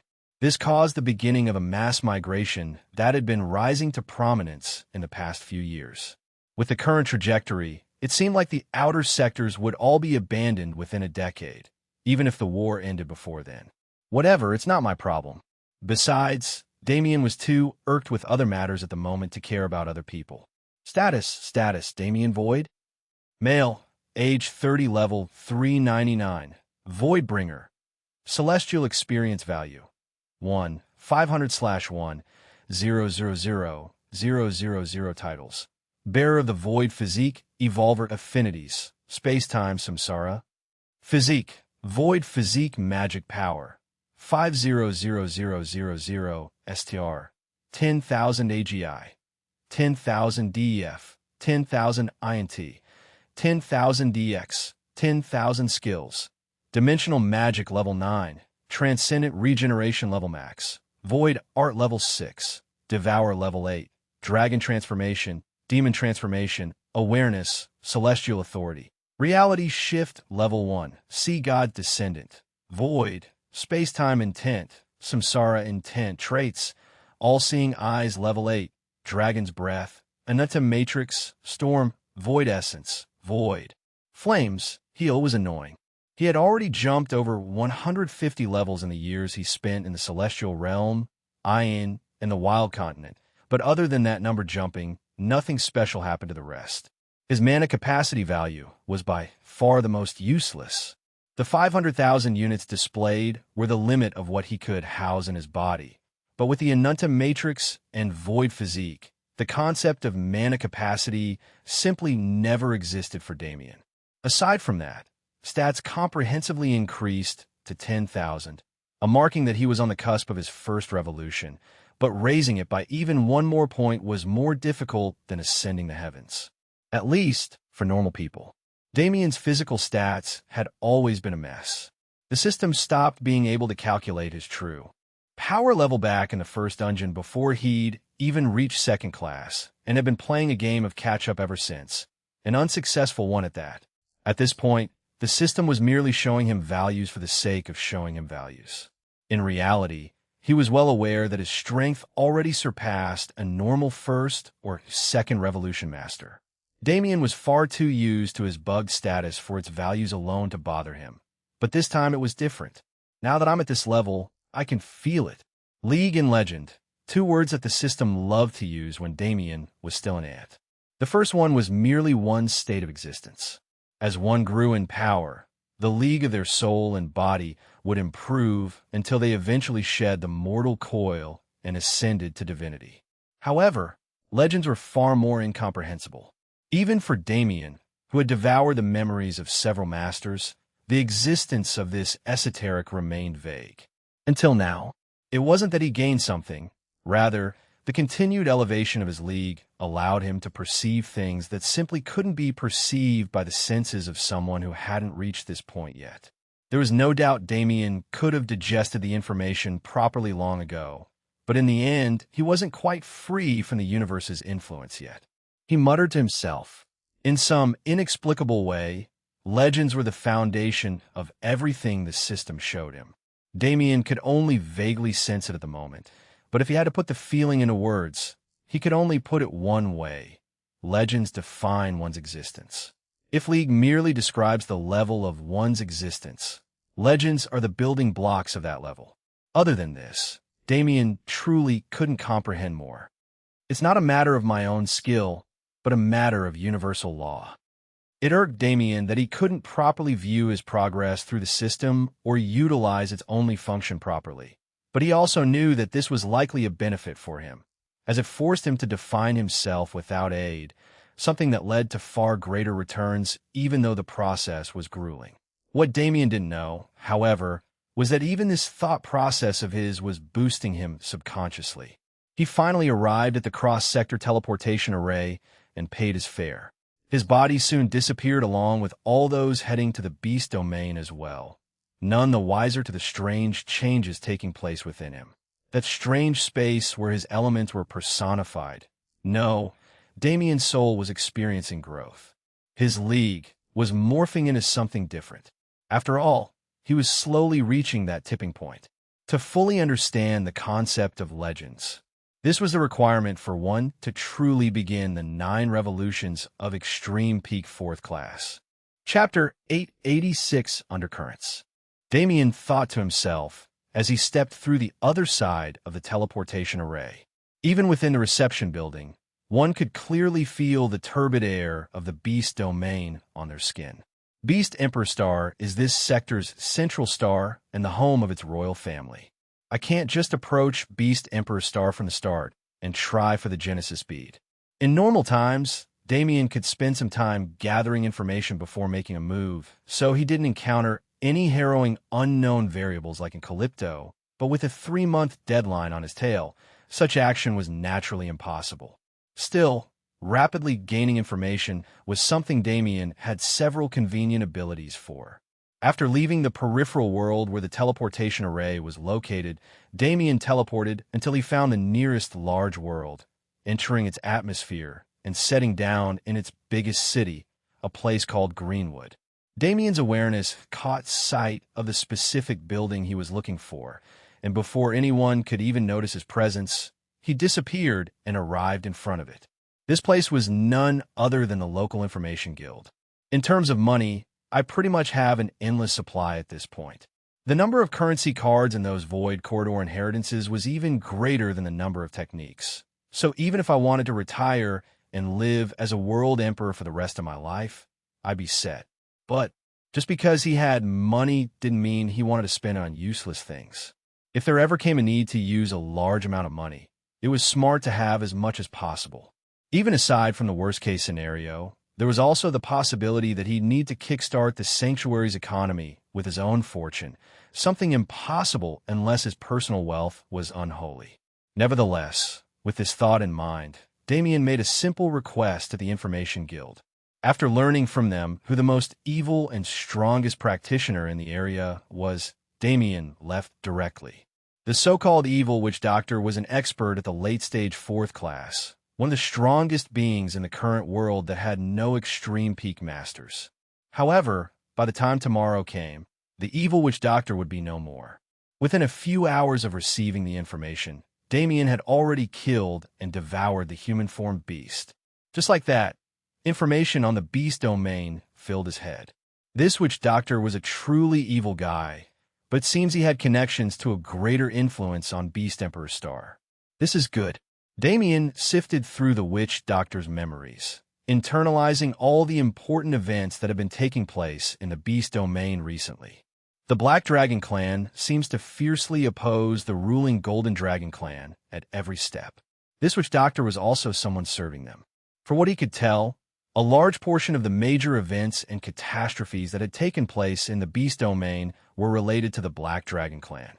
For the sake of his mission, it was looking like he'd also be forced to oppose said clan.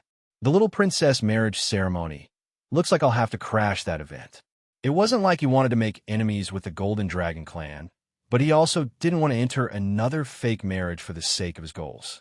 He already felt guilty for how he left Leona with such a vague rejection. Damien now had a general grasp on the situation, and now that such an important step was completed, he directly left the large world and traveled towards the center of the Beast Domain. This place is way more exciting than the other sectors. The main difference between the Beast Domain and its counterparts was the ratio of practitioners to common people, a difference that became obvious as Damien traveled. It wasn't once or twice that he was almost dragged into a battle for no reason, though he managed to avoid most of them. Even now, he could feel the fluctuations of battle not far in front of him. 2 streaks of light shot through the starry sky, followed by a horde of fourth-class beings radiating heavy, killing intent. Damien's brow raised as he watched the proceedings. He didn't know who was in that first light ray, but they were definitely someone important. HM? He suddenly noticed that the direction those light rays were fleeing was directly in line with his own. He smiled to himself. He stood still without acknowledging the approaching chaos until it arrived before him. 2 light rays suddenly materialized into people, 1 boy and 1 girl. The girl said, her eyes filled with panic. "What are you doing?" The boy shouted, grabbing the girl's arm and trying to drag her away. However, it was far too late. Within an instant, several black shadows surrounded the trio and blocked their every escape route. The boy's eyes hardened. He gritted his teeth as if making a decision. Meanwhile, the girl didn't seem to lose faith in the strange man they'd just run into. "Sir, please help us solve this trouble," she pleaded, practically kneeling before him. Damien looked down at her indifferently. However, inwardly, he was practically cheesing. As he observed this girl, he noticed some similarities to a certain portrait in the memories he'd just recently devoured. Really, he couldn't believe his luck. After all, wasn't this girl none other than the Golden Dragon clan's little princess? Damien didn't think such a coincidence could exist in reality, but as someone who studied the flow of the universe, he could somewhat understand what led this specific event to take place. Glancing between the princess and her pursuers, Damien made an easy decision. "Well, it's not much trouble to stomp out some gravel, but I hope your compensation can satisfy me," he said lightly. The boy suddenly exclaimed, snapping his head towards Damien. "We're all about to die, and you're still in a mood to brag." The boy's words slurred as a crisp slap made contact with his face, flinging a few of his teeth out of his mouth. He exclaimed, "You shut up and watch, idiot," Damien finished. He was already 30 years old. He deigned to argue with children. He truly... Okay, fuck that, that's a lie. Damien grinned. He was really such a righteous person. Setting people on the right path was his duty in life. And even if he had to use not-so-happy means to help them, it was fine. After all, he was a benevolent and magnanimous soul who could never do any wrong. Right?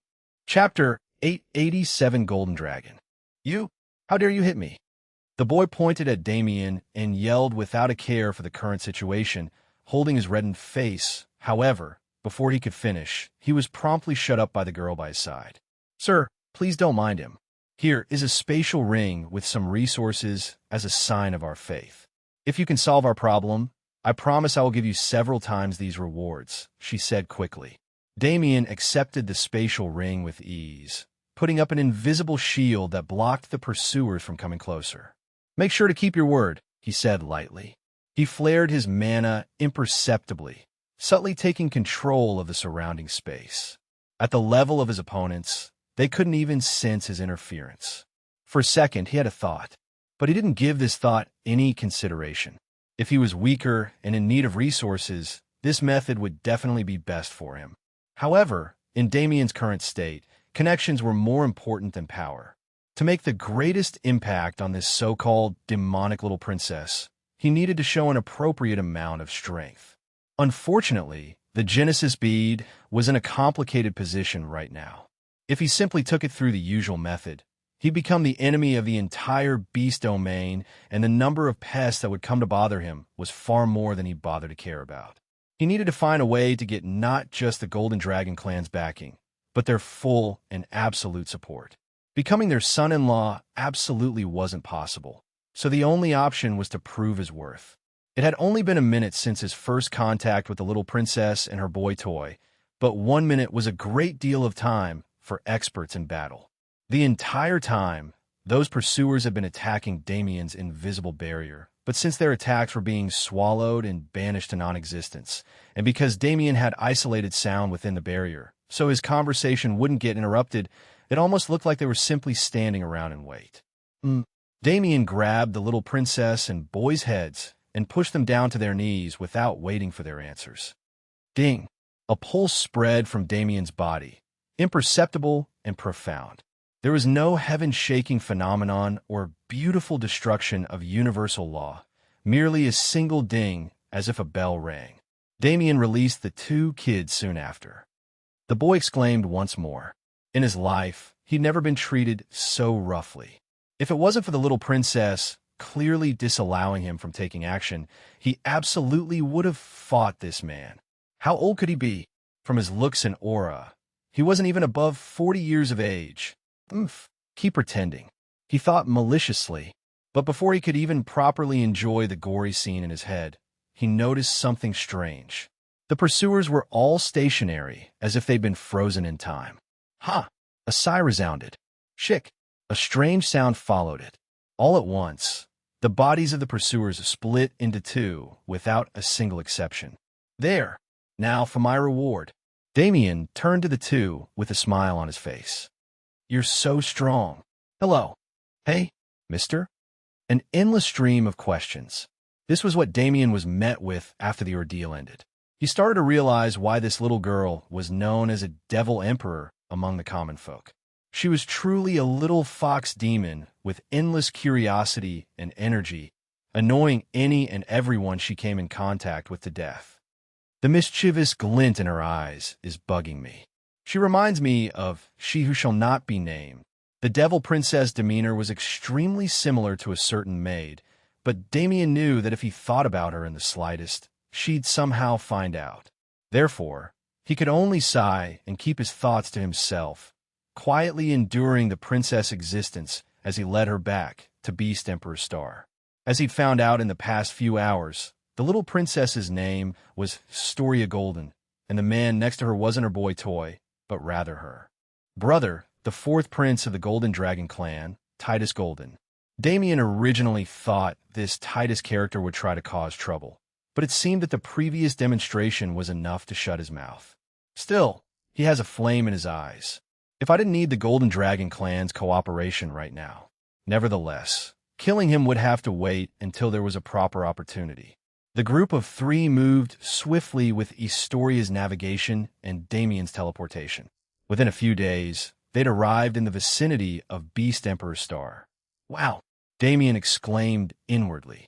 He'd seen countless mystical worlds, but every adventure seemed to bring him a new surprise. In terms of size, Beast Emperor Star and Calypto were roughly the same. However, Beast Emperor Star was far more special than the original Calypto. Golden clouds swam across its surface, painting the world in an auspicious air. This auspicious air didn't just stop at the world's atmosphere, but extended into the periphery for several thousand kilometers, manifesting as a beautiful cosmic phenomenon that even Damien was forced to be impressed by. The Golden Dragon clan is interesting. The concept of fate and the flow of the universe weren't quite the same, but they were concepts in the same vein. Since Damien was comprehending universal flow, he could also somewhat peer into the density of fate around him. This ability wasn't very useful if he didn't want to use it as a treasure finder, but it still allowed Damien to gain a deeper understanding of the universe. As he entertained his thoughts, Astoria and Titus led him through the auspicious clouds. These clouds are rumored to have been formed by our progenitor ancestor, the golden dragon god beast. Because of these clouds, Beast Emperor Star and the entire beast domain it represents have been able to remain standing through countless trying times, Astoria explained as they landed on the ground. It is said that anyone who passes through the clouds gains positive luck for several weeks afterward. But that's just a rumor, she continued as she began waking in a certain direction. While he isn't quite at the level of the ancestor yet, my father is also a proper god beast. She finished with a sly smile. She looked up at Damien's face in anticipation of the type of expression he'd make. Unfortunately, Doc, she was only met with a flick to the forehead. In the first place, I came here to talk to your father. Come on and lead me to him already, Damien said indifferently. Astoria's expression crumpled, but her determination flared. It looked like she'd have to try far harder to get her new target to act. Now, she wanted him to, but that was fine. After all, she lived for the chase. Chapter 888 Golden Dragon. With the way Damien had been acting, she thought he was some newcomer in the beast domain who'd never heard of or seen her, but that didn't seem to be true at all. I mean, I've only heard the reputation of the Devil Princess and seen a portrait of you. If that makes you feel any better, Damien responded. Astoria suddenly exclaimed, placing her hands on her hips defiantly. Damien asked with a frown. Astoria replied, sticking her tongue out cutely. Understood, Damien responded. Then, two especially fierce sacks of rice went over Damien's shoulders. I'll find a palace myself. I'm sure you won't get off easily when your father finds out what happened. You want to try and escape punishment in front of me? Don't make me laugh, Damien scoffed sarcastically, ignoring Astoria's pounding on his back. Now, then, he spread his awareness to find the Golden Dragon clan's main palace, covering over 100,000 miles with his awareness. Unfortunately, he seemed to be on the wrong side of the planet, evidently Astoria's arrangement, so he needed to teleport a good few times before the beautiful golden scenery of the clan estate revealed itself to his eyes. So this is the Golden Dragon clan, eh? What a pretentious group, Damien muttered. The sheer amount of gold that went into building the several 100,000-kilometer-large estate ground was blinding. It was enough gold to make someone never want to see the color gold again in their lives. Of course, most of the buildings and flora were untainted, but the entire estate ground was connected through a series of golden roads and trails, almost looking like the veins of it, Damien realized. The fearsome and domineering dragon aura that clouded the air and even stimulated Damien's draconic bloodline didn't originate from any treasure, but from the strange road itself. Damien was almost certain that the road was created using the remains of a true dragon, likely at the god-beast level. The main palace is... Damien teleported to the air above the main palace and flared his aura, making his presence known. Package delivery, he yelled, his voice booming into the surroundings, backed by mana. The following processes happened so rapidly that they were hardly worth mentioning. Golden Dragon clan guards surrounded Damien and pointed their weapons at him, only to immediately lower them when they saw who he was carrying with him. Eventually, an imperious voice came from within the palace, inviting him in. Those three simple words, with no sign of emotional fluctuation at all, carried heavy power, not just in a literal sense. Damien's gaze narrowed somewhat. From this alone, it was clear that the Golden Dragon clan's emperor was a shrewd person. Only, was it shrewdness or indifference? Damien teleported into the palace with the intention of finding out, following the aura traces until he made his way to the throne room. Here, he was met by a congregation. Several tens of Golden Dragon clan members, presumably people of the royal family, stood lined in rows on both sides of the hall, watching Damien as he walked through the door. However, his eyes didn't leave the man seated on the throne. That's it. That's the real deal right there. This is what that brat Long Chun could have been if he followed my suggestions and became a cultivator in real life. Damien exclaimed inwardly, his spirit shedding tears of joy. Truly, the differences between this man and Long Chun, whether in appearance or aura, were not many at all. The man said, cutting straight to the chase. Damien shrugged with a smile. I found your stuff scattered in the starry sky. So, as a good Samaritan, I came to return it. Thump, thump. Two dull sounds rang out as Astoria and Titus were dropped on their butts. Whoosh! They disappeared instantly, whisked away by a random clan member, and kept far, far away from Damien. However, this action didn't symbolize hostility, merely wariness. Since you've acted so straightforwardly, I will not be needlessly hostile to you. Tell me what you desire, and I will make sure you can get it, the man said afterward. Even if he acted like this, the past few days had been utter chaos for him. He set up the marriage tournament for his daughter's hand and the Genesis bead to draw out the forces hiding in the dark.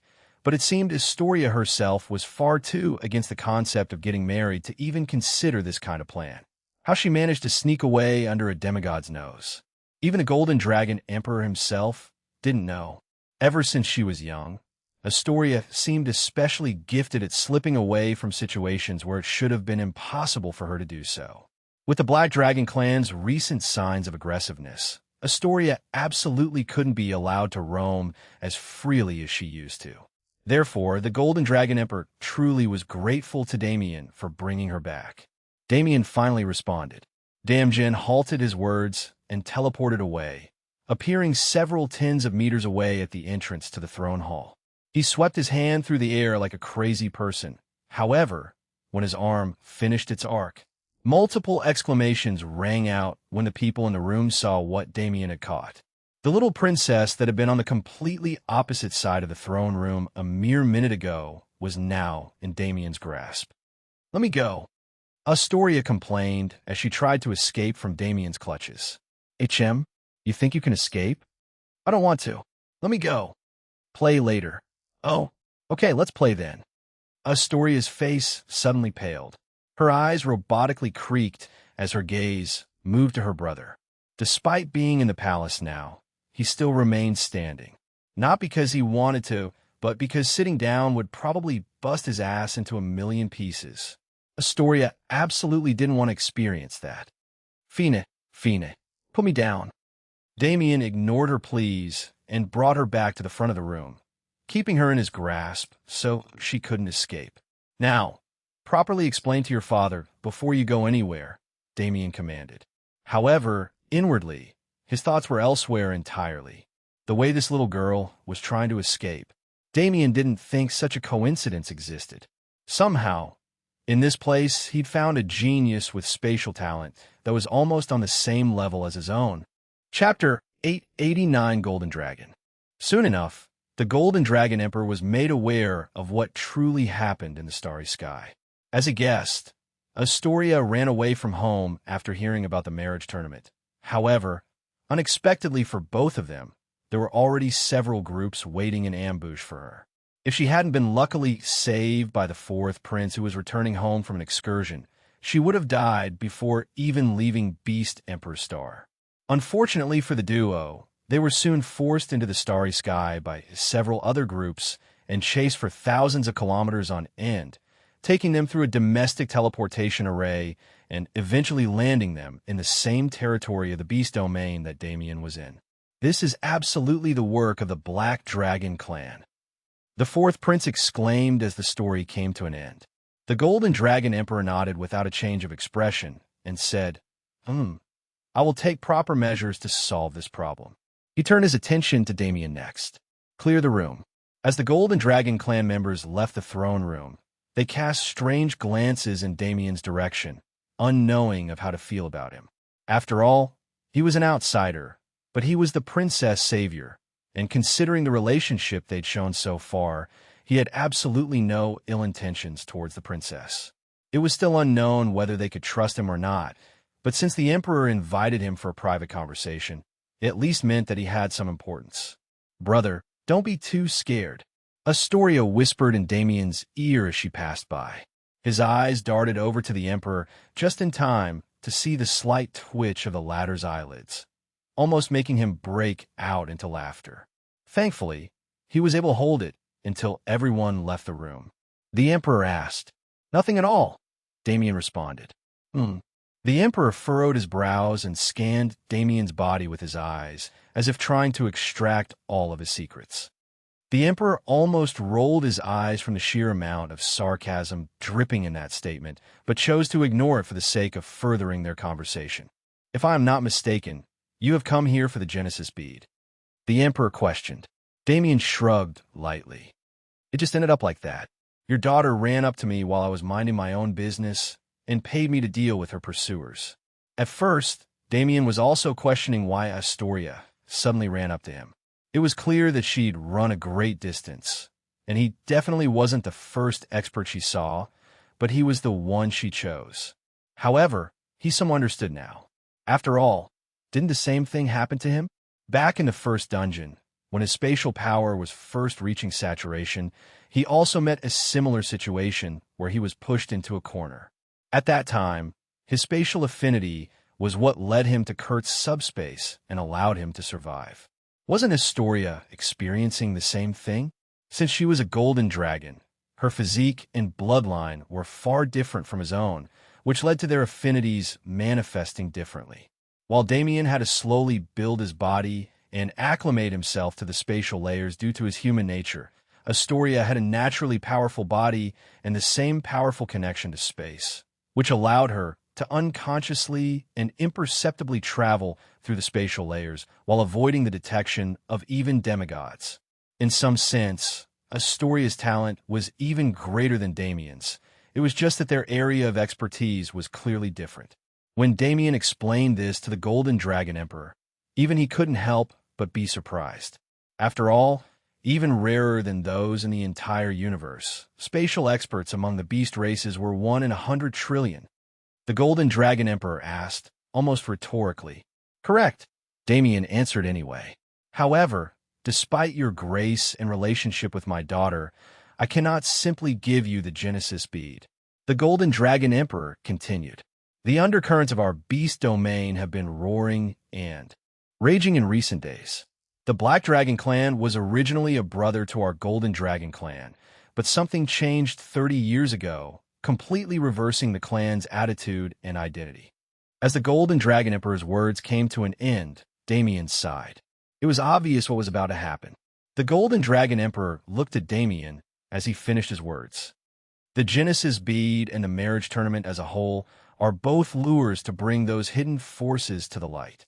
Through the Genesis bead, the Black Dragon clan gains an artifact that can be used as the lifeblood of their influence. And through Astoria, they gain access to the fate of the Golden Dragon clan." The meaning was clear. It was a stance that disregarded Damien entirely, but he didn't let it provoke him.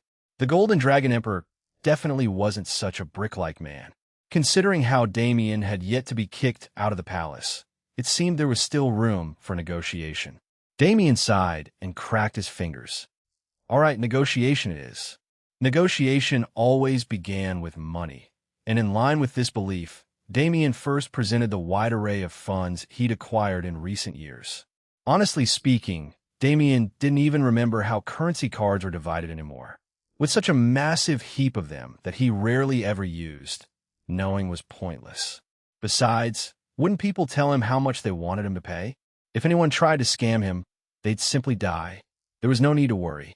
Nevertheless, while Damien didn't know the exact amount, he was sure that he as a single entity definitely had more money than some larger influences. Yet, with such a sum presented before him, the Golden Dragon Emperor merely shook his head. "Our beast races don't value currency the same way the rest of you do." It was a bullshit response.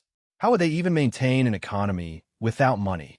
The Golden Dragon Emperor was definitely just trying to make things hard for Damien. But that was still fine. Resources, artifacts, technique manuals, he had an abundance of them all. Eventually, one of them had to succeed, right? Chapter 890 Golden Dragon. Wrong. Damien practically emptied his entire inventory, but the Golden Dragon Emperor remained unimpressed throughout the entire showing. It didn't matter even if Damien pulled out a rare demigod inheritance that had been unseen for 100,000 years. In the Emperor's eyes, it was trash. It became clear that material trade was going nowhere. Damien needed to provide something far more substantial than just resources.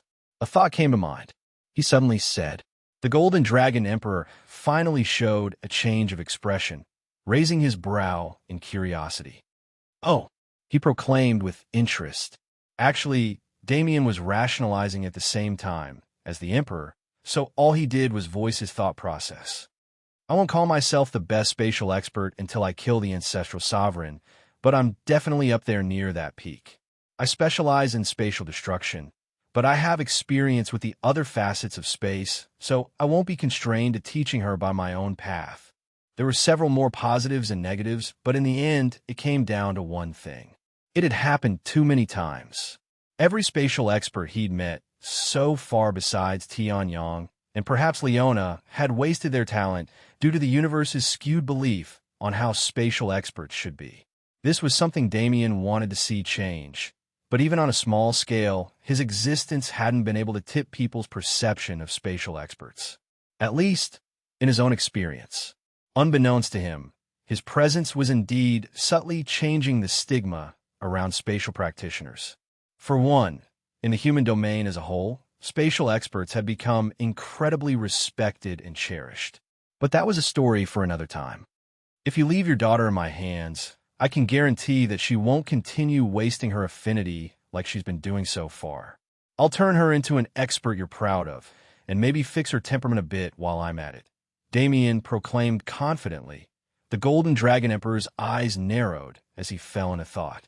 Astoria was already a fourth-class expert who rose through her baptism using the techniques and skills of the Golden Dragon clan that could subtly manipulate fate and mainly relied on the physical body. However, now that he knew she had such a talent, could he really allow it to go unrefined? It irked him that, as a god beast, he wasn't able to sense her affinity at all. It made him suspicious that this man could do it while he couldn't. But there were several explanations that could rationalize this, including the fact that the Emperor had never done a comprehensive scan of Astoria's affinities, or that the affinity was only recently awakened in its truest form. For the first time in a long time, the Golden Dragon Emperor was facing a genius too great for him to control. These kinds of existences could either massively boost the fate of an influence or collapse it entirely. It was an incredible gamble. However, Astoria was the Golden Dragon Emperor's most cherished and doted-on child. She was also the child with the most potential among her 8 siblings. Merely, with Astoria's temperament, she was never fit to be a ruler. The Emperor couldn't correct her. It was too late for him to start being strict. She absolutely wouldn't take him seriously. But in Damien's presence, that unruly princess had been completely suppressed. This was the thought process that led to his decision. He didn't even care if Damien could properly teach Astoria. As long as he didn't ruin her achievements, his influence and presence would definitely cause a positive change in her character by filling a hole in her heart that her blood brothers couldn't fill. After all, they were too embroiled in competition for the throne to have time to care about Astoria, who didn't matter to this battle at all. "I wish for you to be Astoria's live-in tutor for the coming months," the Emperor said. Damien's side hidden behind that proclamation was a very serious bit of fine print. As a live-in tutor, wouldn't Damien be considered part of the Golden Dragon Emperor's camp? He would definitely be asked to help solve the clan's current problem. Luckily for him, he never expected things to be easy from the start. If at least one world wasn't blown up by the time he left the sector, he simply wasn't Damien Void. Plus, I've always wanted a dragon. "Good," he said, responding to the Emperor. "First, if it ever looks like my life is in danger, I will escape." Damien started. The Emperor glared at him for a moment, but conceded to his request. In the end, he couldn't expect Damien to sacrifice himself for people he barely knew. "Secondly, I'm not doing this for free. The Genesis bead is originally the ancient god clan's treasure, and I have no interest in stealing it from them." The Emperor asked. "They're my subordinates," Damien responded. The Emperor muttered disbelievingly. However, for now, he would let slide. Boasting was only a crime when it was found false, after all. Damien and the Emperor both nodded in satisfaction at the ease of their current negotiation. Since neither of them was trying to play tricks on the other, it was able to proceed without hiccups. I have one final request.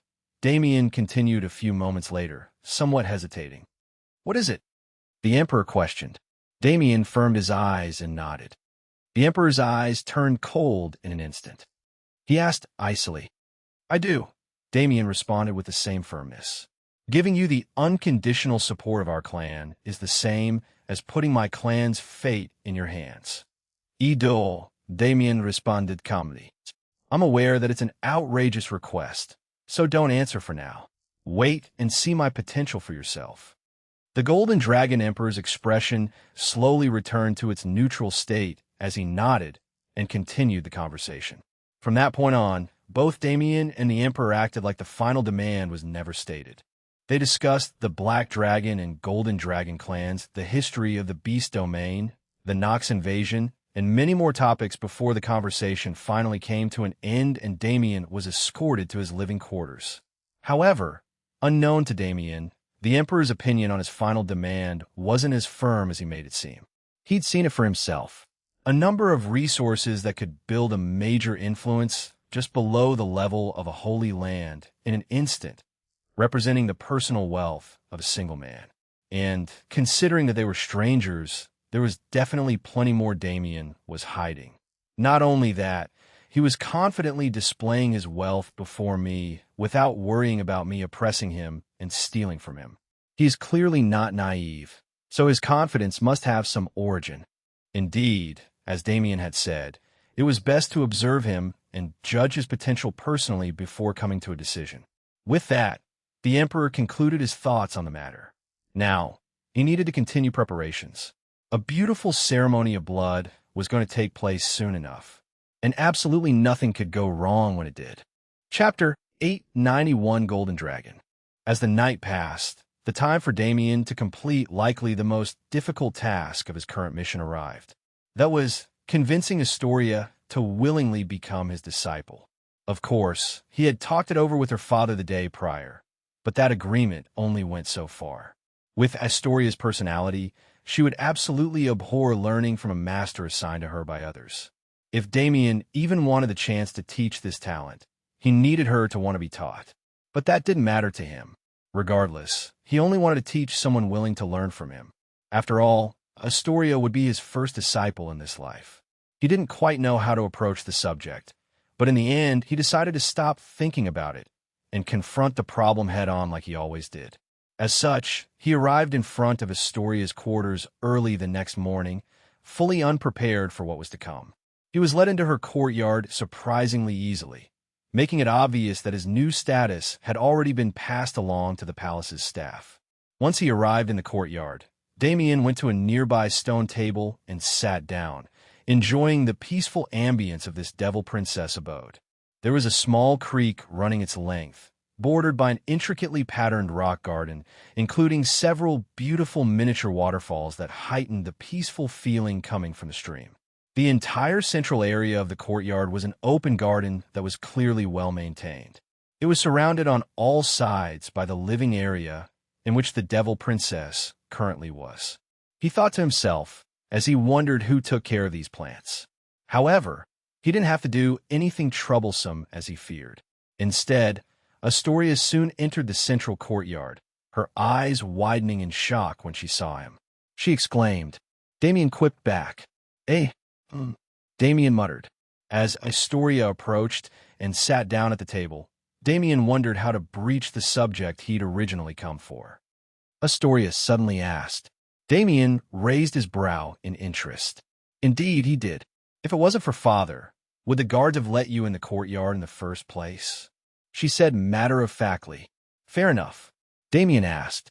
Astoria quirked her head curiously before her eyes lit up with excitement.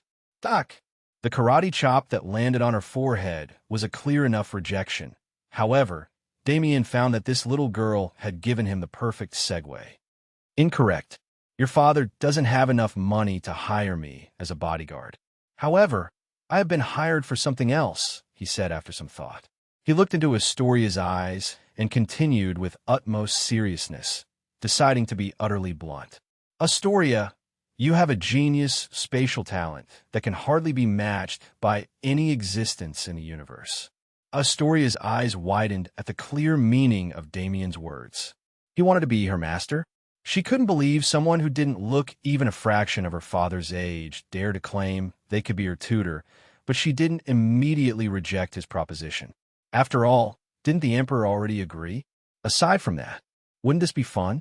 As she listened to Damien give a quick summary of spatial abilities and concepts, of the battle usage and practical benefits of the spatial element, and of his own personal abilities, Astoria began to realize just how great her talent could become. It wasn't a matter of battle power. Of course, she wanted to protect herself better, but this wasn't the reason Damien's words tempted her. Rather, if she mastered space, couldn't she live unhindered as she'd always wished? Couldn't she live on her own terms, roaming the universe in search of excitement without being worried about another deadly situation taking place?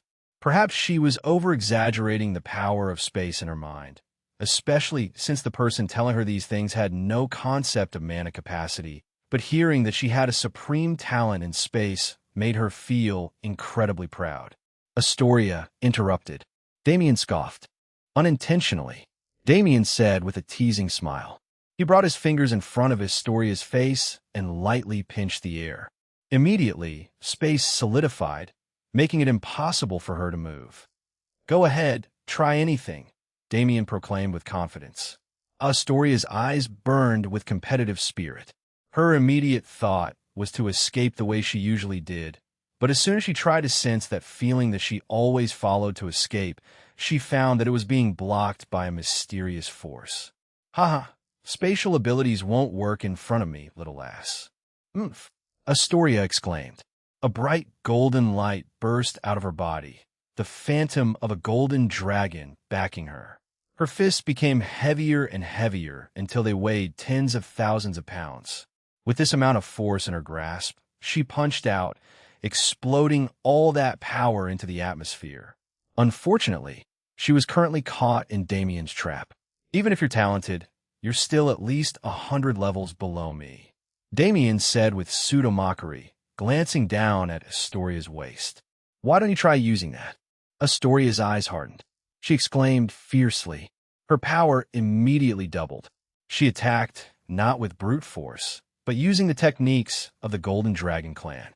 A massive golden dragon materialized around her body as she struck continuously in a mysterious pattern. Once it reached saturation, the dragon flew out with extreme speed and struck against the solidified space. Bang!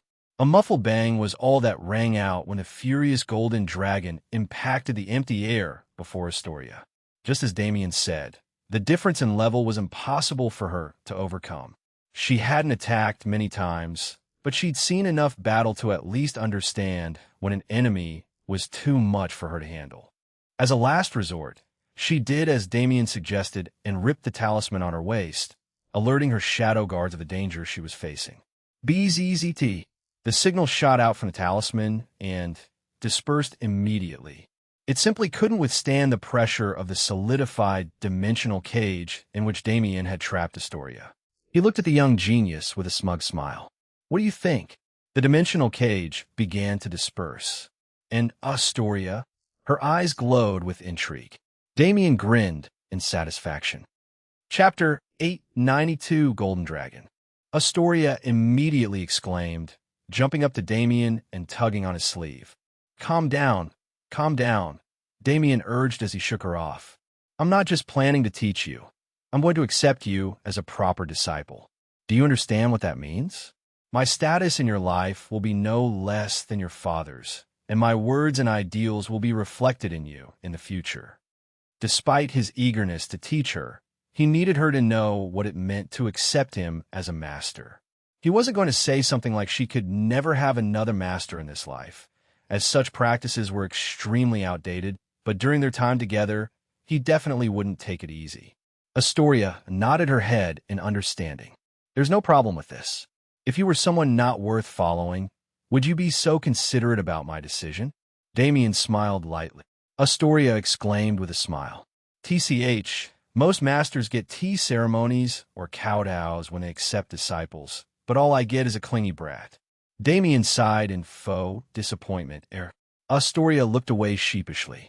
She definitely didn't know how to do the tea ceremony, and even Damien had to admit that accepting a kowtow from someone without a great difference in seniority felt strange. Damien sighed.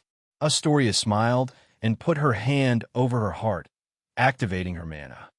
I, Astoria Golden, hereby takes her Damien Void as my master for life. It was a firm and direct oath without any loopholes. Damien couldn't help but smile in return. Then from this point forth, I, Damien Void, accept Astoria Golden as my disciple for life.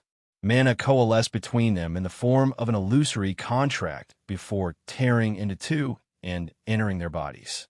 Unknown to the duo themselves, this would be the start of another legend in the known universe for generations to come. The legend of the Void Princess who ruled the concept of space, a true supreme god-beast without rival. After establishing the master-disciple relationship with Astoria far easier than he expected, Damien directly left her quarters for the day. He'd begin teaching her tomorrow, but for now, with him having officially accepted her, it was time for him to claim his first reward. Your Majesty, I hope you don't renege on our agreement, Damien said as he faced the Emperor, who was currently eyeing him strangely. Worry not, for I am not such a heartless person. The Emperor exclaimed in genuine amazement. How many years did he spend tirelessly trying to convince Astoria to do this and that? How was Damien able to accomplish a task as significant as becoming her master so simply? What he didn't know was that, while the current Damien was a man with a youthful mouth and a mature mind, he didn't used to be that way. He used to be even worse than Astoria, genuinely thinking of himself as the heavens, and even viewing the war with the Nox as a mere playground. Coming from such a past, Damien knew exactly how to tame young and overexcited geniuses like Astoria. He simply needed to give her a reason to learn. He needed to keep her entertained in the truest sense. And when it came to elements, there weren't many as entertaining to learn as space, especially if one could grow to appreciate the true vastness of the concept. Nevertheless, those things were reserved for a later date. For now, Damien had used the prospect of such things to entice Astoria into accepting their master-disciple relationship. It's just a little show of skill. Damien teased with a smile. It has only been 2 days, yet you seem to have no thoughts of respecting my status as an emperor and a demigod. Very well, take your treasures and leave. The Emperor sighed exasperatedly. Damien smiled and winked casually. Don't worry, Your Majesty. After giving final goodbye, Damien followed a nearby group of guards who escorted him to the royal treasury. It wasn't a long walk. Rather, it was a direct teleportation that landed them in front of a pair of towering golden doors with intricate draconic patterns etched on them. From it, the true majesty of dragons could be felt. It was a suppressive aura that even made Damien's mutated bloodline feel a bit of reverence, filling him with endless surprise. My dragon bloodline is no longer necessarily a dragon bloodline. It is my 3 bloodlines merged into one and fused into the samsara blood flowing through my veins. If the doors alone were already so magisterial, what would the contents look like? Damien thought wryly. As he did, he watched the several guards line up in formation across the golden doors and insert strange plaques into the slots present there. The doors began to rumble, coming alit with blindingly bright light. Before Damien knew it, his spatial coordinates had been displaced. Despite not moving or teleporting, he arrived inside the light beams, the true face of the treasury. Damien's eyes widened into saucers. Compared to the wealth he had procured with so much difficulty, this treasury was easily 100 times the size of Damien's entire fortune. And currently, all he could see were flashes of artifacts and currencies flying by in the golden light. A robotic voice sang out. Listening to its words, Damien felt a mixture of disappointment and excitement. It was unfortunate that he couldn't see the entire treasury splayed out before him, but it was understandable that an outsider wouldn't be able to access such things. But Damien had always been a fan of these fateful encounters. Rather than treasures he picked himself, The ones that came to him through fate were the ones who stuck with him through thick and thin, becoming true members of his arsenal. And now, fate was going to confer him 3 treasures. The anticipation was truly killing him. Chapter 893 Treasures. After the treasury spirit's voice rang out, the blinding golden light that enveloped Damien seemed to penetrate his system, attempting to read him. However, the defense of the void physique, now that Damien had gained more control over it, was near passive. The golden light was immediately dissolved and circulated through Damien's system, becoming one with his mana. Internal scanning error. The treasury spirit's voice rang out again in the same robotic tone. Following its first failure, it opted for a different approach and instead coated the outside of Damien's body with its light. Damien felt a strange, ethereal tingling with no real origin as the light pricked at his skin.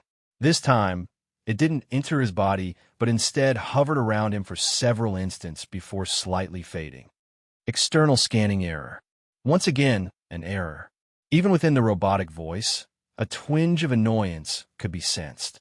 It was rare to be unable to read fate, but for strong experts, hiding their fate and strength was a small matter. However, the current guest was merely at the peak of 4th class, not even in his first revolution yet. It was difficult to say what level of power Damien was truly at now, but it shouldn't have ever been something that this artifact spirit that could even red demigods couldn't see. Nevertheless, the artifact spirit could read neither his fate nor his strength. So how was it supposed to designate him treasures? Damien sighed and slightly lowered his physical defenses to at least let the artifact spirit understand his status. His body condition would never be readable because of the void physique's existence, but this much could be willingly shown. The golden light paled slightly when Damien's defenses went down, as if the artifact spirit was offended by his actions, but it still cooperated and scanned him once more. Guest's strength has been partially assessed. Damien's eyes widened as the light around him went through a severe change. The golden color shifted into utter blackness. Damien was suddenly submerged in a realm of the artifact spirit's creation. It's not an illusion. The all-seeing eyes were nearing the point of piercing reality. Just what kind of realm was he currently? A familiar fluctuation filled the air. This was the scent of the abyss that Damien became familiar with in Ion. This deep blackness that seemed to have no life at all, yet imperceptibly contained an extremely complex and chaotic mixture of laws. This space filled with shattered stars and endless debris as far as the eye could see. Was this the abyss? Final scan complete. Damien's eyes snapped open. He found himself once again surrounded by beautiful golden light. His eyes were solemn. He didn't know why he suddenly saw a flash of the abyss at this juncture, but he wasn't going to ignore it like it meant nothing. Something was leading him to the abyss.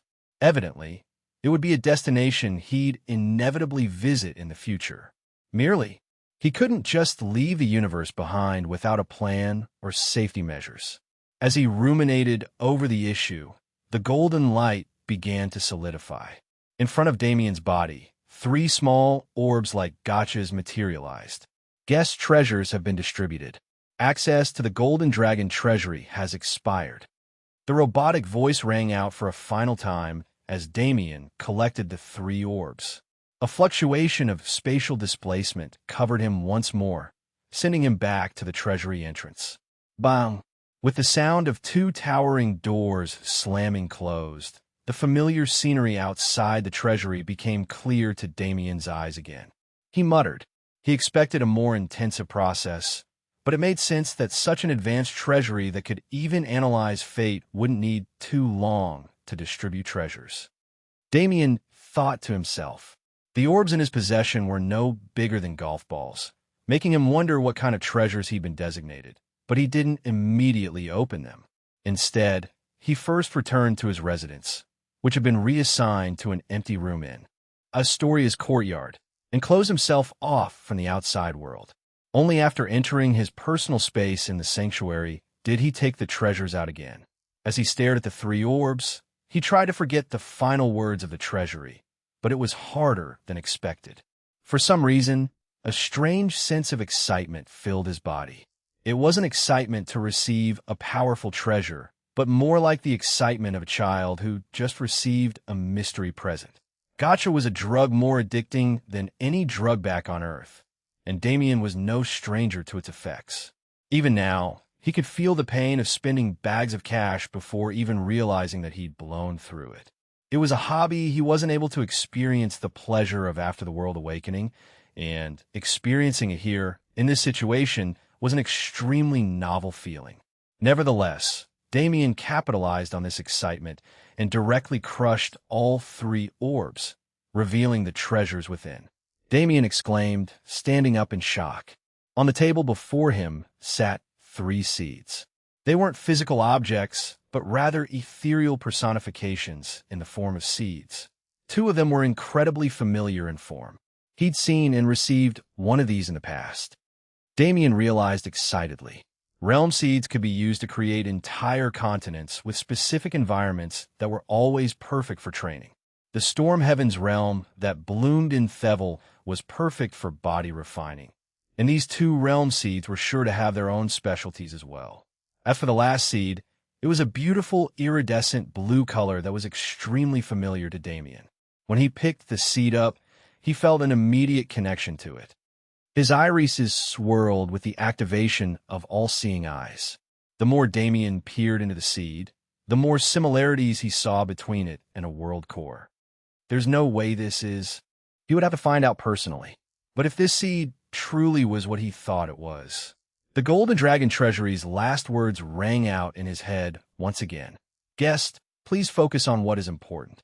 His expression became dignified. Looking at the 3 seeds, countless thoughts swam through Damien's head. In the end, he came to one conclusion. He absolutely abhorred the fact that such a thing was even proposed. Chapter 894 Treasures. Damien thought to himself, for a treasure that read fate, to put the universe's fate in his hands meant that it didn't trust the chances of the universe's countless other residents. To say he was its only hope meant everyone else was worthless. Damien couldn't accept it at all. You want to make me do all the work? If the universe's current forces were insufficient, then Damien could only raise them into something greater. It was clear that the treasury wasn't opposed to this thought process either, considering the treasures it gave him. But that didn't matter. That was for the better, because while his people would grow, the sanctuary would grow too. It didn't matter if the sanctuary didn't increase Damien's strength directly. The budding universe was his life's work, his most important masterpiece, and his greatest goal. Its expansion was exactly what he wanted to see. Damien tapped the air and adjusted the sanctuary's time flow, slowing it down to give him several weeks of time without affecting his activities in the outside world. With the current time difference, I have 30 days in the sanctuary per hour in the outside world. Damien's body flashed, reappearing in the void of the sanctuary, far away from the bounds of Thevel. Damien took out the iridescent blue seed and threw it into the void before him. In the next instant, he flicked his finger and extended a celestial mana thread that pierced through the middle of the seed. As if responding to Damien's words, the seed began to shake and expand. Within a few seconds, Damien's entire mana capacity of 500,000 was consumed. He burst with power, connecting to his void physique and replenishing his mana at a rate that was still far slower than it was being sucked. Damien exclaimed inwardly. The sanctuary's ambient mana levels were nowhere near the true universe's. With this rate of consumption, the sanctuary absolutely wouldn't be able to stand his consumption. Boom! A terrifying wave of power spread from the seed as it expanded to the size of a skyscraper, showing no signs of stopping. Its current form was a beautiful, starry blue ball. Damien grinned when he saw it. The seed of a world core, an incredibly rare treasure that was likely a nigh-completely unique treasure in the universe. Damien wasn't even able to realize the proper value of what he'd received until this moment. Damien's breath went through a great change. The flurrying mana fluctuations emitting from his body vanished entirely. His body floated in the void as with no presence at all, as if he was one with the void. If it wasn't for his current position, one could mistake him for a common mortal scholar. Internally, Damien focused on his connection with the real plane, the tether that kept the sanctuary connected to the point in space where he entered from, the same mechanism that allowed him to return to the real plane in the same place he entered from, regardless of whether or not he was on a moving object. He activated the breath of all things, feeding it through the tether. From then on, a mystical phenomenon took place. Damien's mana traveled through planes of existence. It used the tether as a medium to exert its influence in the real world. The breath of all things allowed Damien to create this concrete connection that absolutely should not have been possible. And through it, a second pulse of void mana entered the tether, containing the breath of nothingness. And imperceptibly, the mana in Astoria's courtyard flowed into his room, following the connection to nourish his body. The entire process took no more than a few seconds, and the response time between the real plane and the sanctuary was almost instant. With a grin, Damien expanded his mana without reserve. Boom! The air in the outside world exploded. A massive black hole formed in Damien's room and began devouring the mana for several thousand kilometers, sending shockwaves throughout the entire palace. Boom! Boom! Boom! Within the sanctuary, Damien finally matched the world seed's mana consumption rate, providing it the steady stream of mana it needed to complete its blooming. Damien eventually lost track of time as he put his full concentration into maintaining the mana connection. Unknowingly, half a day passed in the sanctuary. The world seed had already bloomed to the size of a moon, the usual size of a world core, but it had yet to stop absorbing mana. Before Damien's eyes, strange patterns formed on the world core surface. A surreal feeling filled his body. In the outside world, the commotion caused by Damien's actions wasn't small at all. After all, the mana for several thousand kilometers began to disappear at a rate faster than it had ever been consumed before. It was hard to not notice the swirling waves of mana that roared through the air like New Yorkers with somewhere to be. Within a minute, a massive crowd of guards and palace staff gathered before Astoria's residence, preparing to barge in to confront whatever force was hoarding the world's mana. However, before they could enter, a voice responded in their ears. Those 3 words were a supreme commandment, and though their interest reached an all-time high, the crowd could only disperse. As they did, a figure materialized in their place and pushed open the doors. The Golden Dragon Emperor's domineering form barely fit through Astoria's doorway, but he made his way into the courtyard, his eyes focused on Damien's room. Damien was not in the room, and there was no trace of him at all. However, the black hole intaking the roaring mana stream was hard to ignore. That man, the Golden Dragon Emperor's eyes narrowed. Despite his strength, he couldn't explain the current phenomenon at all. The Emperor didn't know whether to regret or feel anticipated, but he knew that Damien was someone far more mysterious than he'd originally expected. For now, I will allow you to do as you please. The Golden Dragon Emperor flared his sleeve, causing a transparent golden barrier to cover the entire palace and several thousand kilometers outside of it, essentially turning the patch of land into an isolated dimension. Taking the atmospheric mana is fine, but if you attempt to touch the fate clouds again, the Emperor snorted lightly and vanished, returning to his own residence. From behind a nearby door, a pair of eyes peeked through. Astoria began observing the situation the moment she first felt it, but as it continued getting bigger and bigger, Astoria felt strange pull coming from Damien's room. Something was calling to her, something deep within her soul. And now that the Emperor had left, who was stopping her from answering that call? Chapter 895 World. The formation of a world. It was a phenomenon Damien had actually seen multiple times in visions, whether it be at the very beginning of his journey or in recent days. However, each time he was able to view such a scene, it was done through the eyes or memories of someone else, limiting the amount of benefits Damien could actually receive. This time was different.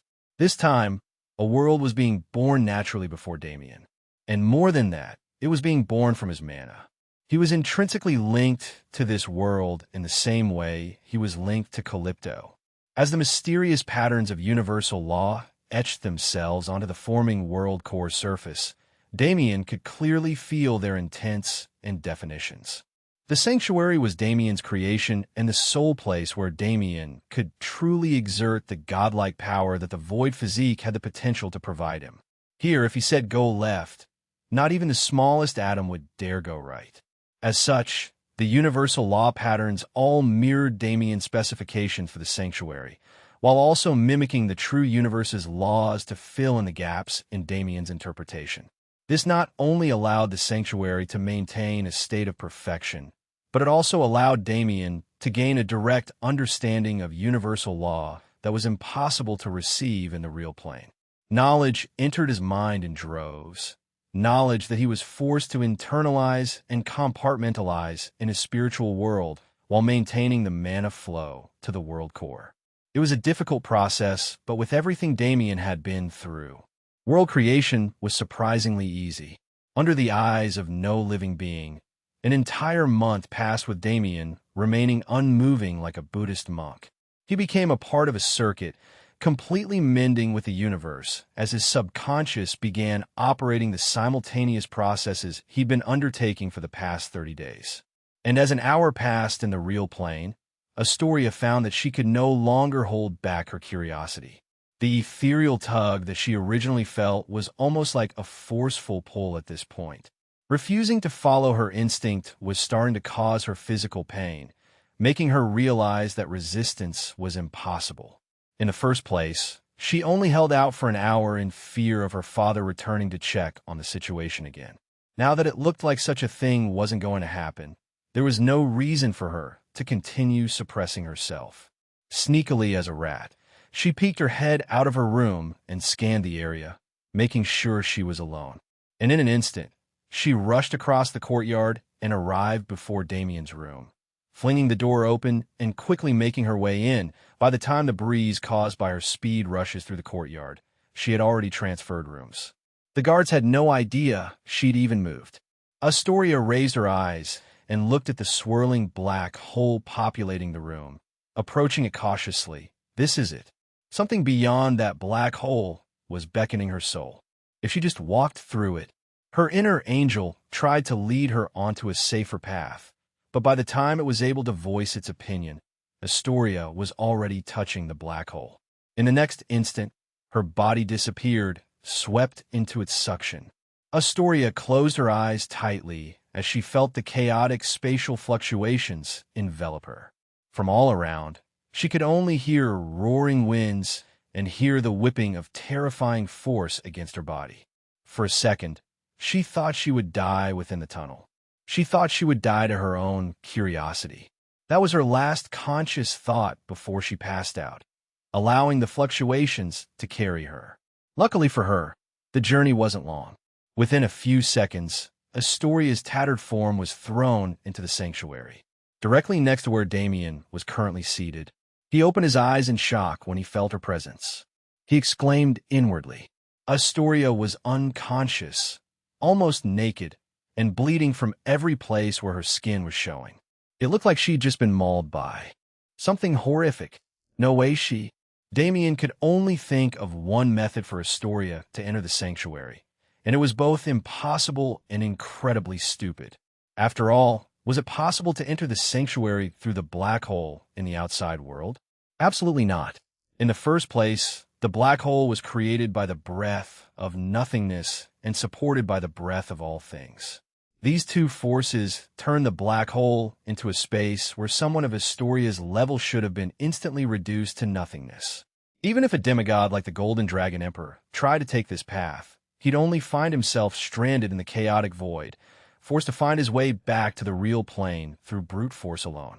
For Astoria to somehow force her way into the sanctuary, Damien thought as he glanced at the forming world. Perhaps the universal laws were fragile at the moment, or perhaps the world seed had some sort of connection with Astoria, which wouldn't be strange considering how it was acquired from the Golden Dragon treasury. Regardless, it's good that she survived. Even though her wounds looked terrible, Her draconic physique isn't for show. The main problem was that Astoria's mana veins have been damaged. This wasn't something regular regeneration could take care of. I can't divert energy right now, so it'll have to wait until I'm done. With that thought, Damien closed his eyes again and returned focus to the process. Now that his injured disciple was by his side, he couldn't be so leisurely and passive anymore. He needed to get this done as soon as possible. As such, he immediately took control of the mana flow and used his connection with the world core to inject it with the breath of all things, heavily hastening the formation process. Within 3 days of Astoria's entrance, layers of earth began to form around the world core. At this time, Astoria's major wounds healed as well. Her eyes fluttered open weakly. She voiced vaguely as she tried to understand her situation. "Don't speak," Damien responded without turning to look at her. "Pay attention to what's going on right now." Astoria turned her head with great difficulty towards the bright light that was illuminating half of her face. Immediately, her eyes widened into saucers. She exclaimed. What she saw was truly incomprehensible to her. Even if she could guess the base concept of what was happening, her mind wasn't able to process and retain that understanding due to her non-existent understanding of space. Damien grinned when he saw her fascination. At the same time, he understood why Astoria had been dragged into the sanctuary. "This is a world creation event," Damien said slowly, finally turning to look at his disciple. "And this..." Chapter 896 World. While the Golden Dragon Palace experienced such commotion, it remained silent to the outside world. However, the outside world was subjected to its own commotions. With the passing of days, more and more people were arriving on Beast Emperor Star for the coming tournament. Most of these people took up residence in nearby cities to wait, but not everyone was the same. One person decided that staying in the city wasn't enough. Besides, she had a small connection to the Golden Dragon royal family. With such thought in mind, she made her way to the palace and stood before the gates. "I would like to request an audience with the Emperor," she stated to the guards. However, she was met with immediate rejection. "The palace is currently restricted for all our side personnel," the guard stated firmly. The woman's eyes narrowed. She wanted to find a way into the palace to gain clues into the situation, especially since she was a woman whose victory wouldn't be valid even if she dominated the tournament. After all, neither she nor Astoria swung that way. Nevertheless, she wasn't too inclined to meet the Emperor. She decided to give one more attempt before leaving alone. She took out an ancient emblem that she'd received from the mystic realm in the past and tossed it to the guard. "Please show this emblem to your Emperor." Along with her words, she tossed a spatial ring filled with currency cards at the guards, immediately grabbing their attention. "For such a courteous guest, we can at least do this much. However, if His Majesty still rejects, you must not cause a commotion," the guard warned as he withdrew a communication talisman and sent a recording of the emblem pattern to the main palace. Within seconds, a response came back. "You may enter," the guard proclaimed with widened eyes, handing her emblem back to her. The gates were opened swiftly, and the woman was allowed into the palace. She immediately felt the chaotic flow of mana, but since those escorting her didn't mention it, she also decided to ignore it. Eventually, she made her way to the throne hall, standing before the Golden Dragon Emperor. The Emperor immediately demanded, his gaze solemn. The woman bowed her head and cupped her hands in greeting. Responding to His Majesty, this one's name is Elena Pierce. Her deep blue eyes shone in the golden splendor of the palace. As the Golden Dragon Emperor looked her up and down, he truly couldn't see any qualities of a Valkyrie in her. However, the emblem she showed wasn't a lie. The status of a Valkyrie could never be mimicked or imitated, and treasures of the Valkyries could only ever be used by Valkyries. This was an ancient law that had never been broken in the history of the universe. To think there would still be Valkyries remaining in this era. The Golden Dragon Emperor muttered in reminiscence. In the olden days, the Valkyrie clan and Golden Dragon clan, as two of the universe's greatest forces of justice and purity, had an inexplicably close relationship. It was even said that the past generation's Valkyrie Queen and the Golden Dragon Emperor had a slight meeting of love in the past, but it was never known whether or not this story was true. Nevertheless, seeing a descendant of the Valkyries enter his palace, the Emperor couldn't turn her down. The Emperor mentioned. Elena nodded her head. Indeed, it is a peak treasure of life that will be extremely beneficial for my path as a Valkyrie. However, I am aware that the current situation is incredibly chaotic. I will not ask for the Genesis bead for free. The Golden Dragon Emperor hesitated for a moment. He'd already signed a mana oath with his daughter's tutor, which promised him the Genesis bead. Though a mana oath was something the Emperor could break without many personal consequences, it would heavily impact the fate of the Golden Dragon clan, making it impossible for him to go back on his word. However, he couldn't turn away a descendant of their sworn sister clan. Currently, there are some issues, and I cannot agree to your request. For now, I invite you to take residence within our palace. Elena's eyes narrowed suspiciously, but she nodded regardless. Very well. With another bow, Elena exited the throne room and followed a separate escort to her living chambers. She entered the residence alone and collapsed on the bed, sighing to herself. It had been a long time since she saw someone she knew. She thought as she reminisced on the old days her two sisters, the man she fell in love with, and all those in the human domain. How are they doing right now? She got into this mood often thinking about the past. After living several lonely years on her own, and spending even longer experiencing the lonely years of her predecessors, she felt that she was ready to try again with love. Back then she left in a flurry of jealousy and misplaced compassion that, in reality, nobody asked for. With her current experience, she realized that walking the path she was currently walking, the path that Damien chose to walk, was incredibly lonesome. It was hard to keep a sane mind in these circumstances, even with people beside her. Only that island of warmth that existed in the human domain could cleanse this loneliness. But that island. Elena shook her head, clearing her thoughts. Elena spoke with an exasperated sigh. I only serve one master, and it is not the man you are referring to.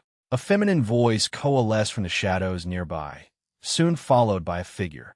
This person was none other than Latia, Lucius' maid who Damien had assigned to protect Elena when she left all those years ago. Her presence was both discovered and explained long ago, and ever since then, she'd been serving as Elena's attendant. Even though she still took Lucius as her one and only master in this life, Elena's orders were only below his in her heart. However, unlike Elena, Latia had lived in the sanctuary for many years. She remembered its scent well. Nevertheless, in the current instance, she didn't say a word. She didn't dare do such a thing without getting that terrifying man's permission first. As she waited on the side, Elena rolled over into her stomach and buried her face in the bed. For some reason, her reminiscent feelings were at an all-time high today. Was it because of the upcoming Grand Assembly? Or maybe, now that she was finally away from Ion's terrifying battle atmosphere and the endless training of Valhalla's mystic realm, the feelings she'd been suppressing for so long were bursting forth. Elena Sigid. At this point, even the bed she was on started to smell like Damien. She thought to herself as she tried to shake off the feeling. However, just how would she react if she found out that her feeling wasn't just her imagination, but the true reality of the situation? How would she feel if she realized that Damien had been staying in this room only a day prior, and the scent she was smelling was his residual aura? Perhaps even the indifferent mind Elena had cultivated over all these years would collapse whether or not she'd ever make this realization, though only time could tell. Chapter 897 World. Chapter 897 World 3. Night turned to day in the outside world, and in that same period of time, a little over 6 months passed in the sanctuary. In this time, neither Damien nor Astoria had moved much at all. In these 6 months, both geniuses were utterly focused on the world creation event, watching with front row seats as the world core bloomed Earth in an atmosphere and eventually gained all the necessary components to be a true world that could house life. Oceans formed, mountains rose and fell, and eventually, when the tectonic plates completed their first shift, the world settled in place and was born. It wasn't a fanciful phenomenon that was announced all over the universe. If so, wouldn't the universe be crowded with such obnoxious phenomena? Instead, the world was covered in a barely visible blue light film that faded soon after, though its presence could still be clearly felt. "A master," Astoria voiced, her words echoing through the empty void. Damien turned to Astoria with a smile, lightly stretching his body. "How is it?" he asked in return. Astoria hesitated for a moment, but shook her head. "Master, I thought I understood something, but when I tried to think of it, it all became blurry." Damien nodded in understanding. "That's normal. At your level, having a full recollection of such a profound event would only burn your brain." Damien wasn't just pulling the words out of his ass. He'd personally experienced something similar as a young genius. Back then, when he visited the space-time river, he lost all awareness of its existence for a period of time, only remembering its name. Even to this day, Damien couldn't recover the entirety of his memory in that strange space. However, chasing the space-time river contributed greatly to Damien's current strength. As he grew, he always used the space-time river as a foundation for his practice, allowing him to excel. For Astoria, who was more talented in supportive spatial abilities, witnessing a world creation event was a mind-bendingly precious opportunity. However, Astoria wasn't satisfied with this. As Damien slowly explained it to her, her expression crumpled further and further. She exclaimed defiantly, "Master, please teach me." "Oh, and if you can't produce results?" Damien retorted. I'll give you anything," Astoria stammered, blushing slightly and pushing her body forward. Damien's eyes narrowed. "Doc." A flick landed firmly on Astoria's forehead, turning it red and pushing her away from him. "Who taught you to be so mischievous?" Damien scoffed while flicking his finger, sending a small beam of light into Astoria's stomach and disrupting the mana flow of the treasure she hid there. If Damien had a guess, it was some sort of restraining treasure that Astoria was going to try to use for unknown reasons. After all, she was known as a Devil Emperor. There was no way she'd submit to someone so easily. Unfortunately for her, Damien wasn't someone she could easily mess with. An evil grin spread on his face. "Aha, so my young disciple loves to tie people up." Damien immediately controlled the laws of the sanctuary and restricted Astoria's movements entirely. Walking up to her as she struggled futilely in hopes of escape, Damien's grin widened. "Didn't you want to hear the specifics about world creation?" Damien stood in front of Astoria, made sure there were zero distractions in the surroundings she could use as respite, and then, world creation starts with a few very basic conditions. Firstly, a large congregation of mana. Secondly, the approval of the universal law. And third, a world seed, a heavenly material that is born in accordance with the universal law to populate the starry sky. By the time you entered the sanctuary, the world core's base structure was already formed. This is the easiest part, as it's just a matter of accumulating mana to such a density and intensity that it creates the shape of a material world core. What comes after is the most important step. The universal law will baptize the false world core and turn it true. Through this baptism, the world core gains a connection to the universe and the capability to form its own world laws, which in turn allows the world to form an atmosphere and house life. There are several important universal laws involved in this process, including but not limited to. From that point on, Damien talked and talked and talked.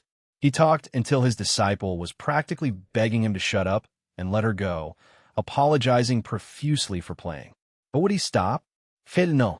Even though he was punishing Astoria by not entertaining the severe ADHD that she seemed to have, he was also teaching her important facts. Through the knowledge she gained from him today, she could interpolate much more when she finally got a grasp on how the laws of space functioned. Nevertheless, Damien let Astoria go after his speech ended, and she immediately collapsed in the void like she'd just been tortured to death. "Master, I won't play anymore," she muttered to herself. Damien glanced at her wryly. Evidently, She was unconscious. It was a little humorous that the previous lesson had scarred her enough to appear in her dreams. Damien thought with a smile. He smiled so brightly that one would mistake his teeth for the sun. He was truly a benevolent saint of the people. With that thought in mind, Damien hauled Astoria over his shoulder again and entered the atmosphere of the newly formed world. I should check on this place before she regains consciousness. The world seed had an inexplicable connection with Astoria, so this world might be the ideal training environment for her. Damien sighed to himself. Observing the atmosphere, he immediately knew it was impossible for this world to hold fourth-class beings without becoming structurally unstable. It was a newborn world that was even younger than Earth in its awakening. It was still covered by the universe's beginner world protection measures, and the dungeons forming on the world barely had first-class beasts. No problem. In any other situation, it was impossible, but with Damien in full control of both the world and the universe it resided in's laws, there was no problem at all. He took the 2 realm seeds out of his inventory and threw them in opposite directions, allowing them to fly to 2 completely different portions of the world several tens of thousands of kilometers apart. When they arrived in position, Damien only needed to speak a single word.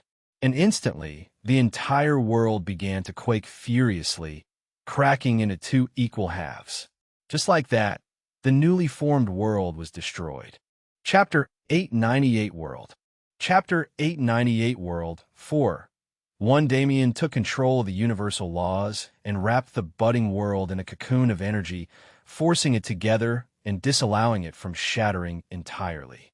However, he didn't heal the cracks in the world. He allowed the world to break apart within the sphere of influence he allowed. After all, it was an important step in the process. As the world broke apart, the 2 realm seeds latched onto the world's several sections and even its world core, rooting themselves in the world surface. Afterward, it was merely a matter of blooming. As the realm seeds bloomed, they would create specialized training areas, but they'd also force the world to adapt to their presence. The current broken pieces would be melded together and destroyed several times to facilitate this adaptation and strengthen the word. The method of strengthening was extremely similar to human body reconstruction. Nevertheless, it'll take several days for the realm seeds to integrate into the world and finish strengthening it. Damien snapped his fingers and changed the time dilation once again, making it much, much tamer. The previous time dilation that turned a month into a mere hour on the outside world was incredibly useful, but couldn't be maintained for long with the sanctuary's current structural integrity.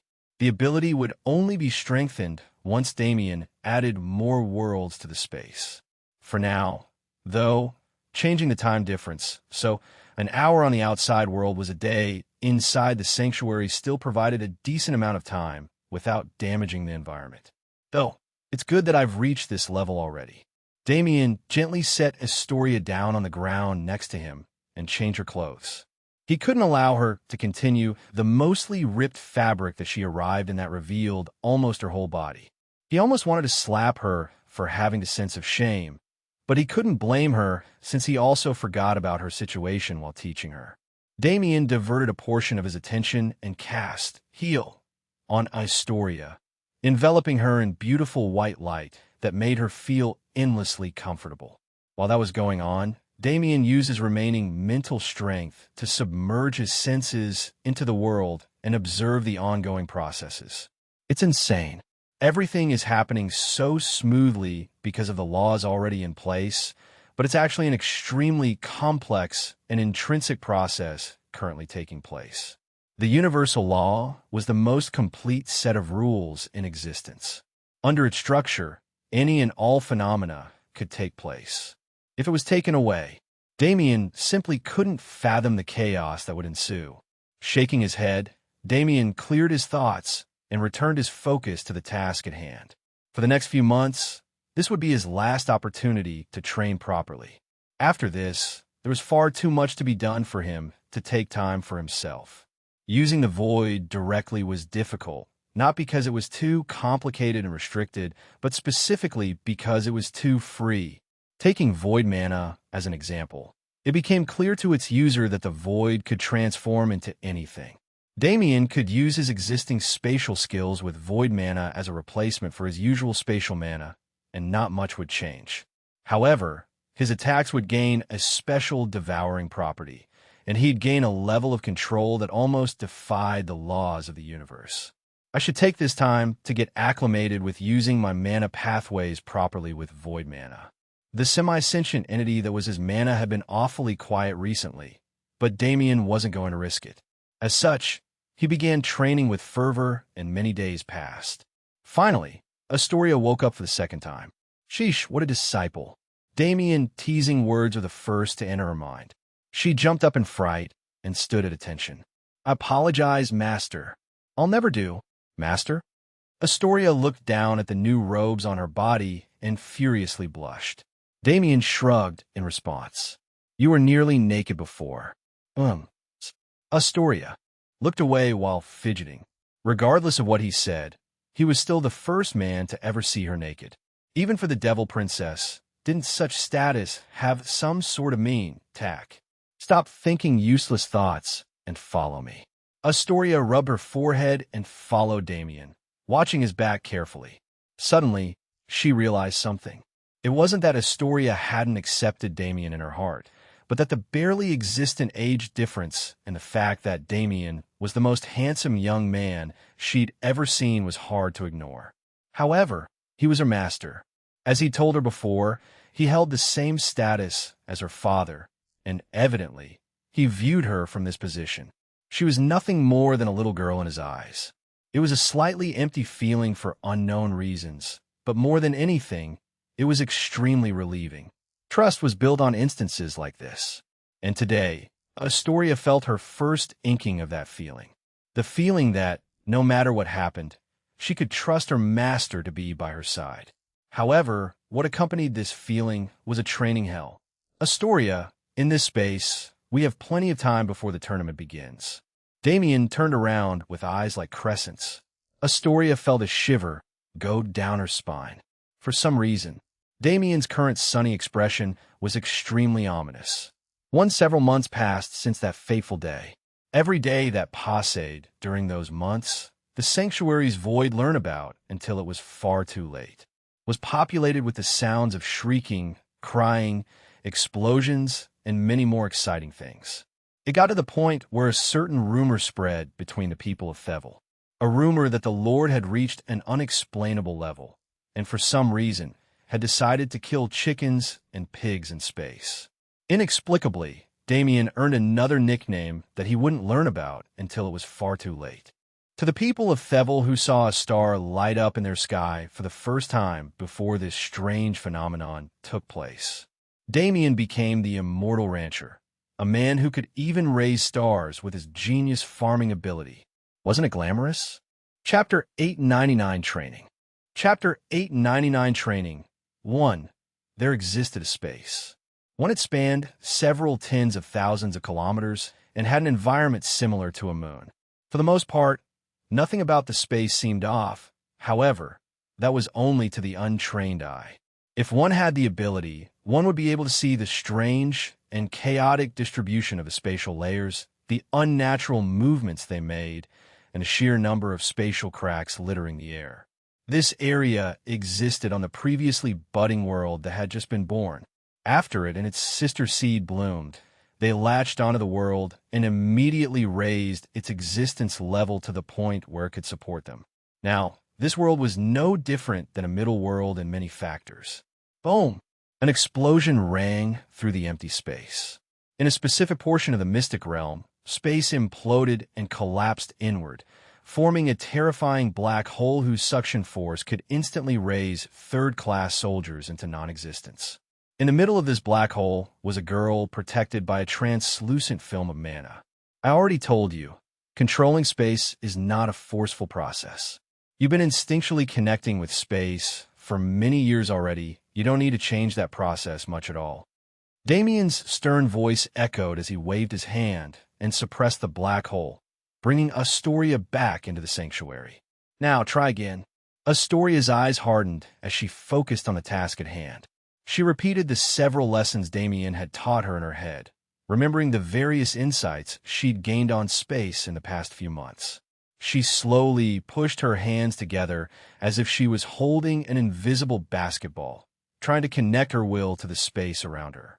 She honed in on that feeling, the feeling of teleportation that she'd essentially mastered in the past months. It was different passing through the spatial layers. To do so, she needed to manipulate her own body more than the spatial layers around her. Compressing space, though still a foundational level skill, was far more direct than teleportation, emphasizing control over space. However, controlling space was a contradictory concept. To exert the greatest control, one had to loosen the reins as much as possible and let space act as it pleased. After all, the relationship between spatial practitioners and space itself was extremely deep, far deeper than most other affinities and their wielders. Astoria's hands slowly came together. She visualized a massive phantom forming behind her, grabbing space itself and mimicking her movements, crushing it into a ball. She carefully moved the mana in her body and gently spread it into the surroundings. However, she didn't attempt to forcefully clamp her mana on a space to mold it as she'd been trying to do thus far. The visualization in her head was transmitted into space through her mana, and as the two forces interacted, Astoria could feel her control over the spatial layers subtly growing. Without hesitation, she increased her speed and incrementally increased the amount of mana she was using, and eventually, Kacha! The space before Astoria compressed past the point it could handle, shattering into pieces and forming a large spatial crack almost the size of her body. Astoria exclaimed, jumping into the air in excitement. Indeed, you did. Damien nodded while dispelling the spatial crack. Astoria's face lit up. It was so incredibly rare to hear a compliment from Damien that she was ecstatic receiving one now. Now, do it without taking 10 million years to nail the proper form, Damien continued. Astoria's face immediately fell. Master, Astoria begged, flashing Damien her best pitiful expression. Damien raised his brow. Yeah? Astoria responded while averting her gaze suspiciously. Damien responded with a smile. Compared to that, you spent 4 months learning only how to teleport and maneuver through space, completely ignoring the other foundational elements. It looks like the previous punishments weren't effective. I'll be sure to get more creative next time, Master. Wait. I'll practice. Damien glanced at her sideways. Okay then, my genius disciple. When I was 17, I took 2 months to completely consolidate the foundation of my spatial element. 17? That isn't much younger than me. Astoria backed away in faux horror as she spoke, causing Damien's eyebrows to twitch endlessly. You brat, I'm only 30, he exclaimed, whacking her over the head. Astoria stammered before completely failing to hold back her laughter. Ha! Master, I didn't expect that you were actually an old man. I thought you were closer to my age. No wonder, I understand. Damien picked Astoria up by the back of her shirt, as if she was a kitten. Astoria's face paled. Wait, Master, you're young. You're young and handsome. You definitely don't look a day over 20, no, 18. Before Astoria could finish her words, Damien opened a portal nearby and tossed her in. Her voice eventually faded into the void as she was sent to a punishment realm Damien specifically created for her. Left by himself, he was forced to shake his head wryly. He sighed to himself in exasperation. In the past 6 months, he'd taught Astoria many things, mostly supportive spatial skills such as teleportation, subspace creation, and other similar techniques. When it came to these areas, Astoria truly excelled. She was like a fish in water, swimming downstream at her fastest speed. It was almost terrifying how fast she absorbed knowledge. However, she can't even seem to comprehend an ounce of any destruction-focused skill. It was possible that Astoria simply wouldn't be able to cast destructive magic with her spatial affinity. Even when it came to compressing space, it took her far too much concentration to accomplish. Even a normal beginner would be able to do it at 1/4 of her speed. Thus far, Damien had been trying to lay a stable foundation for Astoria before teaching her specialized magic, since it would be far easier for her to understand the nuances of the techniques, but it didn't seem like this would be the proper path for Astoria. Rather than having her focus on fundamentals that'll merely halt her progress in the grand scheme, it might have been better to specialize her focus from the beginning and thoroughly raise her into an expert in that area. Damien immediately submerged himself in thought, structuring a new training plan for his disciple. As for Astoria herself, needless to say, she was currently submerged in a hell where she was stuck in the body of a proper noble lady, unable to do anything but watch as the body's owner took care of managerial tasks day in and day out for days on end. It was truly a torture unlike any other. Chapter 900 Training. Chapter 900 Training 2. The days became uncountable as Damien enacted his newly formed training plan for Astoria. He completely disregarded all fundamental skills related to destruction and purely taught Astoria the method to interfere with space in a supportive manner. In this sense, Astoria's talent truly bloomed. No matter what Damien taught her, she was able to absorb it without a single issue. For instance, dimensional magic. Dimensional magic was something Damien only acquired upon becoming a Celestial, but Astoria was able to use it from the beginning. Dimensional cage, phase shift, material shift, and even vector control became skills that Astoria excelled in. And, through vector control, she was able to create an attack method without truly having any destructive power of her own. Time passed. Astoria's talent for vector control began to bloom in full. As she was already a fourth-class being, she wasn't able to receive the benefits of ranking up with space as her main pathway. But with Damien in her corner assisting her, she was able to gain something far better. After all, Damien was the possessor of the void physique. With the breath of all things, Damien could alter the physical conditions of the world to whatever could suit Astoria's needs best. With the breath of nothingness, he could pass his own memories of endless practice to Astoria so she could digest her gains faster and have a guideline to follow if she ever struggled with those fundamentals that she didn't personally learn. Astoria was easily able to surpass Damien's 2 months progress as she'd claimed. And after those 2 months ended, Astoria's attitude toward the hell training she was undergoing started to experience a subtle shift. She was enjoying it. Once she came back from that particularly cruel punishment, the way her master approached her training took a complete 180. The curriculum she began to study from that point on was extremely joyful, and everything she learned was internalized almost instantly. She felt that instinctual connection she had with space strengthening over time, and she felt that as long as she was interfering in a gentle manner like her current abilities provoked, she had the potential to grow endlessly. At some point, the instruction I can provide you will be limited. Unlike the other elements, space is largely neglected in the universe, and the infinite paths within the laws are still hidden from us practitioners, Damien lectured. When it comes to supportive abilities, I've already taught you everything I know. After all, I am a destructive practitioner. From this point on, your training will become far more independent. Astoria's eyes widened. Master, does that mean? Damien nodded. It's likely as you've guessed.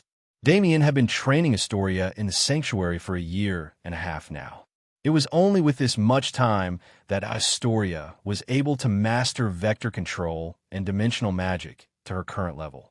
It should have been around a month in the outside world since their training started, which meant that in another 2 months, the grand tournament would begin. With this much time, it should be fine. I can still create localized time pockets when necessary, even though the effect in the real plane won't be nearly as exaggerated as it is in here. Besides, Damien's pupils swirled as he activated the all-seeing eyes. Status: Astoria Golden Dragon Female. Age 19, level 274. Royal Golden Dragon, experience value. 124, 779/411, 000 titles. Void Disciple Affinities. Fate, Space Physique. Imperial Golden Dragon Body Magic Power. 250000 DEF. 1300 STR. 1100 AGI. 1000 DF. 1300 INT. 1000 DX. 1350 skills. Dimensional Magic level 4. Vector Control level 7. Damien smiled. With these skills, He didn't think Astoria would have a problem surviving in the wilderness.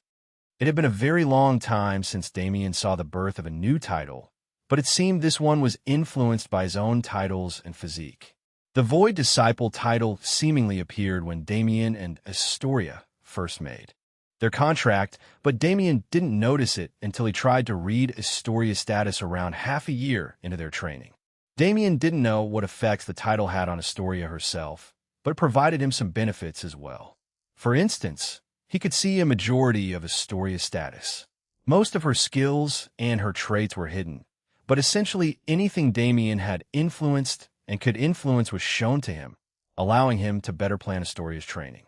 Now that she's reached her current level, what she needed more than anything else was practical experience.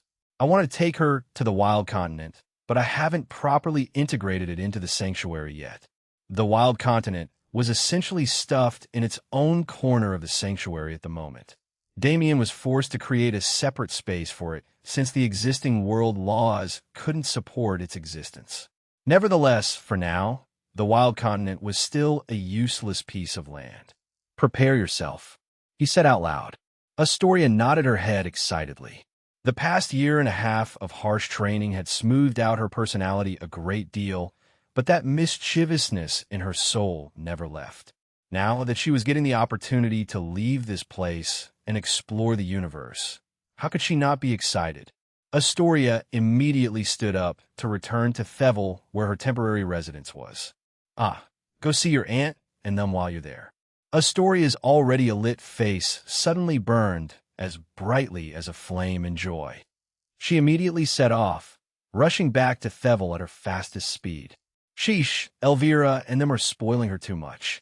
When he originally told the 5 leaders of the sanctuary about Astoria, their reactions weren't small at all. In simple terms, they said, "Ha ha ha ha, this kid is actually taking care of a kid now. Ha ha," and so on.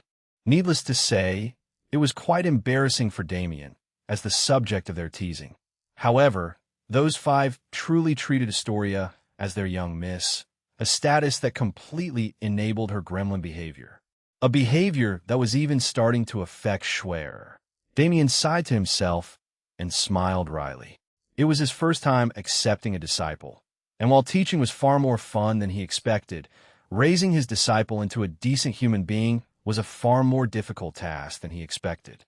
But wasn't the challenge riveting in its own way? Seeing Astoria grow not only in power, but as a person brought Damien endless satisfaction that he couldn't quite put into words. All he knew was that he had extremely high hopes for her potential and wanted to see her grow even more than ever before. And for that, warp was a great skill that his good disciple would soon get to experience for the first time. Truly, he couldn't wait to see the look on her face.